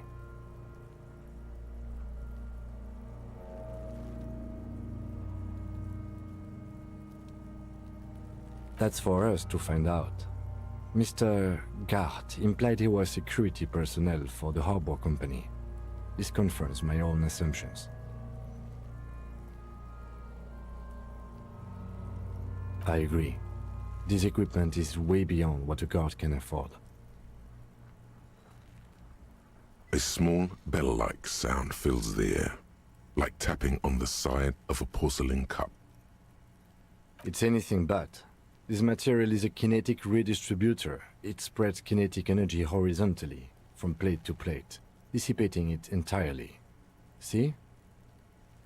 Faint, organic lines cover the plates where they separate into smaller ones. These plates then divide into smaller plates, until there are hundreds of them altogether. Like whirls of floorboards, the design looks organic, influenced by highly resistant wood materials, like lignum vitae and ebony perhaps. If trees were made of porcelain, this is what their cross-sections would look like. The smooth, glossy surface fractures into ever more intricate interconnections, peaking on the right sabaton, where you notice. The whirls are in the shape of a letter and number combination, E50, 100, 1000. Good. Can you read it to me? We have a make and a number. That's something. We can use the radio in my kinema when we're done. Either station can chase it for us. The stench fills your nostrils. As you push downward, an ominous creaking sound comes from above. Stop! Pig's gonna pull his head off. Brutal! You're going to pull his head off. Do it, homo! Yes, that's what I said. You'll compromise the coroner's case if you do. So please, don't. Indeed, From this angle, it does look like the neck isn't going to take much more. Being dead for a week has all but liquefied his muscles. What are you trying to achieve anyway? Why are you hanging on to that boot?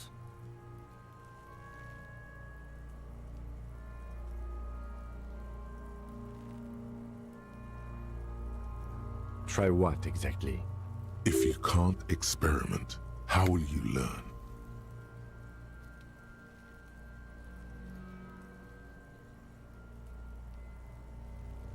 I don't think we should do anything just for the hell of it.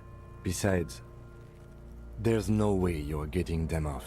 All the organic matter in his body has been flowing down into the boots.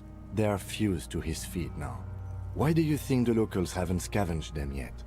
There might still be a way to peel them off, but first the body needs to be down. And second, it would probably be better if the lieutenant wasn't around.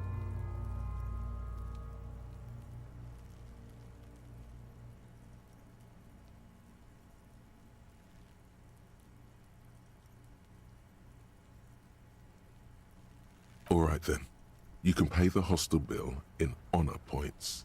How many honor points have you collected? Processing will take care of them. With the situation in the morgue, it will yield nothing. But we must pick our fights. Should we continue? The cadaver slowly twists on the cargo belt, his torso covered in tattoos, and extremities blotched pink and blue. The hangman's knot is pulled tight by the weight of the corpse below. Yellow, hard-edged polyester cuts into his neck. Above, a sliding buckle ties the belt to the branch. This is a steel-reinforced cargo lashing belt, big brother of the regular cargo belt. It's used for tying cargo under six-rotor airships.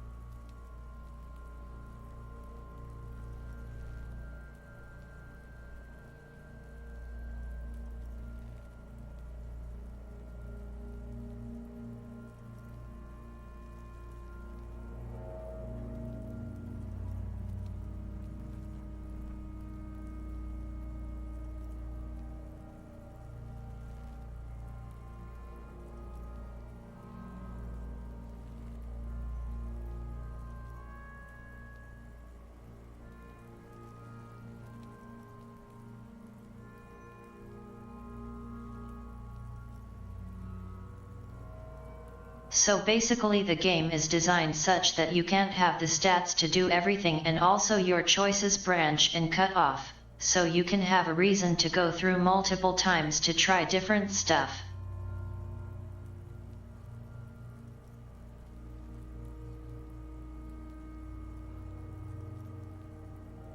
I'm assuming there's a way to inspect the body on the first day. Airlifting. I thought it was used on lorries for strapping cargo to them.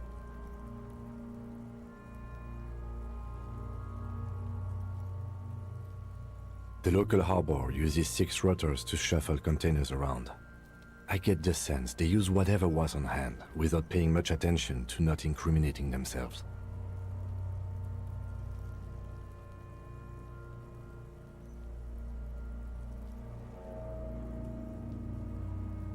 The brief suggested as much, politically motivated by the ongoing strike. Did you not get a briefing?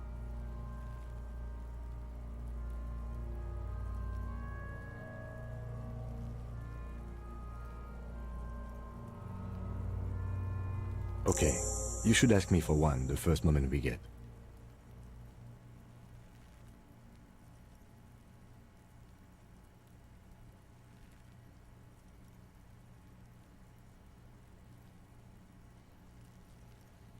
I was afraid it would be.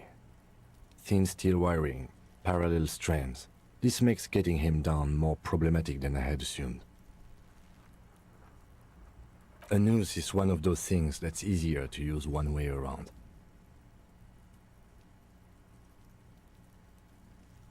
That ladder can't carry a grown man. I didn't see any splintering either, did you? I think they lassoed the branch, then pulled on the belt to close the buckle. Could be. The shape of the branch supports the theory.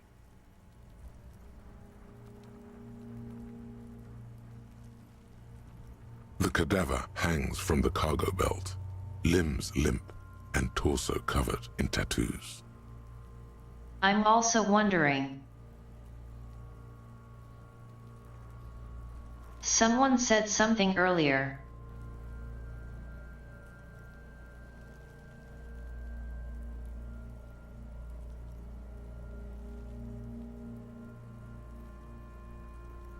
But I would certainly be curious to see how long it's possible to draw things out. An intricate web of blue lines stretches across the torso, from the right shoulder to the solar plexus. Each time they intersect, a small white star is formed in their crossing. Hundreds of fading asterisks riddle his skin. Their concentration is highest around his heart.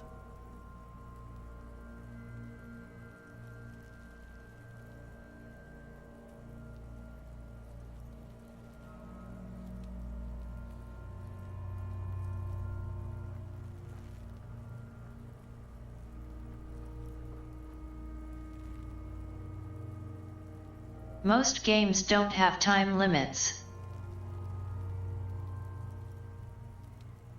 But I think one could make sense here.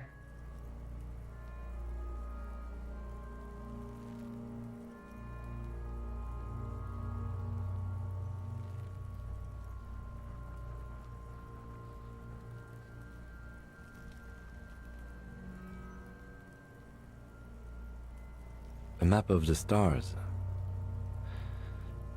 I do see some similarity to astronomical charts. Great Century Messinian, maybe.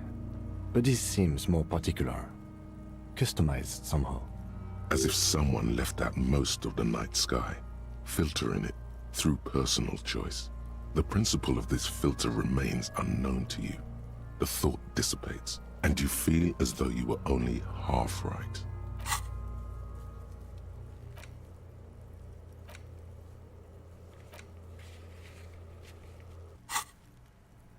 So am I. What a thrill.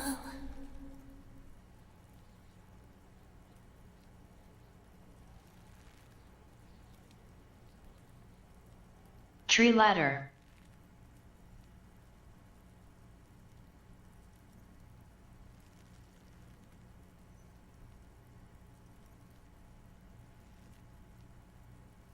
Can't handle one grown man, let alone 400 kilograms.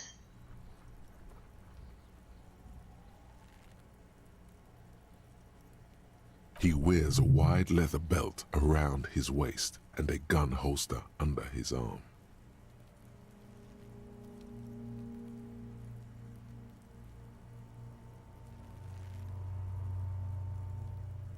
He takes a thin piece of milled aluminium from his coat pocket and pulls it open. Sounds like a sword being unsheathed.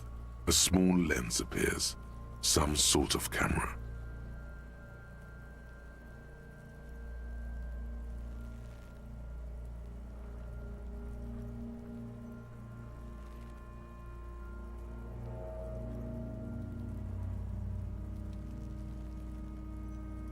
I think time limits are usually controversial in games.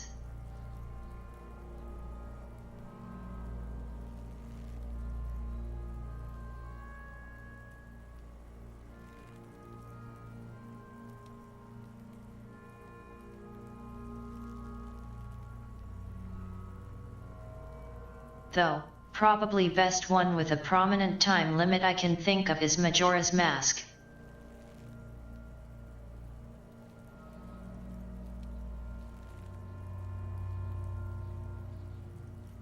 I know it turns some people away.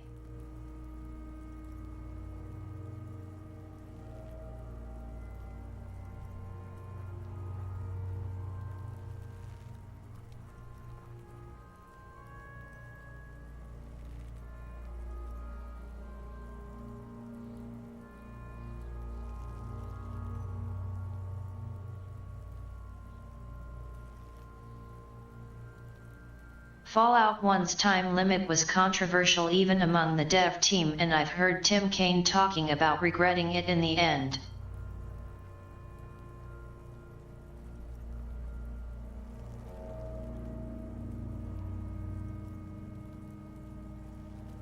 I don't think it was a horrible idea. Not completely anyway. Just maybe poorly executed.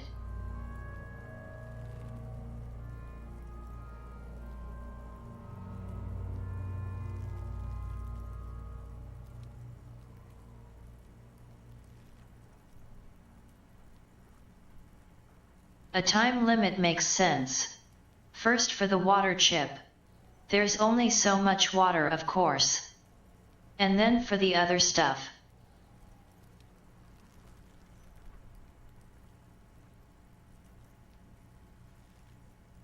It's backed up by story.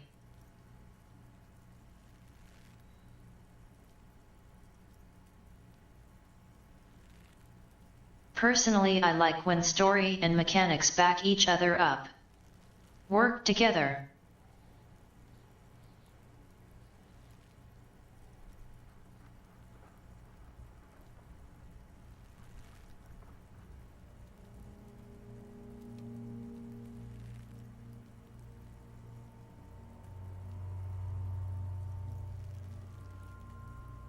That's some of that ludonarrative harmony right there.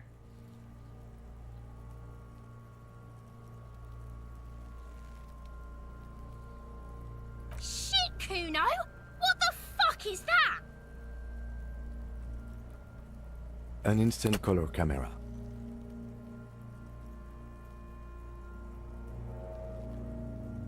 I have only 2 ampoules, so nobody move. I don't want to waste one.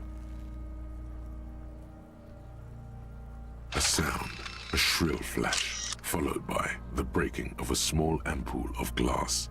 You see streams of color pour onto the thick, glossy piece of paper, rolling out. In case we need it. Yes, it is pretty cool, isn't it? There is only one ampoule left. Use it wisely. It contains insight to the victim's person. By his build, I'd say this was a man of physical violence. The story he wanted his body to tell was important to him. It is his letter, to us. Someone should decipher it. We'll need to show it around.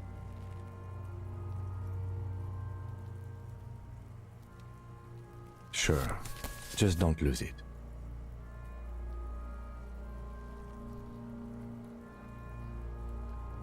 The glassy-eyed corpse looks by, his mouth mute and his skin as colorful as the chemical rainbow on the photo paper. His eyes are milky white and blind to the world, protruding comically from their sockets. There is no one home, just subaquatic terrors there. Dark brown hair grows on his head. His face is ready to explode from the organic processes inside. The death's head grin has passed. What remains is an unrecognizable mess. The corpse is dead silent. You have no idea why you just said that. Who is he? He is male, 40 to 50, with an athletic build.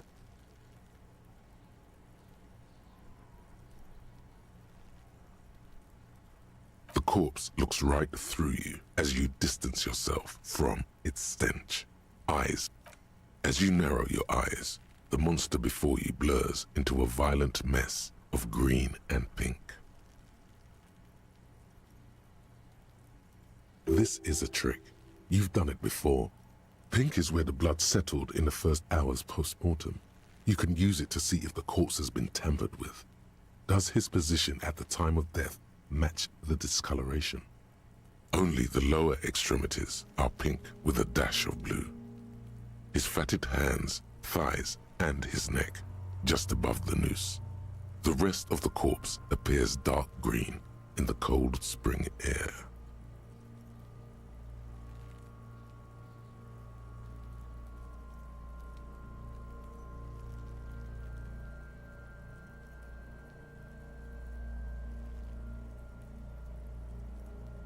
I remember playing Pikmin.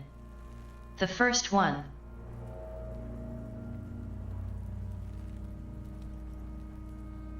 But I don't remember actually having it.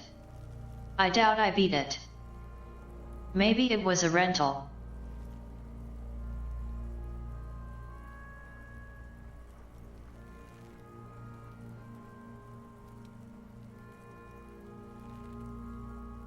I see it. His neck too. The lividity goes right up his chin. We have good, well-pronounced discoloration here. The monster comes back into focus, an explosion of color, coursing with dark marbled veins. His stomach appears pregnant with something. Black liquid streams down his thigh and onto his boot.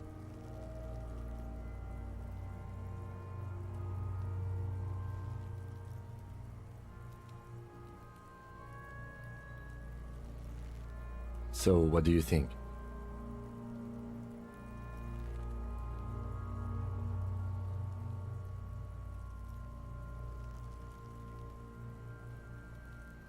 Agreed, especially on the neck. The belt acted like a tourniquet, keeping the blood in his head. The hypostasis supports a hanging. You would still like the hypostasis marks in the neck to be a bit more pronounced.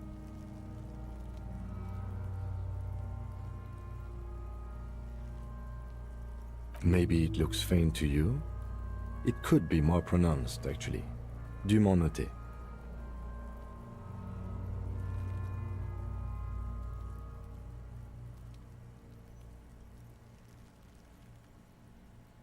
I think he just said duly noted in French.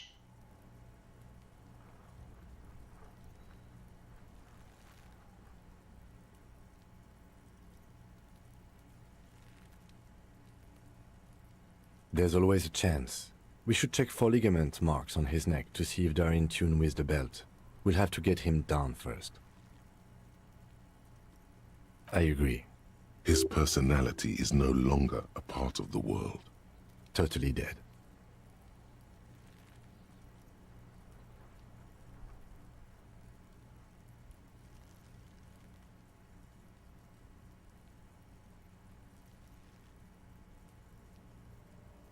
Sure, the corpse looks by, oblivious.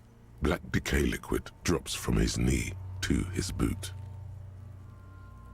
A pool of blood and feces has eaten into the frozen mud below the man's feet. Purge liquid is dripping into it, drop by drop. The victim appears to have contained no more than half a kilogram of digestion at the time of death. The fuck he's saying? Talking about shit.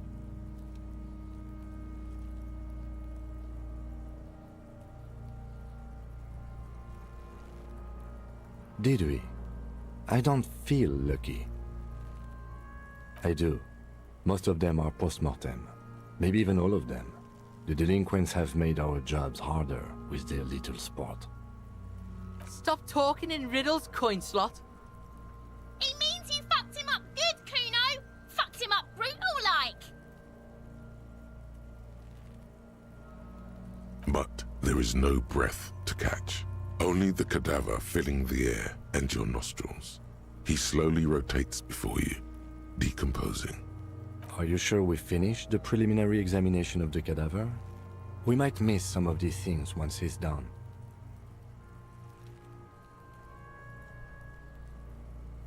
The cadaver slowly twists on the cargo belt, his torso covered in tattoos, and extremities blotched pink and blue.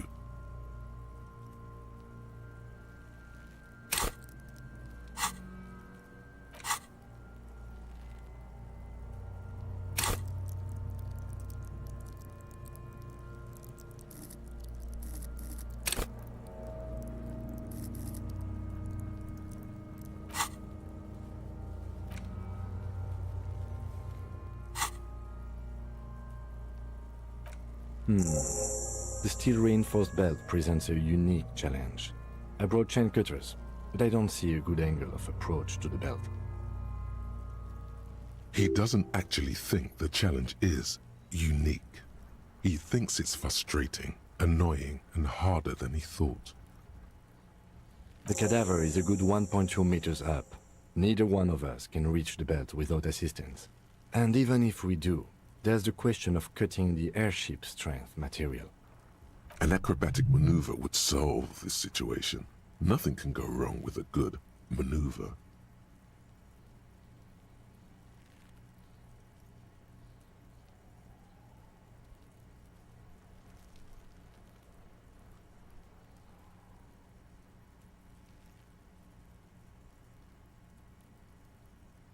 I have thought of that, yes.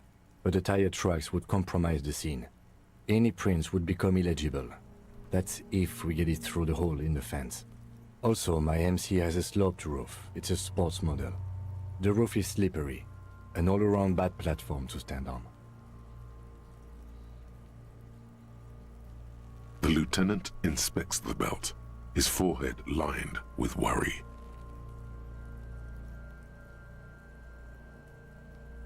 Someone else? You mean like the police? What was that about processing, then? Weren't they supposed to take care of the boots? Why don't they help? No. Think of the boys from processing as murderers. Only instead of people, they murder crime scenes. Processing is a wrecking crew. They know how to commission off items and how to work the incinerator in the morgue. I know it's hard, but I assure you, the others won't come to help us. And we have a growing sanitary concern here. We need to get him down, fast. Climb up there and saw the branch? It seems unclimbable, cause the ladder is treacherously rotten. But you could use your hands and feet to reach around the tree, then hang from the branch. There has to be a less risky way, with less falling down of trees. I was really hoping we wouldn't. The Union appeared to be suspect in this case. It seems like a dangerous route to go down. Okay, they do have the tools and the men. And since it looks like they put him there...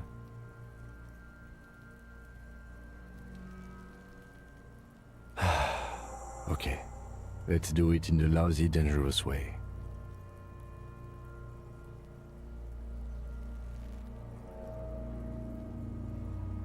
To ask the suspect for help with the victim's body? To be indebted to Everard Clare? Very much, yes. Which is why I would have preferred us to accomplish this feat ourselves. Clearly we can't. Suck my dick, bitches! Hooray for us.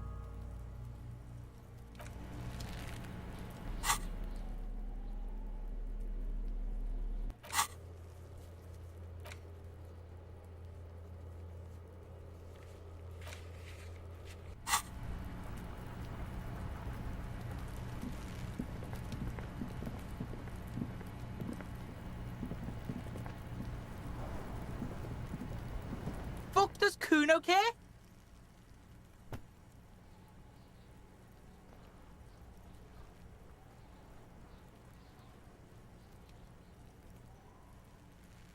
The fuck about it? Kuno doesn't give a shit about the armor. Kuno's fuck gimp's got one big thing wrong with him. He's a fucking mutant. Look at him. Fucking growth hormone shit. He's a giant. The armor's too big for any man. Kuno doesn't give a shit about that freak armor. Kuno threw that shit away. Kuno tried to get the helmet on. It was too big. Kuno kicked that shit in the sea, rugby style. That shit means nothing to Kuno. Yeah, that shit means nothing to Kuno. Kuno doesn't give a shit about material shit. Kuno's a fucking monk. You wanna fuck on someone about that armor? Go fuck the mustached Union fuck. The jolly troubadour shit at the gate. Yeah, cock and boot. You know that jolly Union cow fucker? Came around talking about cows or some shit? Came around pretending like he cares about cows? Yes, you met him at the gates. The one with the boots and the jolly smile. Yeah, he's the one you want to talk to. He's fucking crazy about that armor shit. Coming here pretending like he likes cows. Trying to catch a peep at Kuno's armor. Curious, my liege. Why did Kuno feed you this information? Yeah, Kuno's doing charity today. Kuno Day. Kuno feels sorry for you two loser pigs. Kuno's doing pity now. Still, seems suspicious. He may have it in for that guy. Or you may be paranoid. That is also a possibility, sire. Fuck are you talking about? What is this contusion shit? He says you're stupid, Kuno. They want to make you stupid again. Oh, did Kuno make your shit sniffing harder? Obstruction of shit sniffing? This is Kuno's kingdom. Kuno fucking rules here. You hear the lieutenant hum.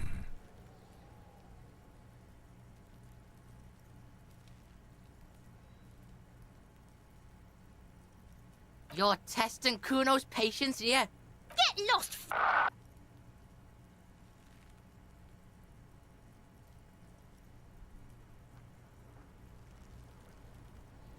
Yeah? The kingdom of Kuno? The fuck do you want with it? Yeah, Kuno doesn't know shit about that. That shit is beneath Kuno.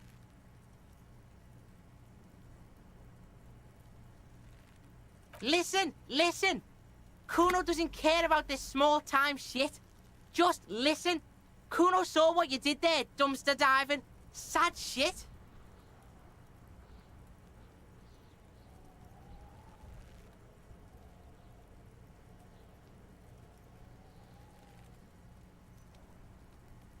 Concurred. That boy ain't right. Kuno could hook you up with some sweet rags. Shit like Kuno's wearing. Your size, good price. 500 real.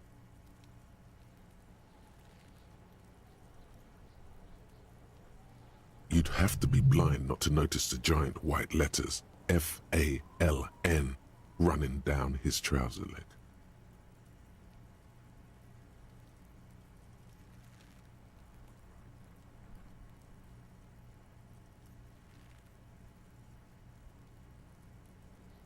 Look, Kuno ain't seen shit lying around, except for that up there.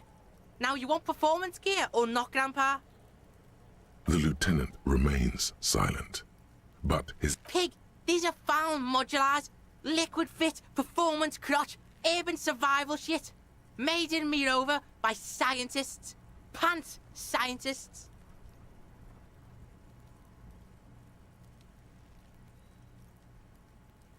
Believe it, you need this shit.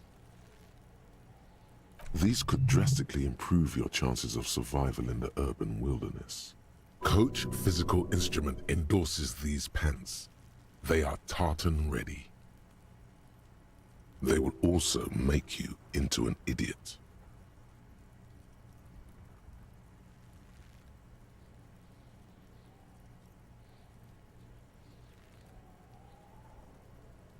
Whatever. Kuno was trying to help you, but you're too fat for fouling anyway, pig.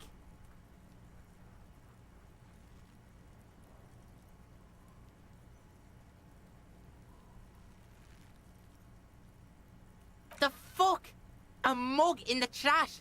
Is this about the fucking clothes again?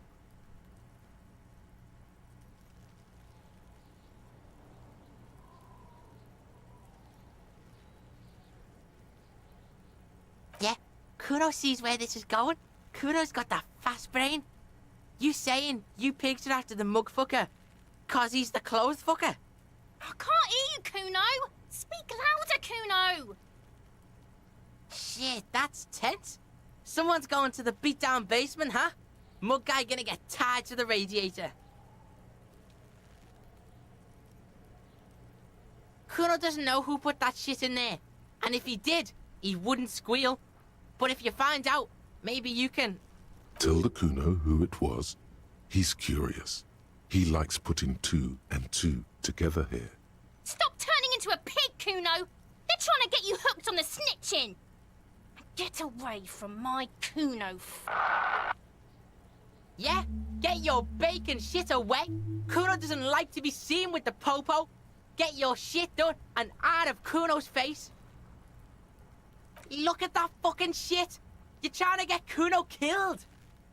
Fuck does Kuno know? Kuno's not a fucking acrobat. Kuno knows the ladder is unclimbable. The lieutenant takes a quick note in his notebook. It's a trap, Kuno! Don't climb it, Kuno! Dunno. Kiptas gardener used to work there. Kipt is a pejorative term used to describe people of South Seminese or Areopagite descent. It used to be a common first name among the Areopagites of Ilmara. Not so much anymore.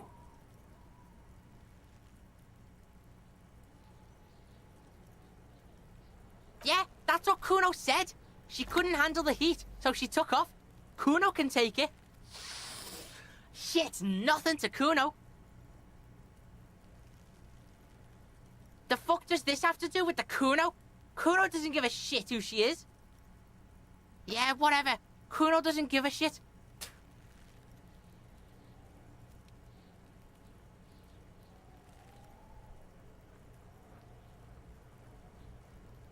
The fuck do you want with it? Good call, Pigmeister. Don't come and talk. He's on your crime scene, bossing you around. And he's been here for some time too. This is where he hangs out.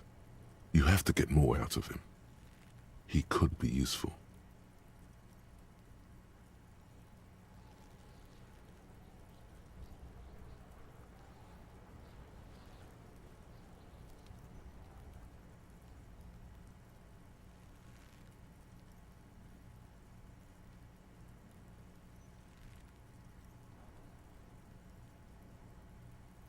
No! What are you? Fucking mentally handicapped? Kuno, they've almost made you a snitch now. Ease off, see? Kuno always takes the bullet over the hammer.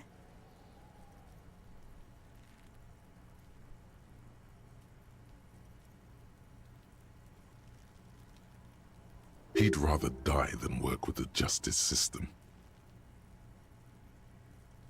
Kuno doesn't fucking care.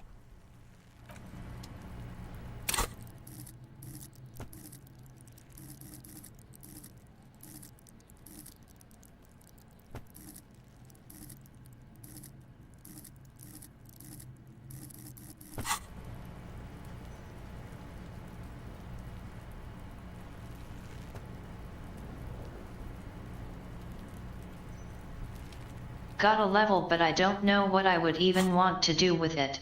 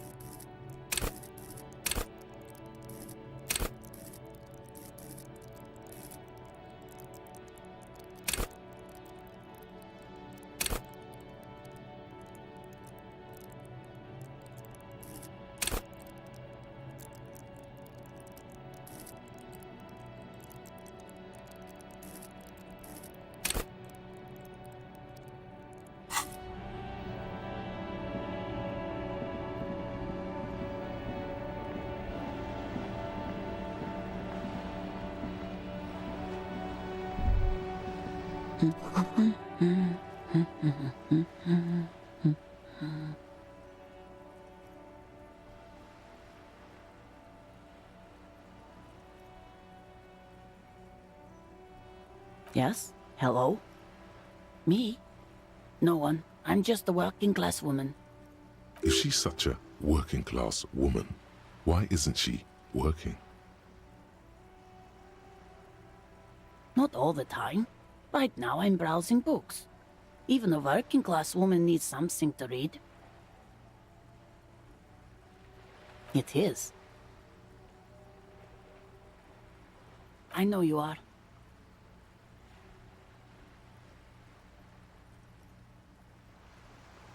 What with? What with? A lot of things. For example, people tend to go missing.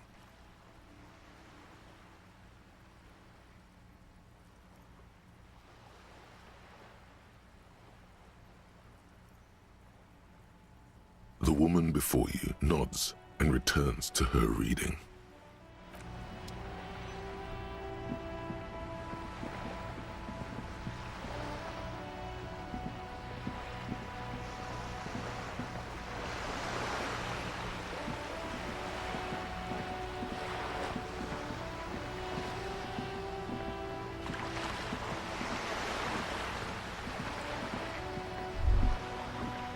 Whoa, what have we here?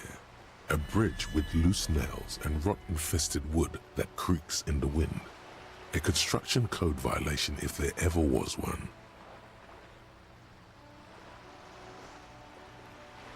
Guess so. Just be careful out there. One false step could cost you dearly.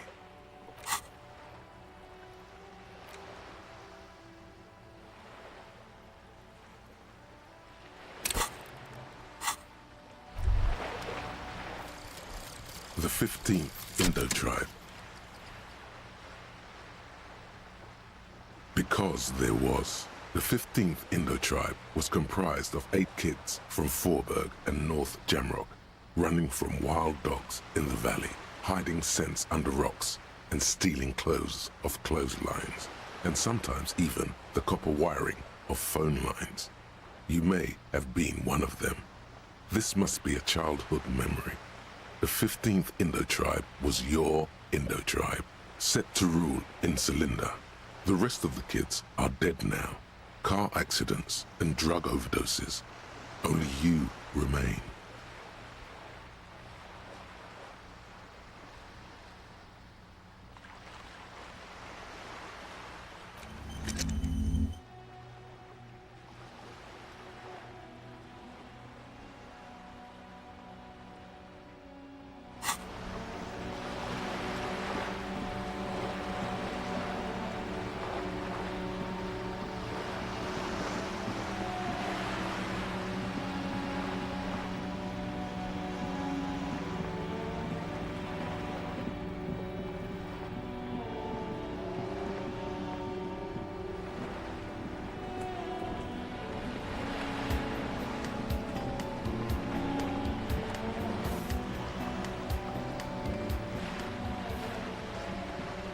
GOOD5 Tough gifted a tier 1 sub to 28 warned.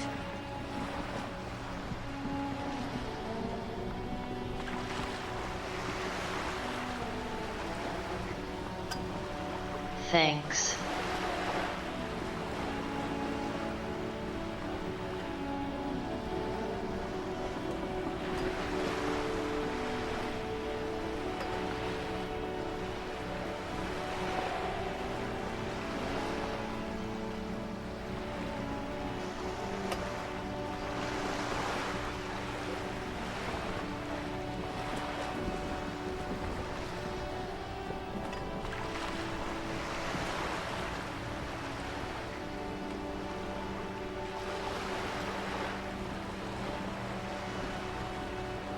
So.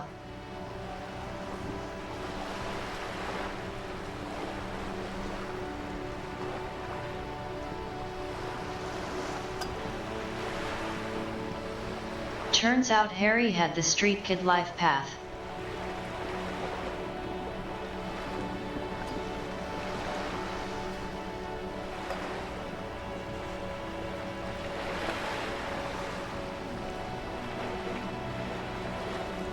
No corpo or nomad.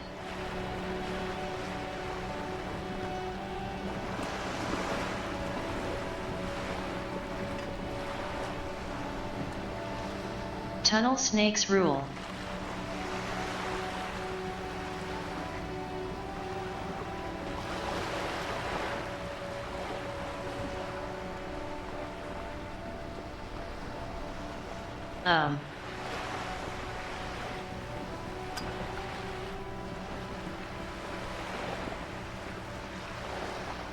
I don't know if I would call this cozy.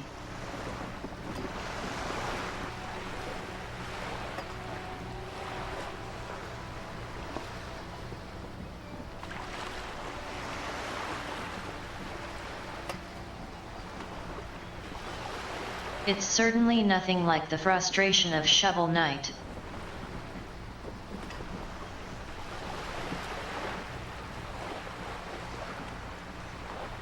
I'm not dying every couple of minutes. So that's nice.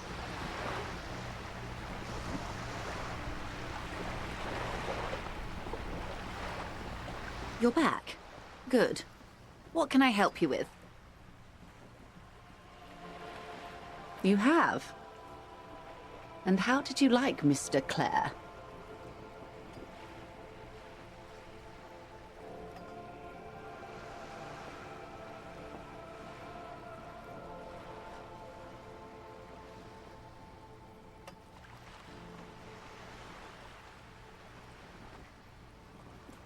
Oh, come on now. He has his uses. How else would he have stayed in power all these years? Or wait, actually, corruption. That's how he's done it. Fantastic, Worm-like corruption, reaching into the bowels of the earth. The position of my unusual colleague does not reflect official policy. I hope you understand. The RCM does not pick sides. Of course. And I don't expect you to share anything he told you with me. I'm not a corrupt Worm myself. However, if you felt like discussing something, how could I stop you? Are we not human? Are we not curious to hear another person's take? It's only natural. We would only be gossiping.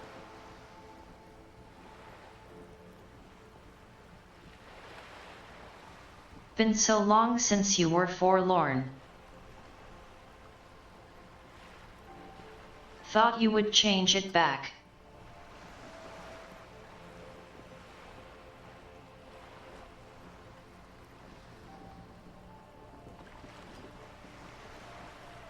Intellectually speaking, it would be quite interesting to hear what she has to say about these things. Of course, Detective. Should something come up later down the road, don't be afraid to drop by for a chat. I think she's bored.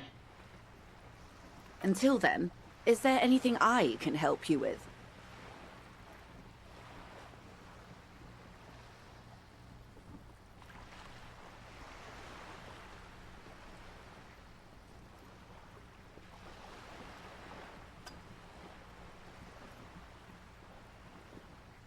And I also think no one around this area would want to talk to her. That's the man who was killed. I'm afraid this is a discussion for once we've cleared the lynching question.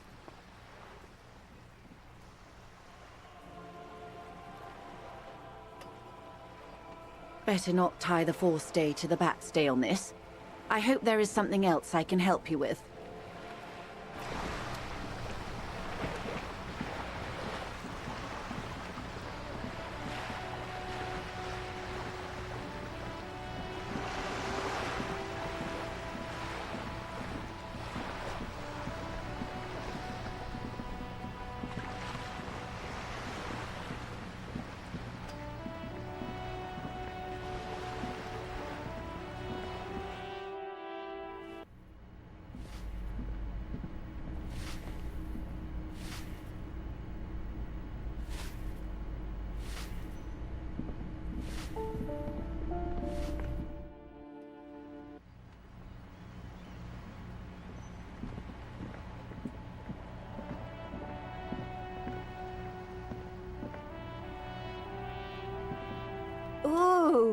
The piggies have learned how to saunter up staircases. I didn't think you could do that with hooves. But here you are.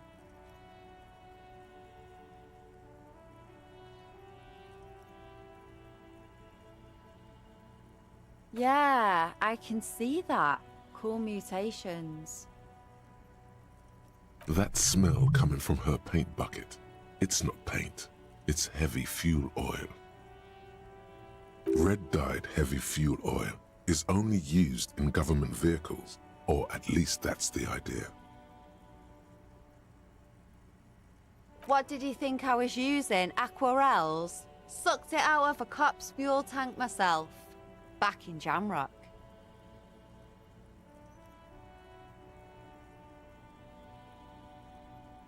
Something to think about next time you're driving around in your pretty little piggy carriage.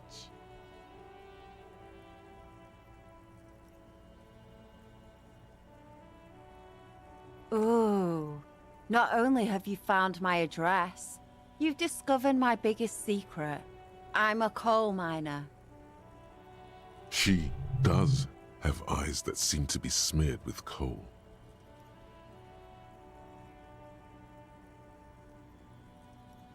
Does anyone in a city like this?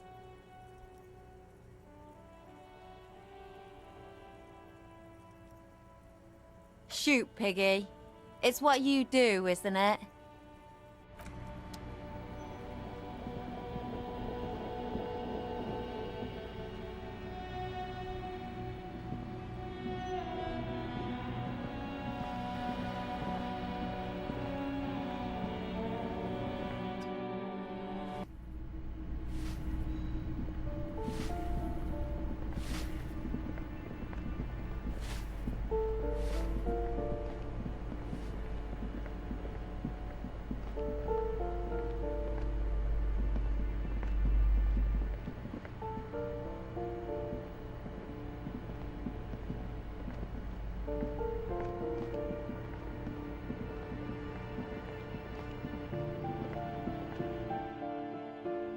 So.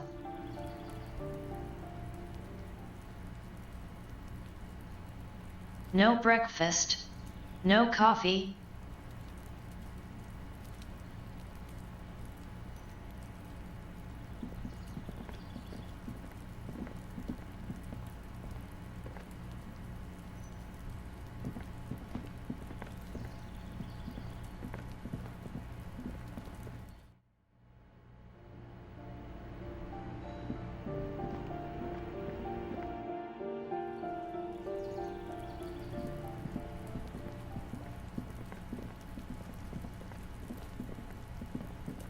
This must be it. The basement door is weather-worn. The copper nails holding the upholstery in place have turned green from sea air, and there's a knocker shaped like a lion's head. You knock silently. The upholstery muffles the sound. No response comes from the apartment. Silently.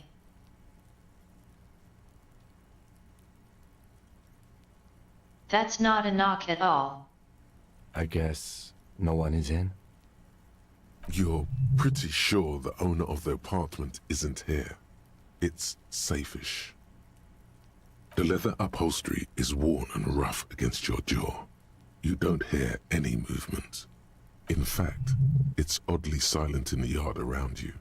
No birds chirp. Let's be honest. This isn't what I joined the RCM for, but every day tells you something new about yourself. Apparently, working with the local union boss to get info on an investigation is not something I'm squeamish about. The lieutenant merely nods in response. You try to be as silent as you can. It takes a bit of rattling of the handle to loosen the bolt. Finally, the door unlocks with a small clack. Thoughts race through your head.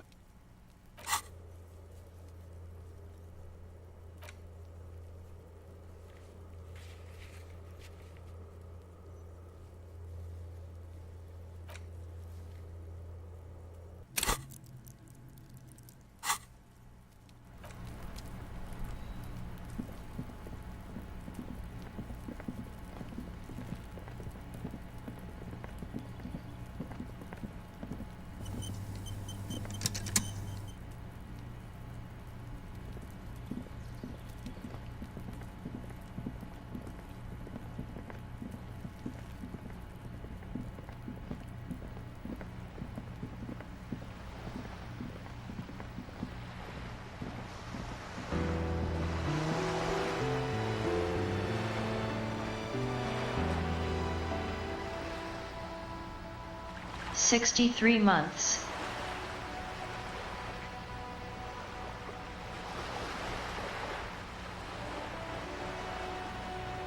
How's it going, Frostbit?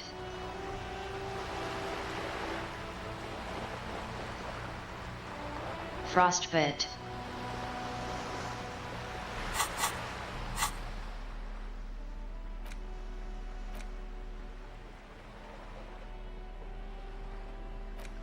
An intricate web of blue lines stretches across the torso of the hanged man, from the right shoulder to the solar plexus. Each time the lines intersect, a small white star is formed in their crossing. Hundreds of fading asterisks riddle his skin. Their concentration is highest around his heart. It still kind of looks like a map of the stars in the night sky, but something's not right.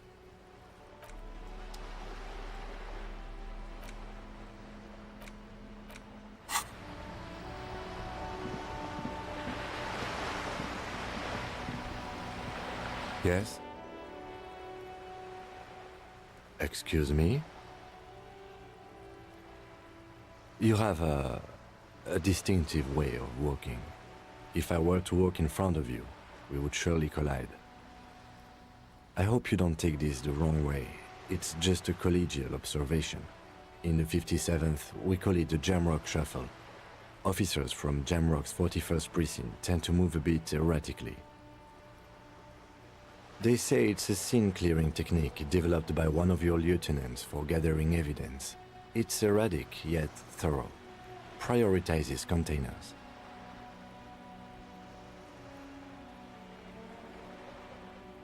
Yes, but containers contain things. Shiny things. They're interesting. I don't know.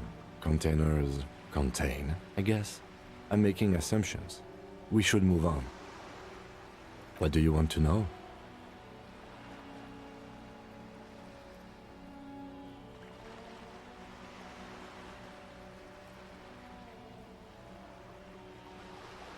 Ah, yes. The case brief you missed. Now I remember. 3 days ago, the RCM Emergencies Desk received a report about a security guard who was found hanged in Martinez. An anonymous caller said there was a dead body behind the Whirling in Rags hostel cafeteria. The cadaver had been there for 4 days. No one had come to investigate.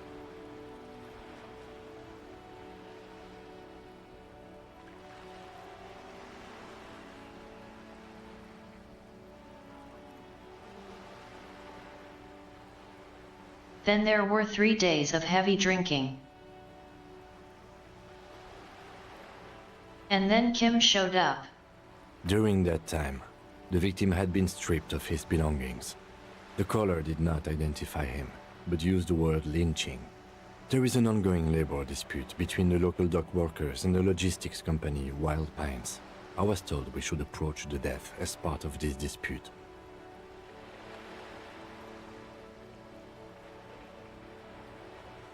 A security guard or worker of some sort, hired by Wild Pines. This was just hearsay from Martinez, of course. We need to find out the truth. They didn't identify themselves in any way. The tone was muffled using a device of some sort. The desk could identify neither the caller's age nor sex.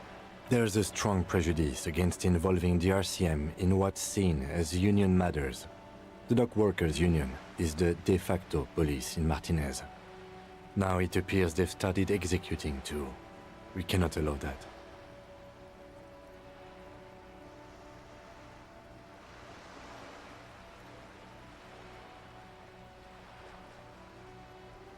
That's right.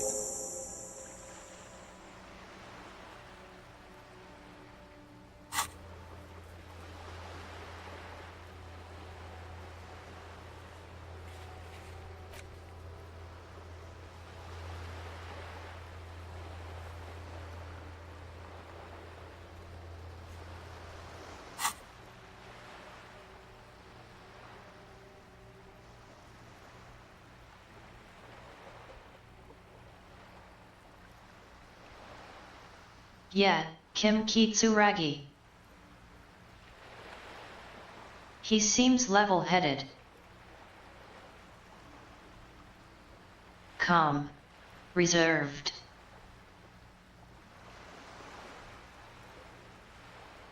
A cool guy.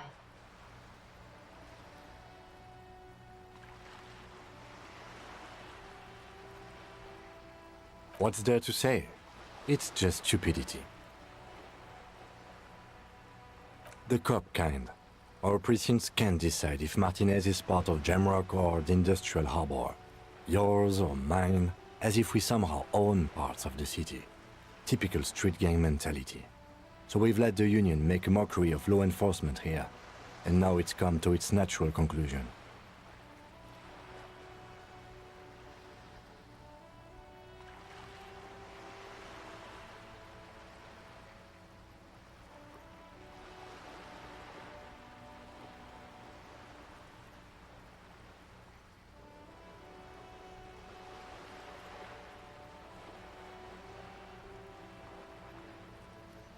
So because there isn't a clear winner, someone else has taken the chance to fill the void. Well, sort of. It's less a matter of who gets to police Martinez than who has to. It's an orphan district, in other words.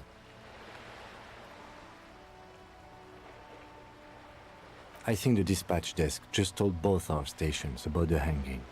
There was quite the brouhaha at the 57th, I can tell you that. Time to settle it, they said. Cop off. But I assure you, I am not their finest or toughest, with 102 cases solved. What I am is least interested in a pissing competition. So he volunteered to represent the 57th, but not out of competitiveness. On the contrary. Somewhere in your mind hangs a dark green blackboard. There are two columns. One says, cases solved. The other, confirmed kills.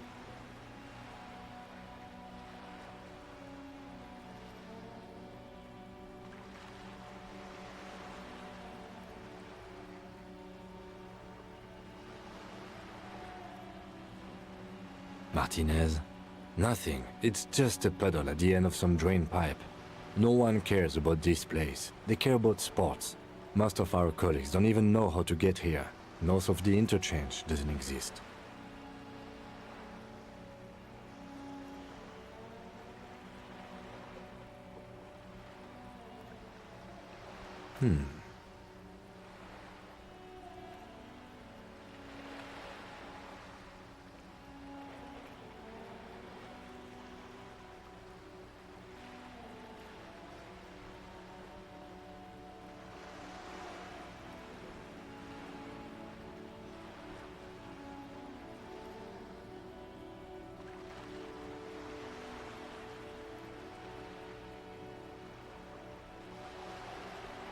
A sign of the apocalypse.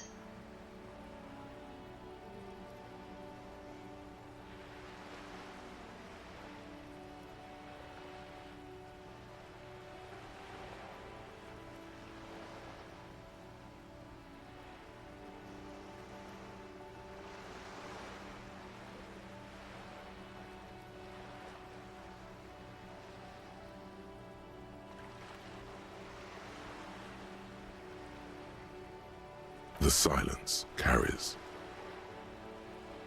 Yes, it's a wholly pointless matter. Forget I ever mentioned it.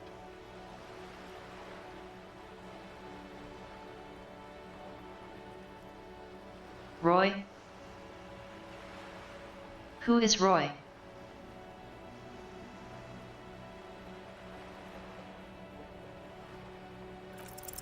Look at you. It's because you're a failure. They sent you to Slight, Precinct 57. Just think about it for a second. You're a raging alcoholic who showed up 3 days late wearing piss-stained disco garb. You weren't sent here to win.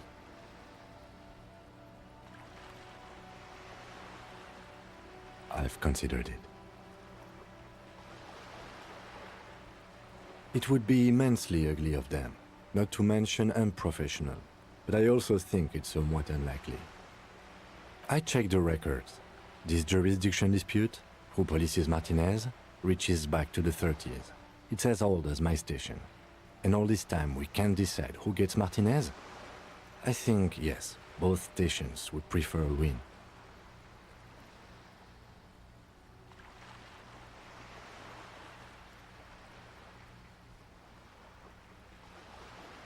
More like they don't really care.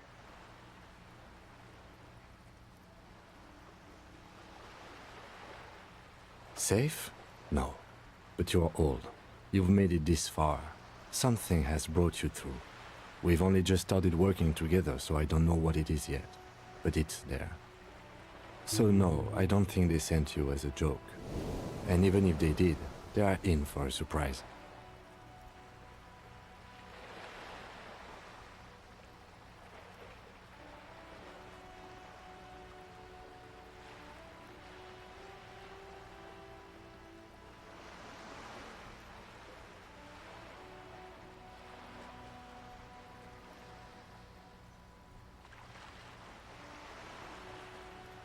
Perhaps this city should have its own district, if it's being ignored.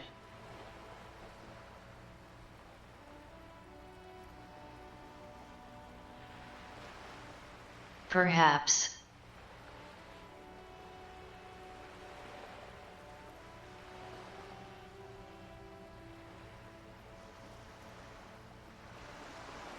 Would be funny.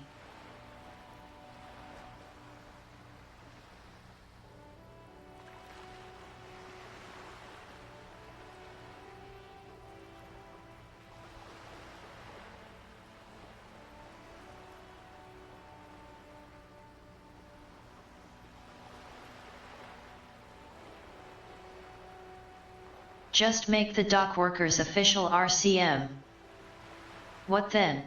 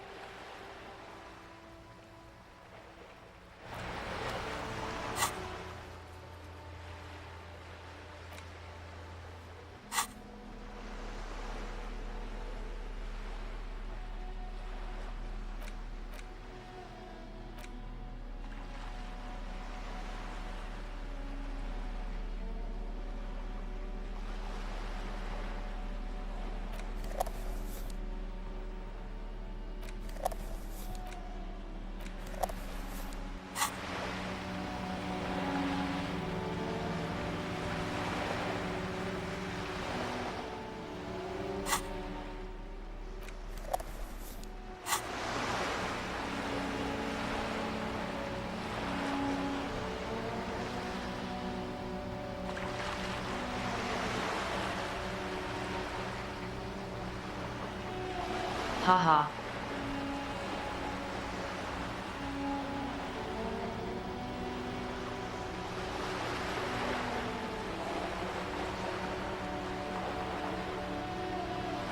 The real insane clown posse.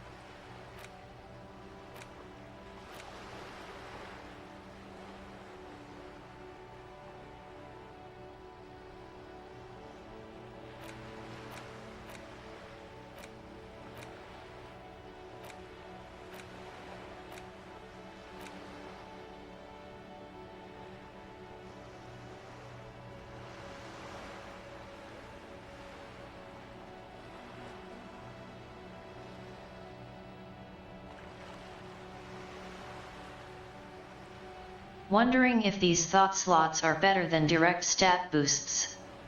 Signs point to maybe.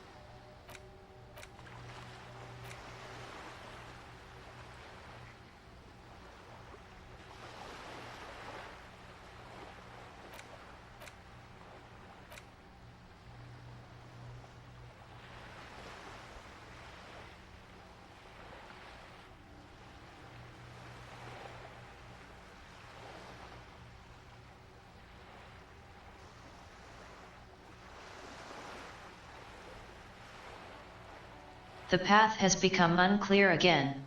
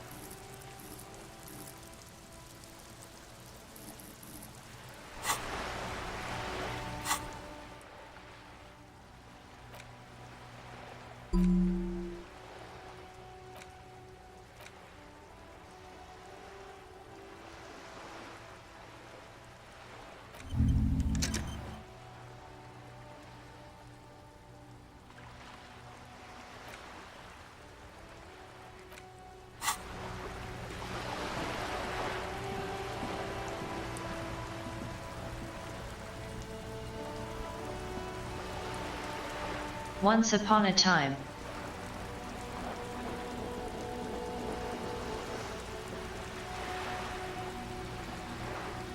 I used to watch a lot of procedurals. Feels like I was raised by TV.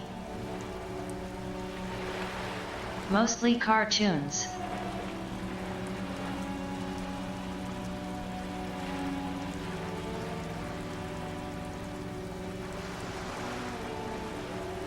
But I'd watch all kinds of stuff.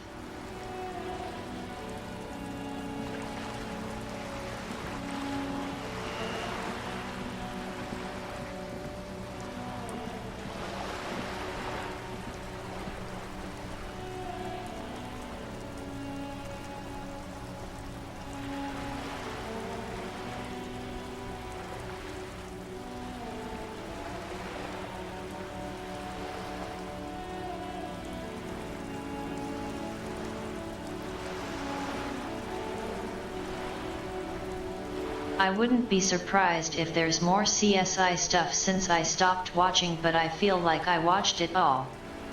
I highly doubt it stopped.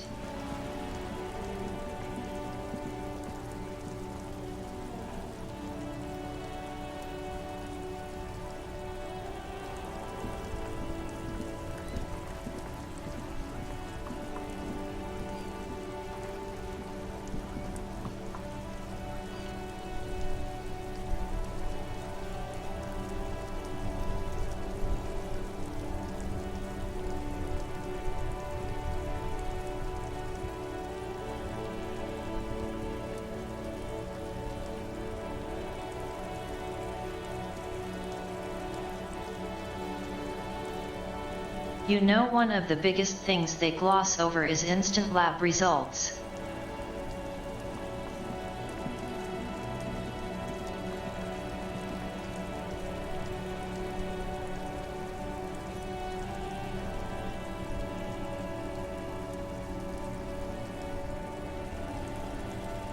It would completely break the flow of the show to make it more realistic on that front.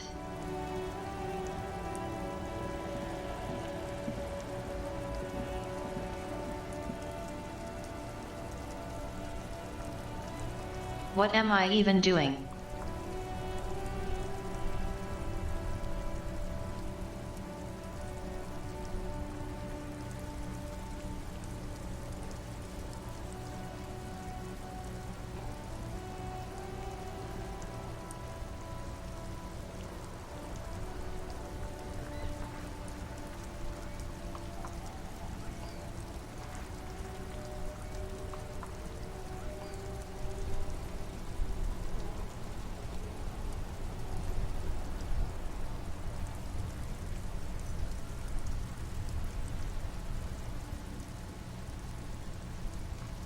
The thing about TV. Why it's not the same anymore.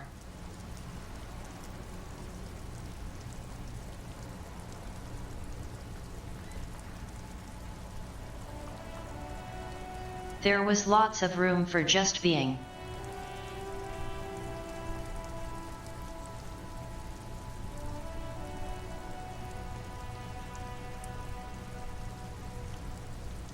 Lots of character fun time between plot.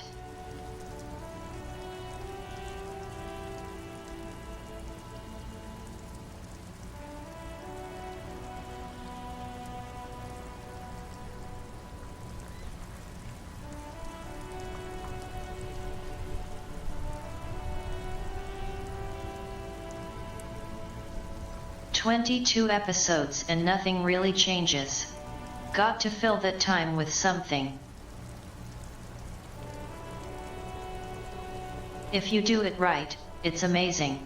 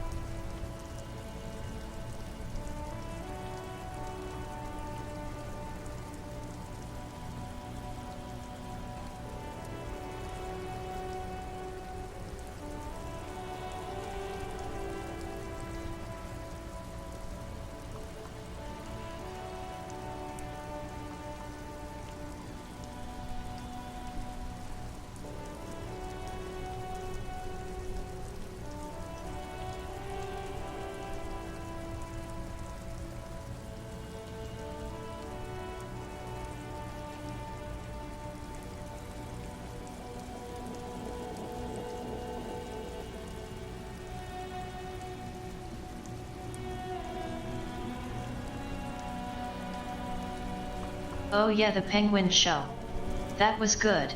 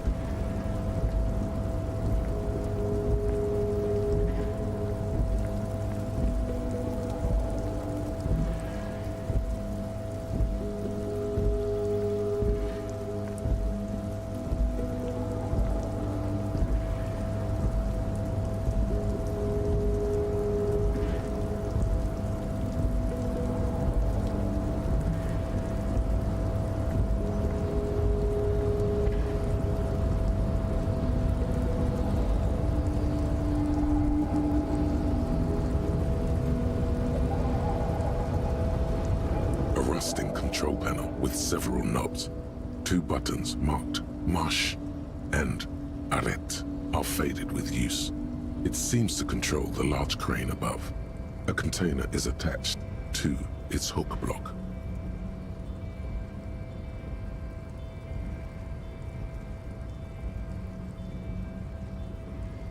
March is walk, where we get the English march.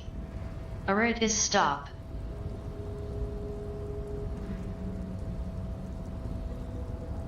The E has a hat. Circumflex. It means there used to be an S there.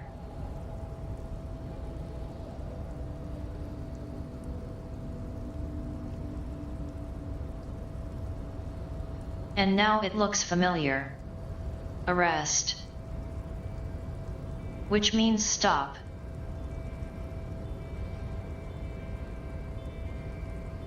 Carrot. This thing. The carrot. It's circumflex in French.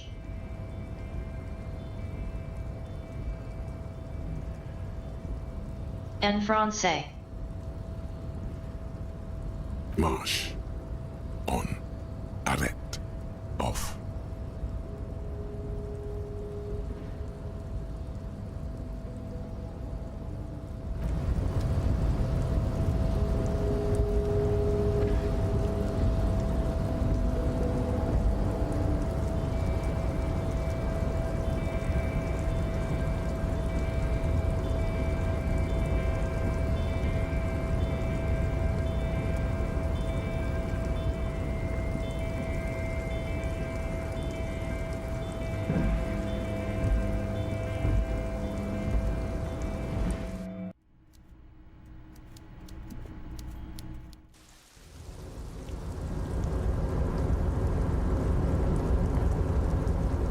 Hey, mister. I knew you'd be back to talk with old Leo here. Yes, I did. Yes, I did. It's like Lady Larice said when she opened a bathhouse in the basement of my apartment building. They can only get so far before they're aching to get back. And lots of folk really did keep coming back. No trouble at all, mister. No trouble at all. It's like that old saying goes, wisdom withers if not shared. And old Leo is always up for sharing. Oh, yes, yes. I leave all kinds of notes for myself. That old head of mine ain't so good at keeping things in no more. I almost forgot about the borscht. Oh, yes. I've been taking special whirling borscht to the men every day since the strike started.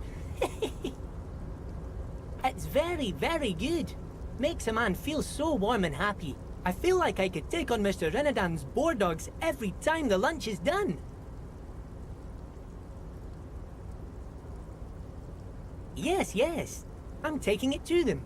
The borscht keeps them happy and in fighting spirits. Makes you all warm inside. They brew it in the whirling in rags. Oh, the whirling's cook. He makes it.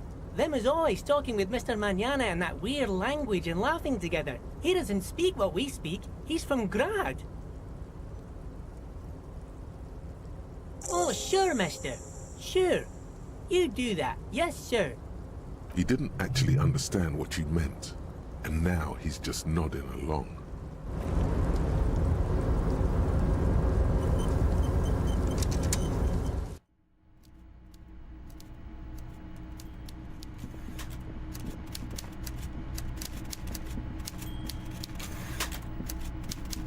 Mr. Dubois, a pleasure as always. You don't have to sit down this time, since you've already sat on that chair. It's like 2 desks.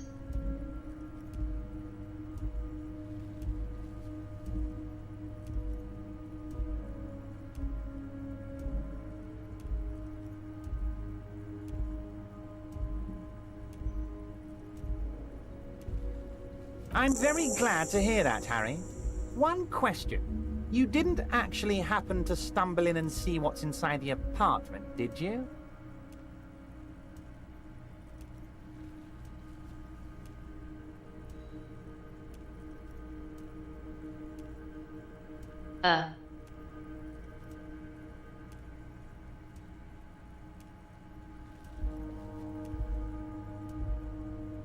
There's a lot of French in this game.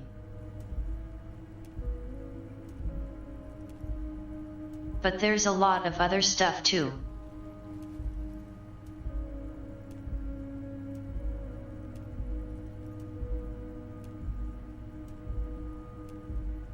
Though French seems the strongest language influence. Names too.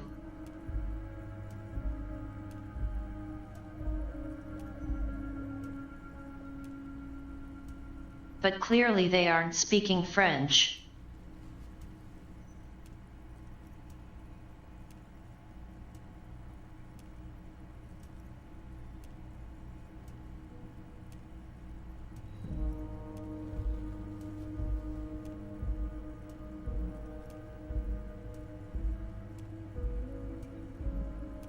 He's trying to figure out if you're lying.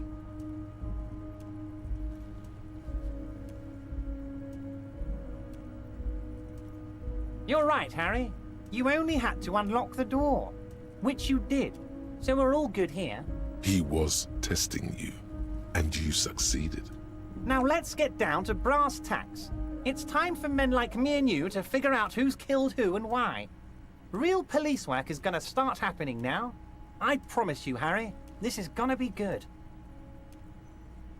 By now, I'm sure you've figured out who the dead man was working for. The bad guys. Wild Pines, sent to scare us. Another violent measure of the top hats against us flatcaps.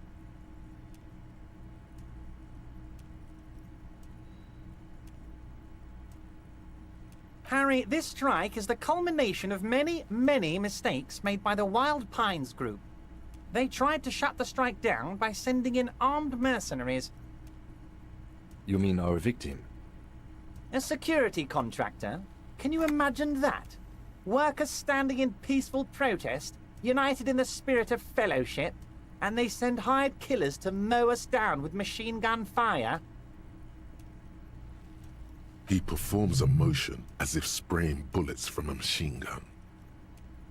I'm talking beasts. Hardened killers from proxy wars in Yisut, Semenine, Sadamoritsa, you name it, they've done it. Raping, killing, burning villages, killing little children for the Senorita Pineapple Company, Harry.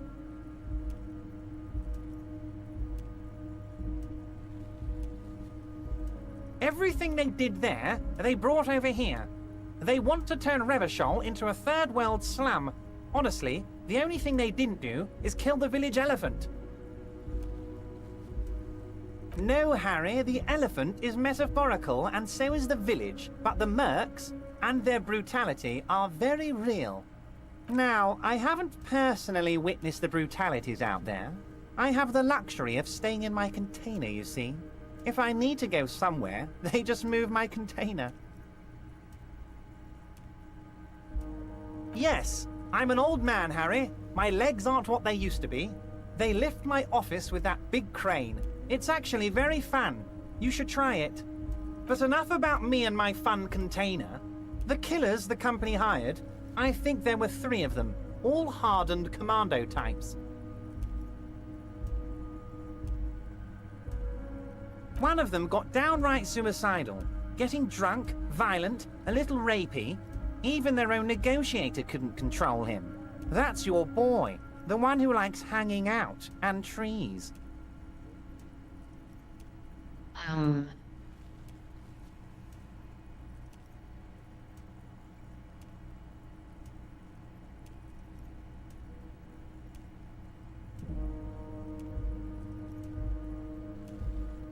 Sounds like he was making himself into a problem and got solved. By negotiator, you mean Joyce?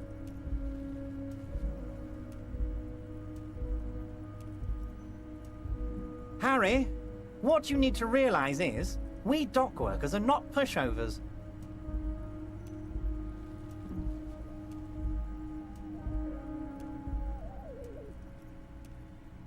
We got grit, Harry.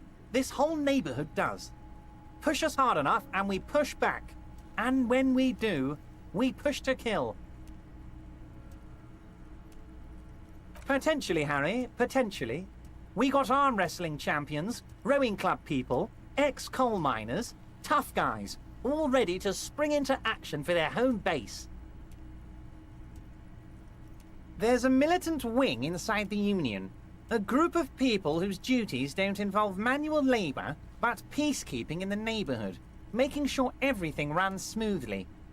That sounds a bit like organized crime. They're like you guys.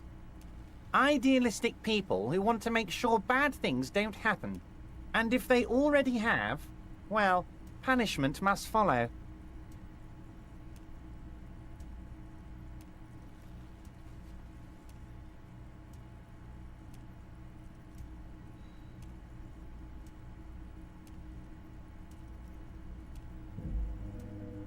Again, that sounds like organized crime.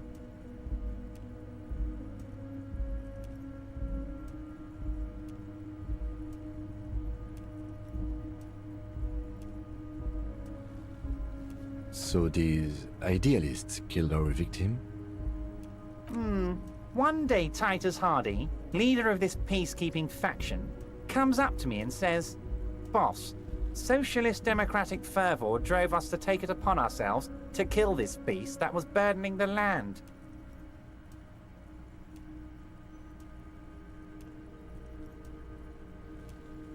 He probably worded it differently, but that was the idea. Sure sounded to me like they killed him. I gave them 2 weeks paid leave and told them to lay low to avoid retaliation. Aren't you worried we might arrest them for this? Oh, I'm not at all worried about that. These are not the kind of men who get arrested. They're Martinez boys, tough and gritty. I'd like to see the man who takes them in. Besides, I sent my lawyer girl to look after them.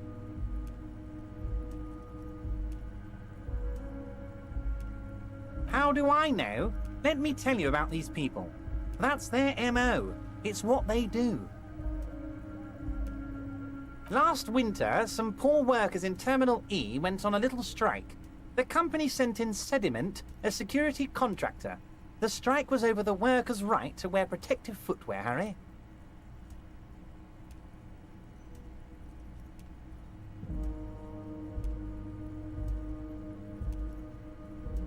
These guys turn up and start beating people. Tell you what, Harry, I wouldn't be surprised if we got the same mercenary company, after a little rebranding. And I'm sure as hell not surprised to see an army of scabs under my gates.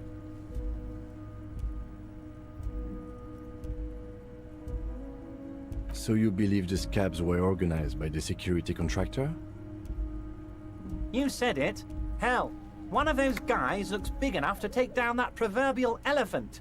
Boys like that don't just happen to show up during strikes. That does sound quite unlikely, yes. The big guy leading the scabs at the gate is colossal. Oh, Liz is a bright one. I paid for that law degree myself, thinking it'll probably turn her all fancy. But hell, Harry, she came back a firebrand socialist. Sometimes she scares me with her zeal. Oh, they are simply fine young men, all 7 of them.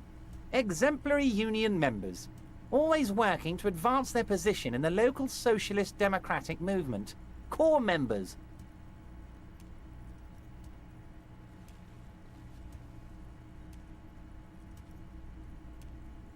Old Theo used to run them, but things really kicked into gear when Titus took the reins and named the group after himself.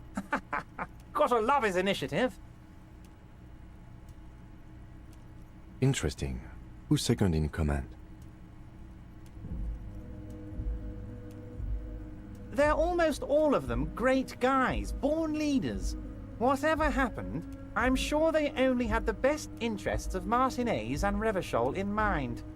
Work with them. Hell, interview them. But don't fight them. They really are just like you.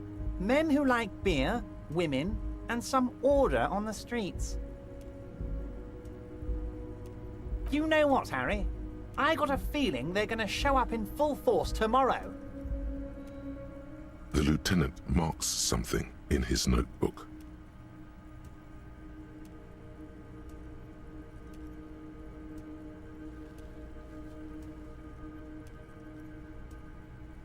But of course, it's the least I can do for my good friend Harry. I'll do it right after we've concluded this talk. Also, Harry, here's 5 real. I'm not giving you anything. I'm just holding out 5 real. Needless to say, this is another move. Don't take it. Oh, I wasn't offering it to you, just holding it out there. But I'm willing to share information. Was there anything else? Was it a good talk? I'm not sure we made much headway here. I was hoping we'd bust the case wide open. Heck, I even wanted to tell you what I really want to achieve with the strike. I don't know what happened, Harry. I wanted you to feel like Mr. Martinez. And of course, I also wanted you to find your gun. But it's like I can't completely trust you. Yet.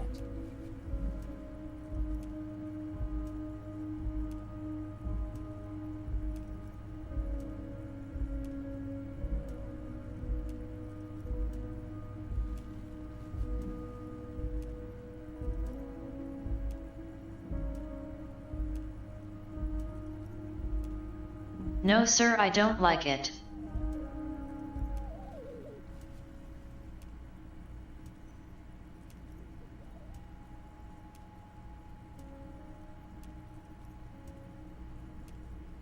I really don't trust this guy at all. Yes, Harry. It's like I can't fully trust you if you're not a man of the left. I want to, but I just can't. A man of the left, so you have to be a social democrat.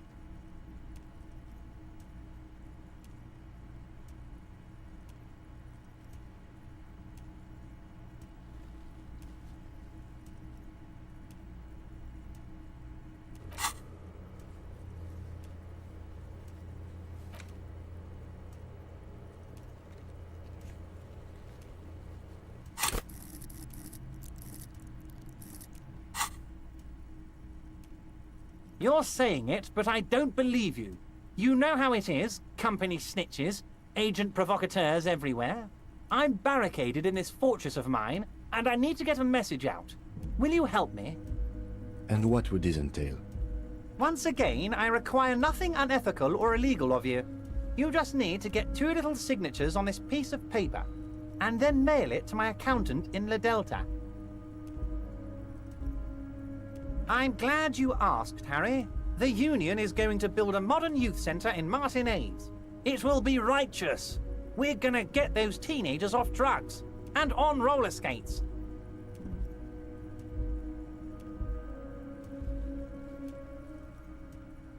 He wants to build a roller rink. There's a nameless little street on the coast with some old houses around it. Most people have already signed. I just need 2 more signatures to get this mission off the ground, Harry.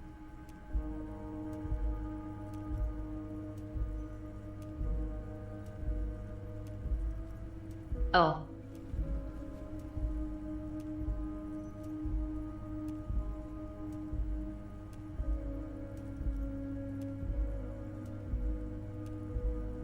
It involves kicking people out of their homes.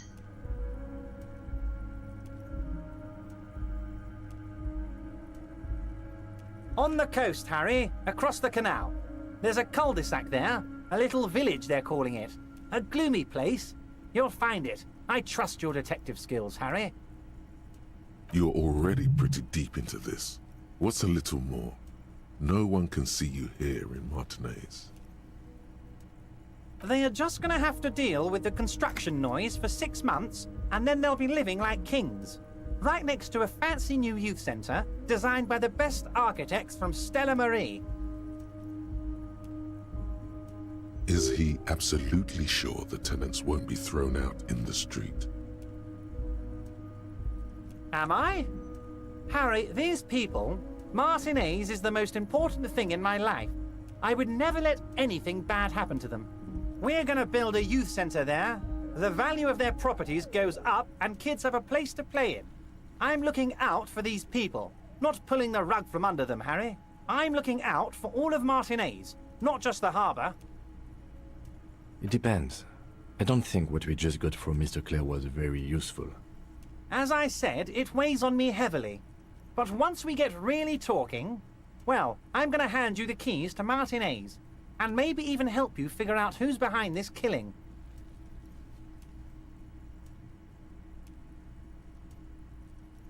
Yeesh. He's saying as little as possible, as vaguely as he can, deliberately omitting things. You bring joy to my heart, Harry. Such a pleasure to be working with you. Here. You need to get signatures from Isabel Sadie and Lillian Carter. The cul-de-sac is right past the pawn shop and across the canal. I hear there is some trouble with the waterlock, but they should fix it by Wednesday morning. Once you have the signatures, mail this to 13022 La Rocca in La Delta. Then I'll know you're a solid socialist.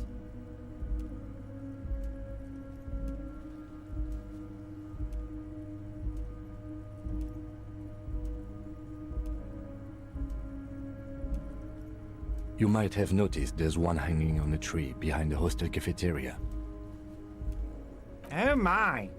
Don't take this question personally, but why would I get involved in this matter? Mr. Clare, the man was hanged with a cargo belt. A steel-reinforced cargo belt. It's safe to assume the Union had something to do with the murder. Besides, getting the body down would benefit all of us. It's a stain on the neighborhood.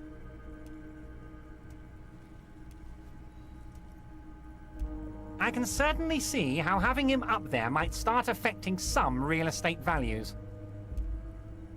But of course, all joking aside, I am going to help you. Jean-Luc, my boy, I'm sending 2 police officers down. They have a dead body in a tree problem they need help with. Namely, they need it to be taken down. And Jean, please take it easy with the race signs. That's a yes to getting the body down, no to the race signs. You can find Jean-Luc down at the gates. He's the big impressive one. You know, tattoos, muscles, ethnic looking. Can't miss him. Great guy.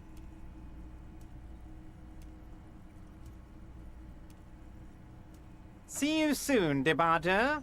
Just kidding, but not too much.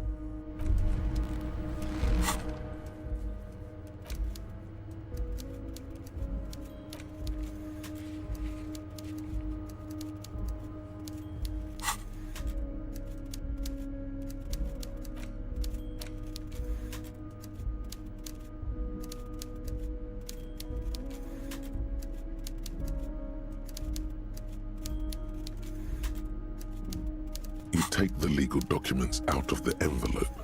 A 12 to 40 month construction period and the zoning plan in the addendum.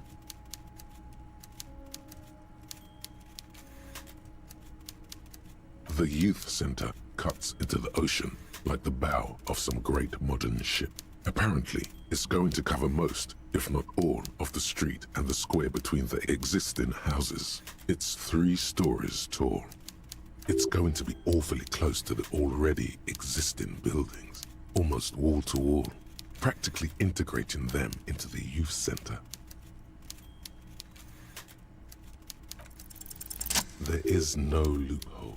The simple truth is, the current residents are going to lose their street access, and for the next 12 to 40 months, their lives will be dominated by constant construction noise right next door.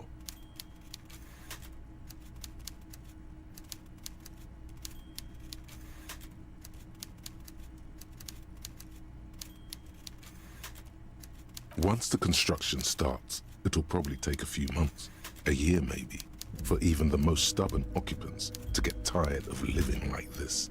After that, they'll sell their property for cheap and move out.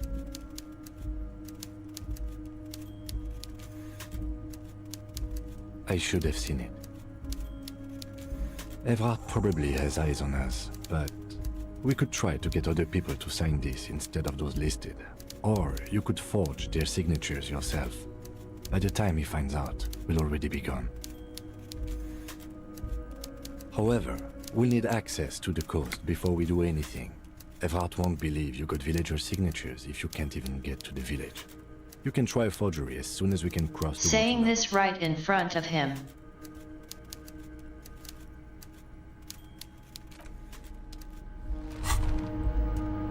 Hey. Psst. Psst. Hey, yes, you.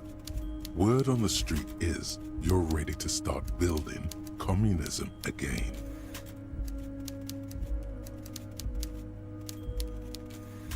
You keep saying things like, down with the bourgeoisie, eat the rich, sodomize the landowners, impale all people who have more than 25 real in their pocket, literally murder all human beings regardless of their political beliefs.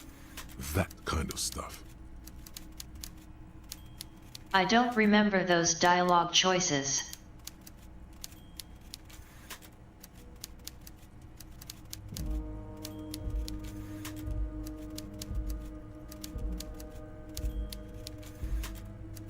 Okay, not in so many words, but don't deny it. You're about to rip off that mask of social democracy and reveal the monstrous seven-eyed lamb of global communism that will devour and masticate mankind.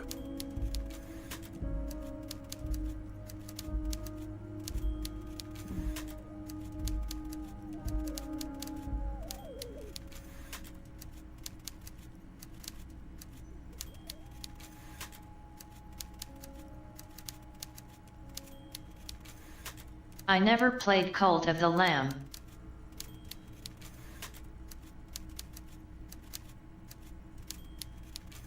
Don't think I paid enough attention to see where the story went.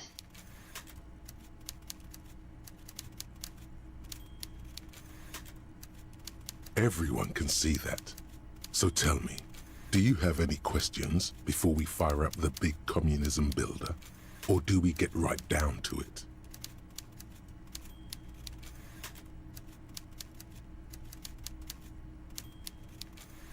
Failure. It's about failure. Yes, abject failure.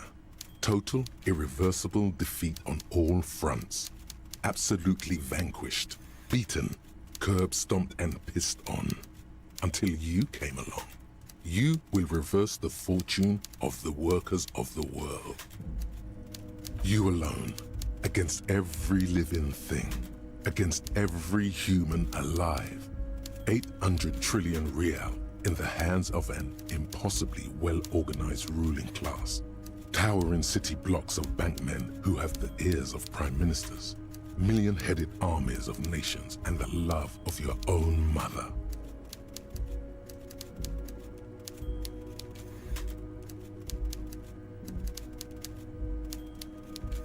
You against the atom, the charm and the spin.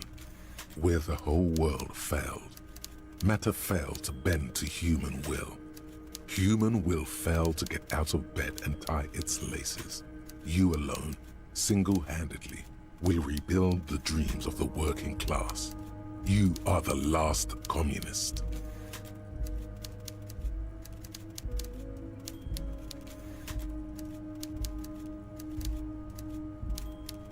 Now get to work, comrade.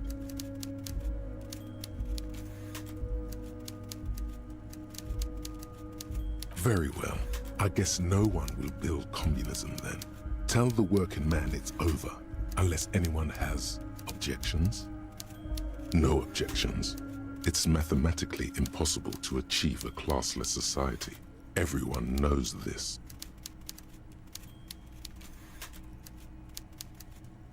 Everyone?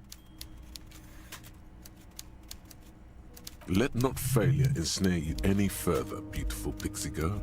Be an acrobat, a prancing fairy queen.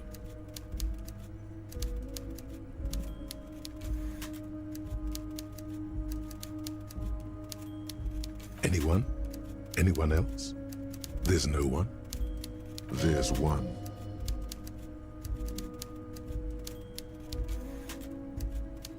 You should build communism, precisely because it's impossible.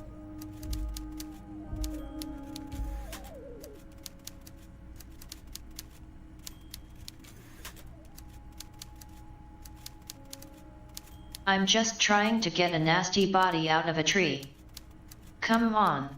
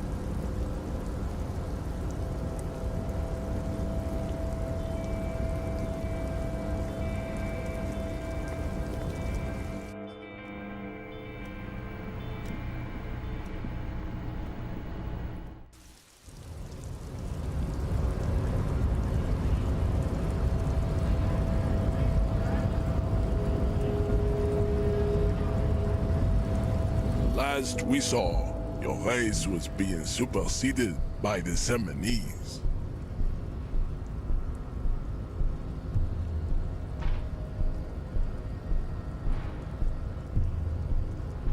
Enough with this begging. You should leave the stage of history with dignity by inviting the other races to a great world war. Bring your troops to the Seminine Islands and to Boogie Street, and we will pulverize you. When you are gone, we will build a museum for you. The walls will be lined with bottles of Al Ghul, your beloved beverage. Inside, we will store the odes to homosexuality you call art, and your microcephalic skulls. You could internalize Measurehead's race theory. It would enrich you rhetorically. Well, not as such. What you do with the mastery of advanced race theory is up to you. You could reject the findings, sure, or accept them and become an advanced racist.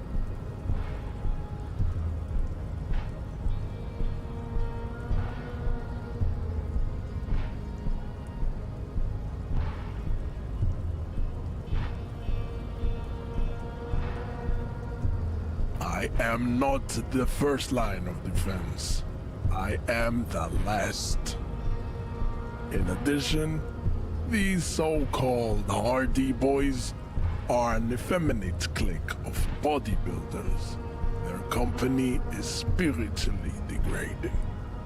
You pick up on something artificial in his tone, like he's putting on an act. This is unlike him. He is usually more himself.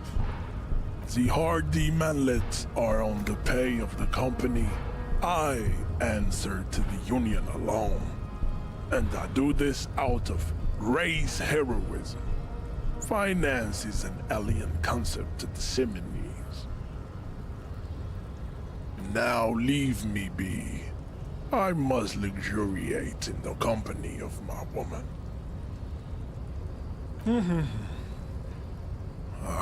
Fine. They have recently fallen under the influence of a possibly sexually perverted female vagrant and a narcotics peddler. It's shameful. Find out for yourself, endomorphic blub. Interesting. He does not so much as glance at the object.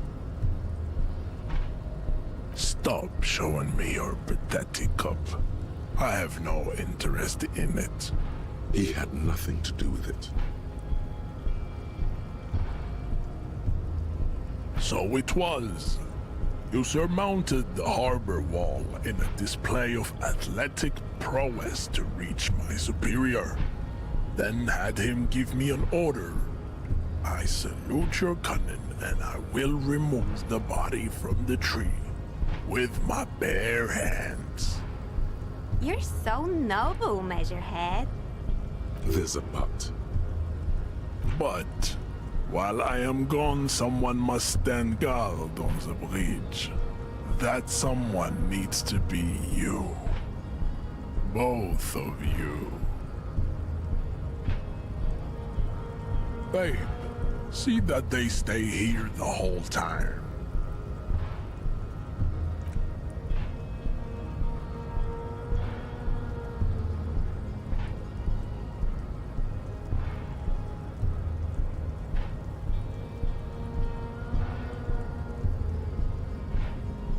The woman's gaze follows Measurehead as he leaves. So, you guys are like cops or something?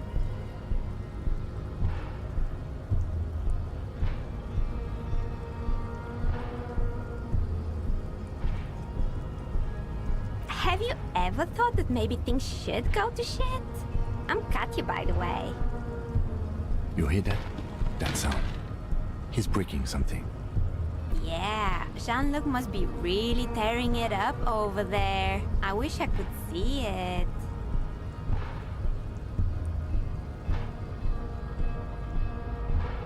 Look at you!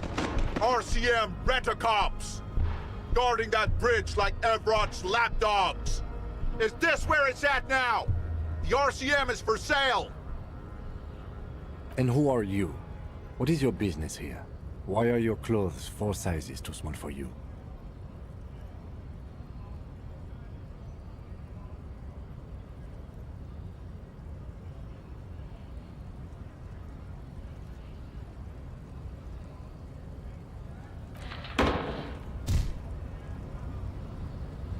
A shrill laughter interrupts you, echoing across Martinez. It's Kuno. Then, the man turns to look behind him at the behemoth appearing around the corner, approaching him, walking past him.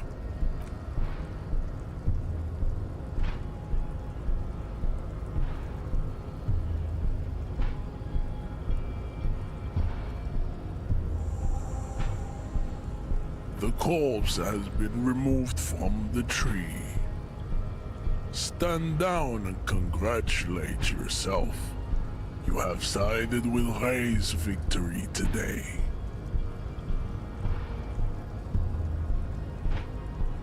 And what you had to do was to become a Union man for all to see.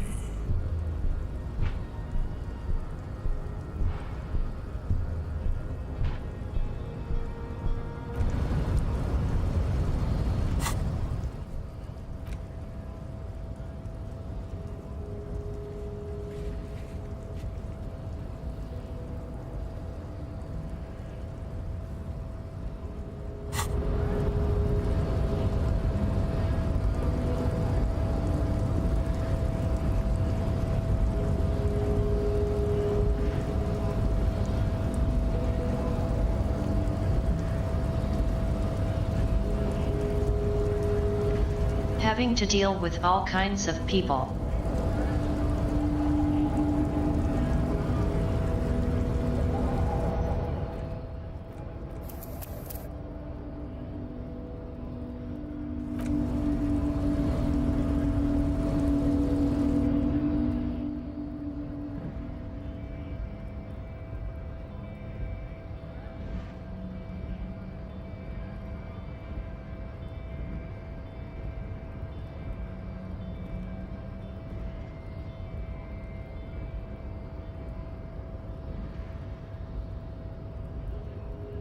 I think I've had enough for one day.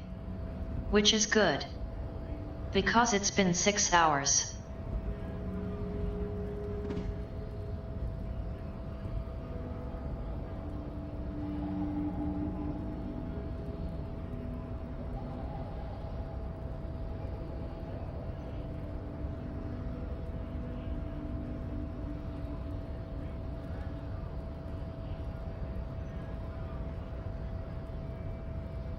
I'll be back at this tomorrow. To see what happened to the body.